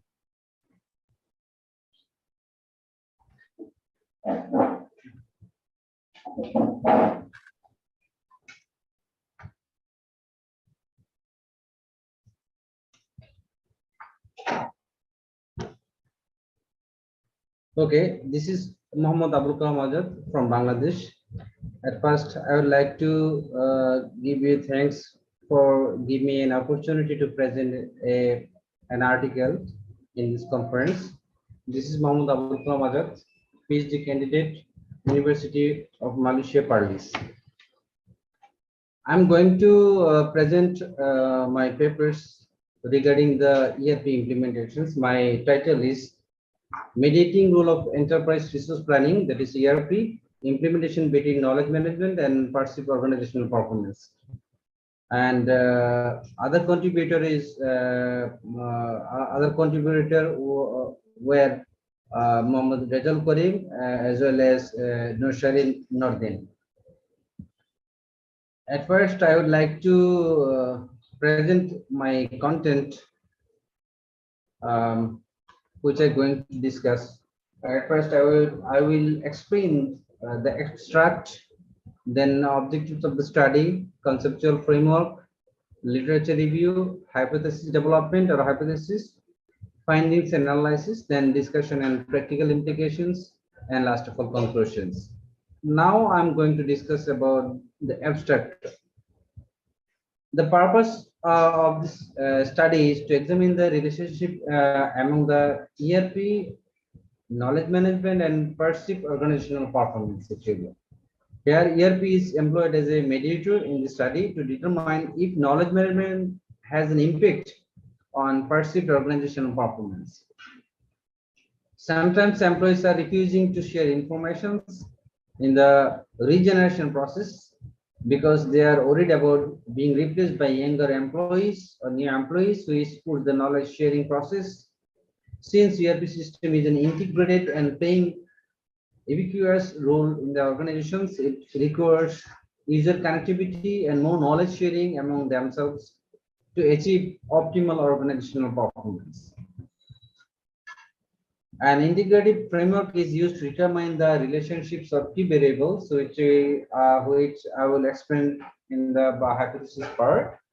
In this research, physicians, senior management, administrative staffs, and nurse from 50 different healthcare organizations from Bangladesh, I have taken as a random sample, and 380 respondents were used in the study. The data analysis also undergone through structure equation modeling with instance of SPSS applications. The writers can see the relationships of knowledge management and its influence on the organizational performance. And my objective of the study was to understand how the healthcare industry is adopting knowledge management in their operations through the ERP implementation, to explore how ERP playing mediating role between knowledge management and perceived organizational performance. And third objective was to look into the impact of knowledge management on perceived organizational performance. Now I'm going to explain the conceptual framework which I followed. The current study used social actions theory to explain the relationship between the construct variables of the study. According to the social actions theory, the current research explains that if organizations can ensure ERP implementations, they will enhance the knowledge creation and knowledge sharing behavior and overall knowledge management, which leads to the better organizational performance. It can be environmental performance, it can be financial performance, or it can be productivity as well. After evaluating the reliability and validity of the indicators, the researchers developed a structural model in which three constructs as the dimension knowledge management were represented as independent variables, implementation of ERP was regarded as a mediator and perceived organizational performance was considered as the dependent variables. This is my conceptual framework. Already I told about you about this conceptual framework. At first, 1, 2, 3 PM was the independent variables, and ERP implementation is the mediating variables, which ultimately enhance the organizational performance, which I am going to prove it. And the literature review, I'm going to just mention a couple of articles which I have followed to complete these articles. At first, I would like to mention Pascal and Amin.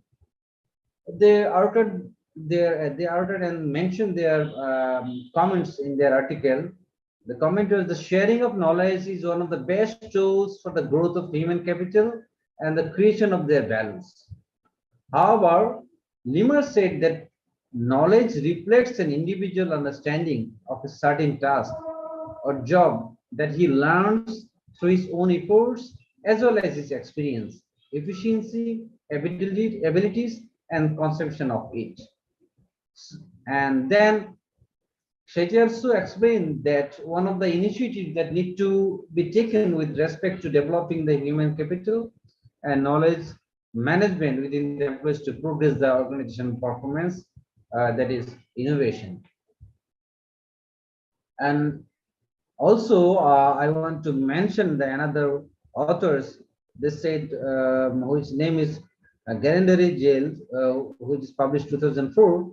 They said that the existing ERP modules and technologies that support knowledge management processes have been recognized in this article. However, the potentials for developing, modifying, or connecting various ERP modules to improve ERP impacts on KM has not been examined. The role of knowledge management practices on organizational performance and found that knowledge management is positively related to organizational and business performance, mentioned by Sherquint, Serath, and Abu Daouz. In this paper, it is described how ERP could assist an enterprise in gradually improving its processes and moving toward best practices by preserving the business essential parameters and elements independently in a knowledge base. This is my hypothesis in this regard. Hypothesis 1A was KC means knowledge creations. Knowledge creation has positive relation with perceived of organizational performance. Hypothesis 1B is knowledge sharing has positive relationships with performance of organizational performance, perceived of organizational performance. And hypothesis 1C is knowledge implementation has positive relationships with perceived organizational performance. Hypothesis 2A is knowledge creation has positive relationship with ERP implementations. Hypothesis 2B, knowledge sharing has positive relationship with ERP. Hypothesis 2C is knowledge implementation has positive relationship with enterprise resource planning. And now I'm going to mention the last hypothesis, which is ERP has significant influence on organizational performance. Hypothesis 4A is enterprise resource planning mediates the relationship between knowledge creations and organizational performance. This is also organizational performance also is an independent variable actually. Hypothesis 4B is ERP mediates the relationship between knowledge sharing and organizational performance. Hypothesis 4C, ERP mediates the relationship between knowledge implementation and organizational performance. Now I'm going to mention the findings and analysis which I have found in this article. At first, I'm going to discuss about the measurement model which I actually used. After collecting data from 380 respondents, initially I confirmatory factors analysis, that is CFA, was used to test the validity and reliability of the indicators included in this research. The authors have analyzed the loading scores of the items, average variance extracted, composite reliability, and simultaneously have assessed the convergent validity. Furthermore, all the constructs, average variance extracted and composite reliability values were considered to be appropriate when they exceeded the threshold values of 0.5 and 0.7 respectively. According to the recommendations of FAIR, besides that, all the constructs composite reliability scores were higher than 0.70, which also exceeded the cutoff value. Hence, it is justified that the suggested measurement model for this analysis achieved convergent validity. Now I'm going to display the measurement model, output of the measurement model. You see, there is a constructive particulars here, knowledge creations. In the left side, knowledge sharing behavior, knowledge implementations, ERP implementation, and then outcome, that is organization performance. You see, all these values, there is between 0.5 and 0.07. These are the composite reliability. All values are more than 7, and average ABE, that is more than 0.5. So these are the reliability and acceptability already I have tested. And then HTMT criteria was employed to test the discriminant validity. According to Anseler, Ringel, and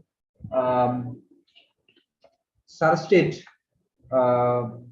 they studied that notably better than the Fornell and Larka criterion in case of identifying discriminant validity. Moreover, this research has carried out an HTMT examinations in table 4. Already I have displayed it, which represent that all HTMT values have fallen below the cutoff point, that is 0.850, and it's suggested by Hanseler in 2015. As a result, for the purposes of the further research, all latent variables have been considered acceptable.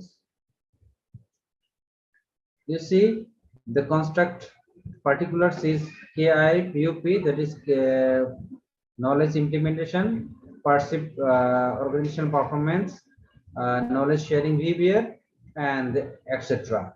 And actually, we see this relationship between that is KI into KI plus KI versus OP, KI versus KSB, and KI by ERPI, and KI versus KC.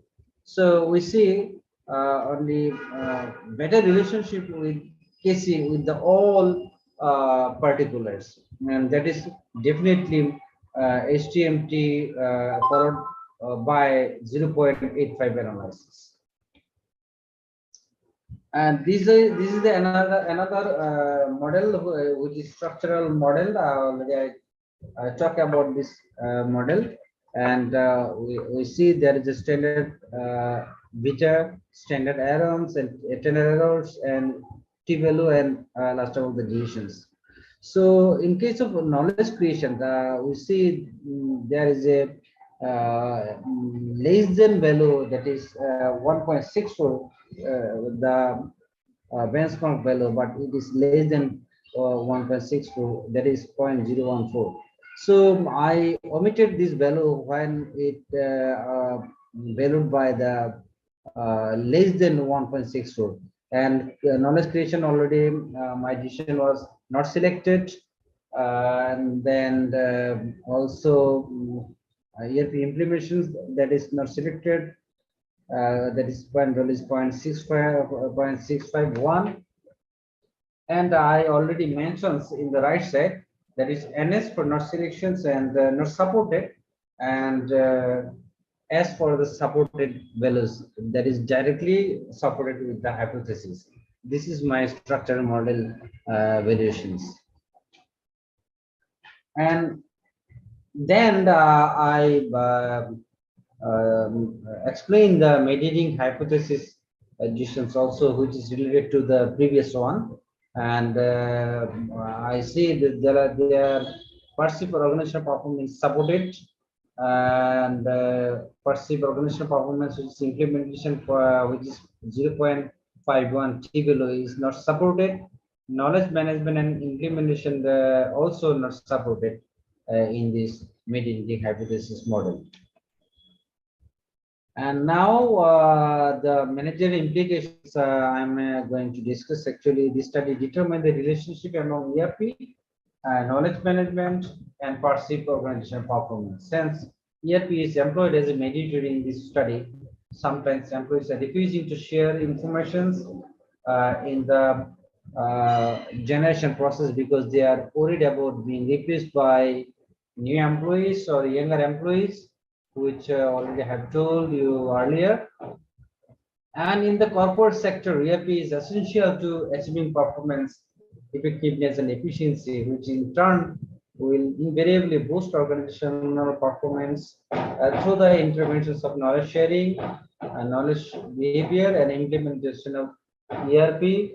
ERP in the special reference to the healthcare sector of Bangladesh. So some of the outcomes of the study are in congruence with several studies conducted in the past. The present study revealed that ERP plays a mediating role between knowledge management and organizational performance. Conclusion: based on the empirical evidence, the connectivity of ERP implementations with case was outlined in the study. Furthermore, there is an indirect effect of all exogenous constructed, that is recruitment, training, compensation, employee participation, employee performance, employee satisfaction. All of these ingredients is related to this exogenous construct. And these models also told about case with through case I also evaluated. The present study was has far-reaching implications for the managers as the study administration some important instruments that may be applied by healthcare managers to evaluate the improve the healthcare workers. This is one of the key behaviors required for the accomplishments of organizational goals and objectives in short run or as well as in long run. Thank you very much for keeping with me. Thanks for your patience. Well, thank you. Thank you very much, Mohammed, for your presentation. It actually is an interesting paper about the enterprise resources planning. You are using it in the service sector, right? Because you talk about the hotel and maybe yes, it can be applied to insurance. It can be applied to healthcare. So it's more of the service sector. Service sector, okay, ma'am. Okay, that's very interesting. Yeah, and so on the floor, is there any questions or comments that want to be given? I invite you Yes, to. I can. Yes, please. Yes, can I? Yeah. Thank you very much, Azad, for the wonderful presentation. Yeah, just like very good research. My question is, what are the challenges faced by the organization during this enterprise resource planning implementation, specifically in the Bangladeshi perspective? So what are the challenges faced by the organizations during this enterprise resource planning implementation, specific to the Bangladeshi perspective? Well, thank you very much, Mohammed Kamran. In my country, you know, our country is an emerging economy, and in our workforce, especially at our workforce, we faced a couple of problems. Most top management, they are not very much interested to implement this and ERP. and they like to go on their manual, what can I say, management or traditional management. But the corporate sector, which they want to, what can I say, performance high, they're using ERP. And already we are trying to cope up our correlations with the non-ERP users and ERP users. And we found that those who are using enterprise resource planning, they at the beginning, though it seems more costly, but at the end or at long run, they are benefited more, because they need less employees in regards the manual operations. But in traditional manager, they don't believe the benefits. These things we face actually. Thank you very much. May I, ma'am? Please. I have questions about the analysis. First of all, it's not, I believe you use Smart PLS, right? Yes. Okay. First of all, it's not confirmatory factor analysis. It's confirmatory composite analysis. Okay. If you use AMOS, you will perform CFA. Okay. With Smart PLS, it's not CFA, it's CCA. Confirmatory composite analysis. And the second one, the ERP usage of ERP is organization-wide variable. It's not individual variable. Sharing knowledge is individual variable. Okay. So you have to really aggregate the data into organizational level, which means that if you have collected, for example, 10, if you have 10 participants from one organization, you have to sum the results of those 10 and then divide into 10. Do you see what I mean? You have to turn that individual variable into organizational variable. Otherwise, you will get wrong results. Noted, sir. Well noted. Yeah. Okay. That's another one. And well, I had one more, but I forgot. Please. I forgot. I believe, if I remember during the session, I will let you know. But those two things are very important. And thank you for your presentation. It's a great presentation. One more thing. How many of those organizations were using ERP? Sorry, sir? How many of those organizations that participated in this research were using ERP? Actually, 10 to 15% users, about from 50 different organizations. Okay, but you are really searching something that the organizations are not using.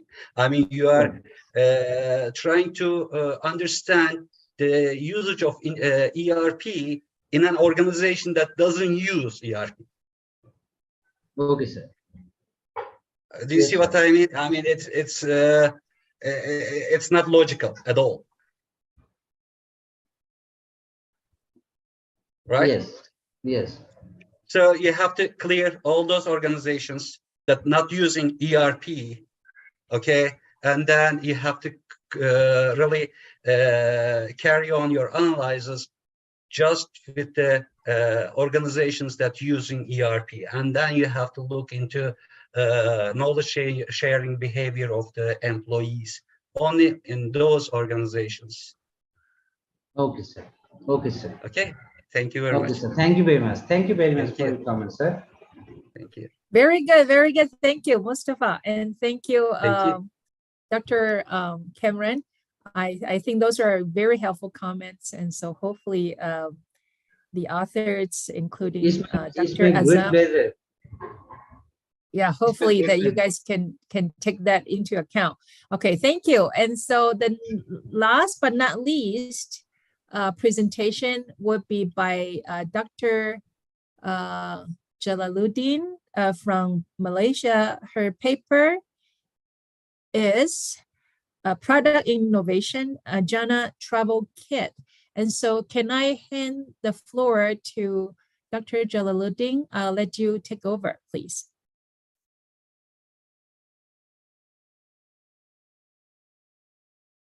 I thought I see you here. Can you please talk? Yay! You need to, we couldn't hear you. You probably need to check your sound, your voice.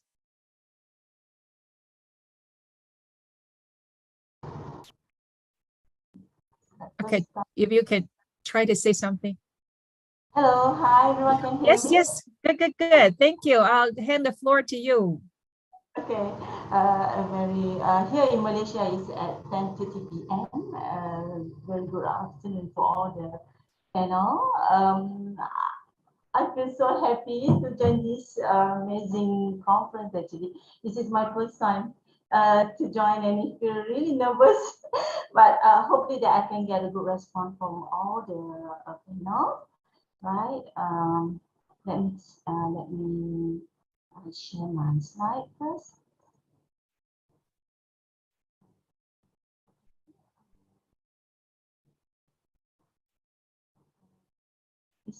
Is it all? Is it okay? So that can see. Okay.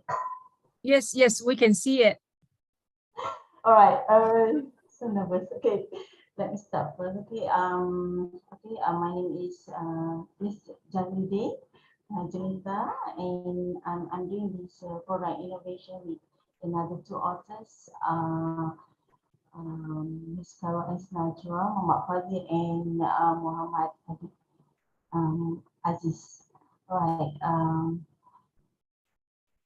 Actually, more of the business needs. Okay. More of the business needed a product that make customer and market needs because we live in turbulent times. Definition of innovation is the introduction to something new. It could be incremental improvement to something that already exists for new services to products or processes. Our definition of product innovation is the development or improvement of product in a way that tries to solve problems or social enlarge. So the purpose of this product innovation is for Muslim travelers to perform prayer when involving in outdoor recreational activities such as hiking, camping, and fishing. So this product known as Jannah Travel Kit. Okay, and the objective of this product is to identify the proper Muslim travel kit, to develop better quality product for usage, and to evaluate the specific item needed in the kit. The sample was collected from primary data through questionnaires, survey, and online interviews with experts from industries.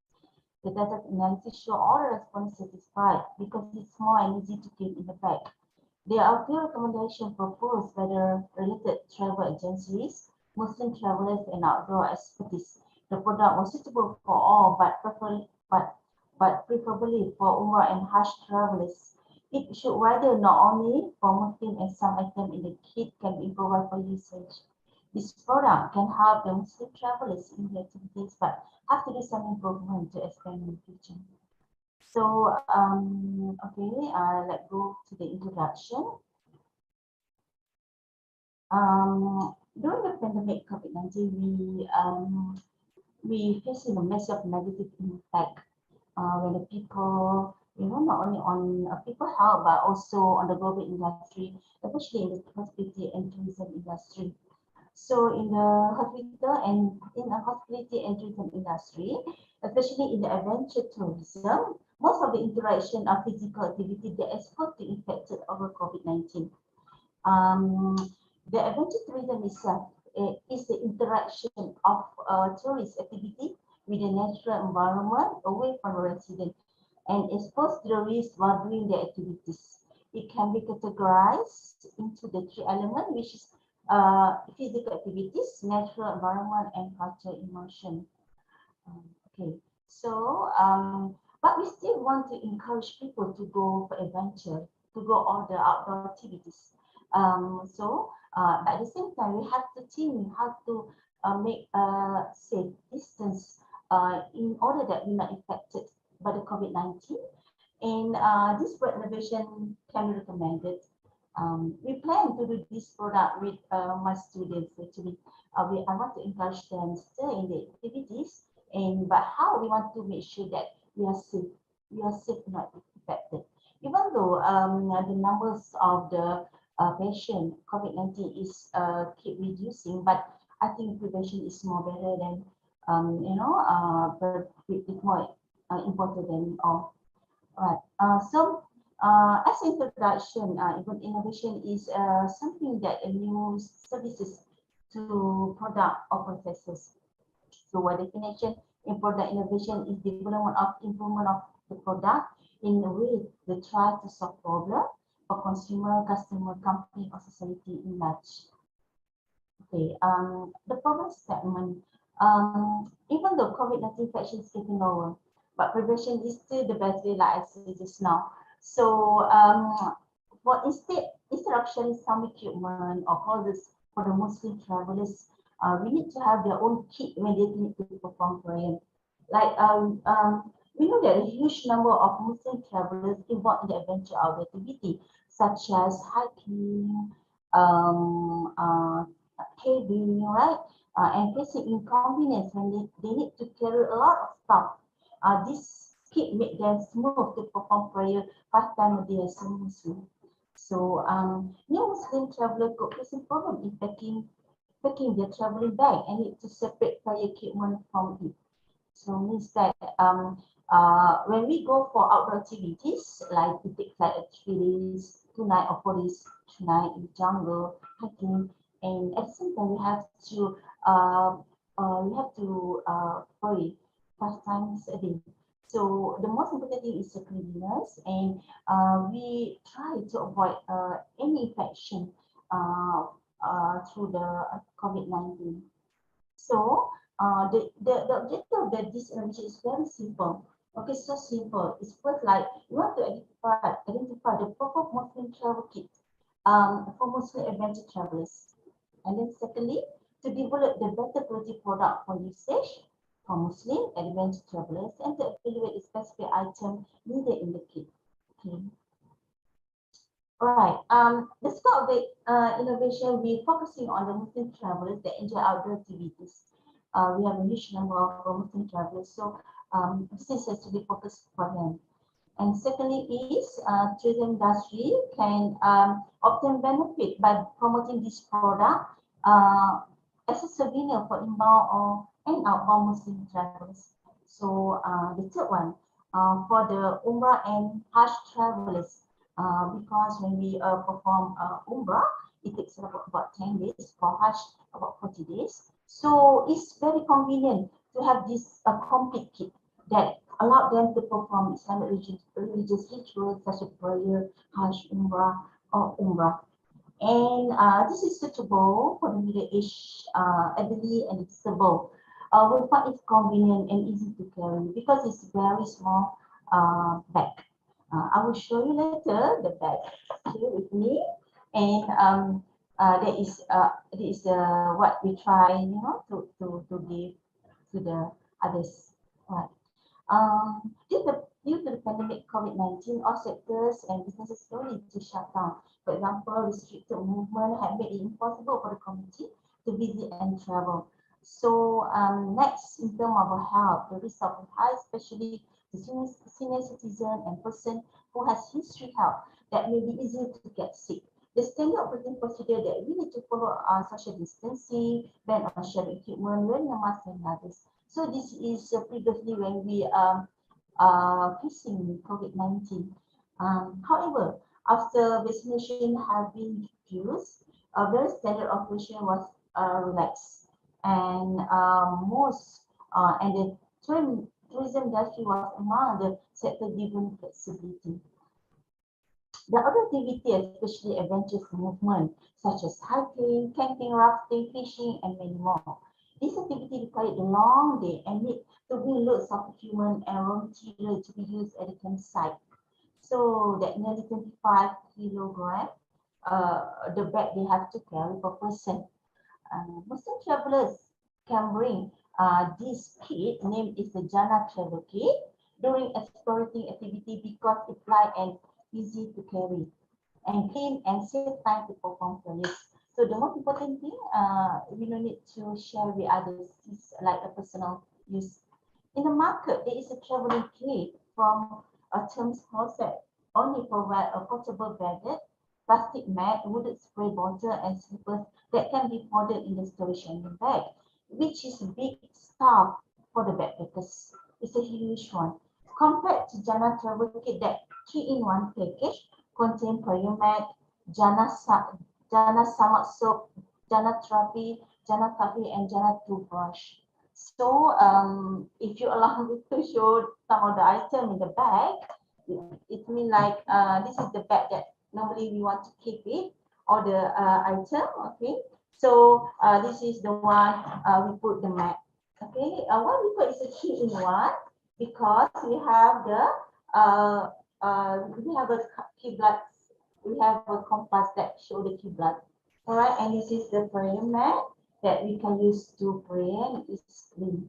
It's easy for us, and we can pour it and keep inside the small bag like this. So this bag we keep inside this backpack.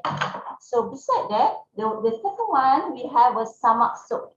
Okay, this is the soap that normally Muslim will use when you got something that is raw, like dirty one. Okay, like maybe sheet, something like that on the road, so you can wash it. Okay, and then secondly, we also give like cutleries. Okay, and we don't want to share with anyone, and we have the toothbrush also for you to brush your teeth, and also this one, the oil, like a therapy, you know, to refresh yourself. So all these things we pack into this bag, and easy to carry as backpackers. Everywhere you want to go, not only into the jungle, that we can use it. All right. So most adventure travelers, especially for hiker, are mostly concerned with the need to perform daily prayers. Like we have to pray 5 times a day, so we have to find a suitable place and also clean in order that we can pray easy. The responsibility of praying for Muslims is very important wherever they are, and what they do. It is for Muslims. It is not for Muslims to do the prayer without any excuse. Islam encourages Muslims always practice cleanliness, and it includes personal. Therefore, Jannah Travel Kit offer a lot of goodness for Muslims. Not only it is completed, but the prayer mat attached with a compass to show the direction of Qiblat. So here we call 3-in-1 because we have a compass here, and we have a thermometer here, and we have a whistle here, together with the prayer mat. Right. Next. Okay, let's see the difference between these two products. Okay, so the left one is the competitors one, and the one is a Jannah Travel Kit, is the product innovation that contained in this bag. So it have 1, 2, 3, 4, 5, 6, 7. So several items in this bag. All right. The item that I have in this bag is Jannah 3-in-1 mat. Okay, and Jannah Samak soap, Jannah cutlery, Jannah therapy, and Jannah toothbrush. So the name Jannah, it says like is for Muslim is sugar. It's like something heaven, right? So it's used for the that is the name that we give for this product. So primary data is a method of contain direct information that needs to receive from local, public, and individual. Just the primary data collected from the interviews we conduct with the 3 person. One is Mr. Hairul Anwar Hashim, is the president of Hikers Perlis Malaysia. Mr. Razadi bin Abdul Rahman, Tourism Malaysia, director of South India and Sri Lanka. And the third one is Mr. Anas Akmal bin Arshad, director of Unique Astana Holiday. All this person is all based in Perlis, Perlis, Malaysia. All right. So some of the opinion that given by Mr. Hairul is the difficulties. What are the difficulties that hikers are facing during hiking? Normally, it's difficult for them to find a source of waters. And then secondly, what are the characteristic features that ICOS want for an innovation product? ICOS usually love to be simple as they would. However, the features that ICOS prefer is lightweight bag, which is easy to carry around. And what are our opinion on Muslim travel kit in the market? As a hiker, it is great product for Muslim. However, the equipment that needed the travel kit not complete and have a quality, and the quality was poor. Right. This is a response from Mr. Razaidi from Tourism Malaysia. First is will Jannah Travel Kit make a big impact for the tourism industry? So I believe Jannah Travel Kit will be make an impact for the tourism industry due to having the need of Muslim traveler. How is the impact of a Jannah Travel Kit success in the market? Jannah Travel Kit will have huge impact by completing the needs for travelers. And how does Tourism Malaysia Police will help in making Jannah Travel Kit accessible to public? As a tourism officer, we will promote Jannah Travel Kit to be accessible and will recommend several travel agency in Malaysia. So this is done with this Mr. Zaidi, officer from the Tourism Malaysia. And the last one is from the director of Unique Arsenal Holiday. This is a travel agent based in Perlis. His opinion about the product is good, but the product must know how to commercialize in the market. And secondly, his opinion is to give a good impact, and the price is not suitable for the travelers. Maybe it's suitable for the Muslim. And how big the impact, success in the travel agencies, identify the group of travelers that will use this product. So have to identify the group who will use this product. So same thing we're doing for the secondary data, some of the information for the website, social media, and the questionnaire. We distribute to this respondent. And the result first is about the information, the huge information is from the respondent, 20 to 30 years old. The gender is female is the highest compared to male. And then the races, Malay is the highest races compared to other races. And the occupation is the highest, the question are distributed to the student. Another part is about when we distribute the questionnaire and ask about this product. First is about the fiber mat, 3-in-1 fiber mat. So most of the response show that it's safe to use. Okay. And the second one is a Samak soap.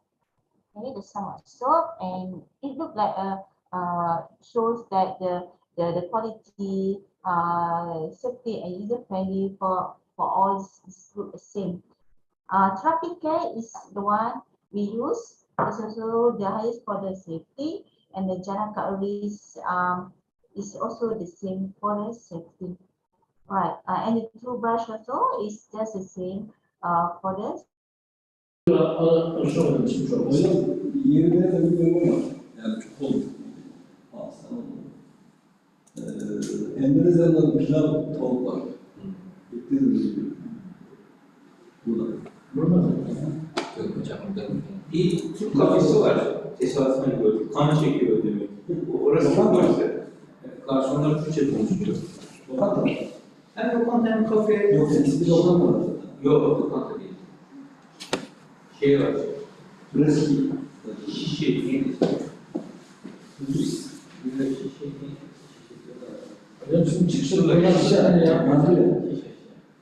Hocam çıkışları dolaşırım şimdi ya. Çarşıdan hiç dolaşmadım ya. Dün geldim otelden geldim buraya. Başka bir yere gidiyorum. Valla çarşı çok güzel hocam. Çok dolaştık. Ben şimdi sever. Ortam güzel yani. Biz bugün gidiyoruz hocam. Değil mi? Biz ayrılıyoruz bugün. Bugün ayrılıyor musunuz? Evet. Siz hocam? Siz erkek misiniz? buradayım da.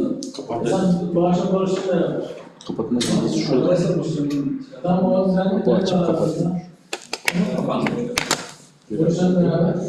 Zaten de ilk otel yolcusu burada. Ben hemen oraya giderim. spor giysimi giyiyorum bana. Bir şeyler başka sıkıyorum. Spor giyiyorum. Şöyle zaman. Çok güzel. Ben sürekli bununla oynarım. Oradan gideriz çarşıda. Vay be canım. Kenarda yol üstünde. Tamam, geç. Gerek yok. Kapat. Sürekli basınca kapanıyor. Aslında karşıdan diye şey Bilgisayar kapalı mı? Şu kapalı mı? Fişini çekelim mi? Fişini çekiyoruz. Bunun düğmesi yok mu? Evet, bunun bir başka yerde mi? Yok yok şunu diyorum. Kapatmaya gerek var mı ki? Şurayı çeksek. Bundan sonra bankaya gidersen şeyi okulun Çek bakalım. Tamam hocam. Işığın söndü. Her şey kapandı. Her şey kapandı.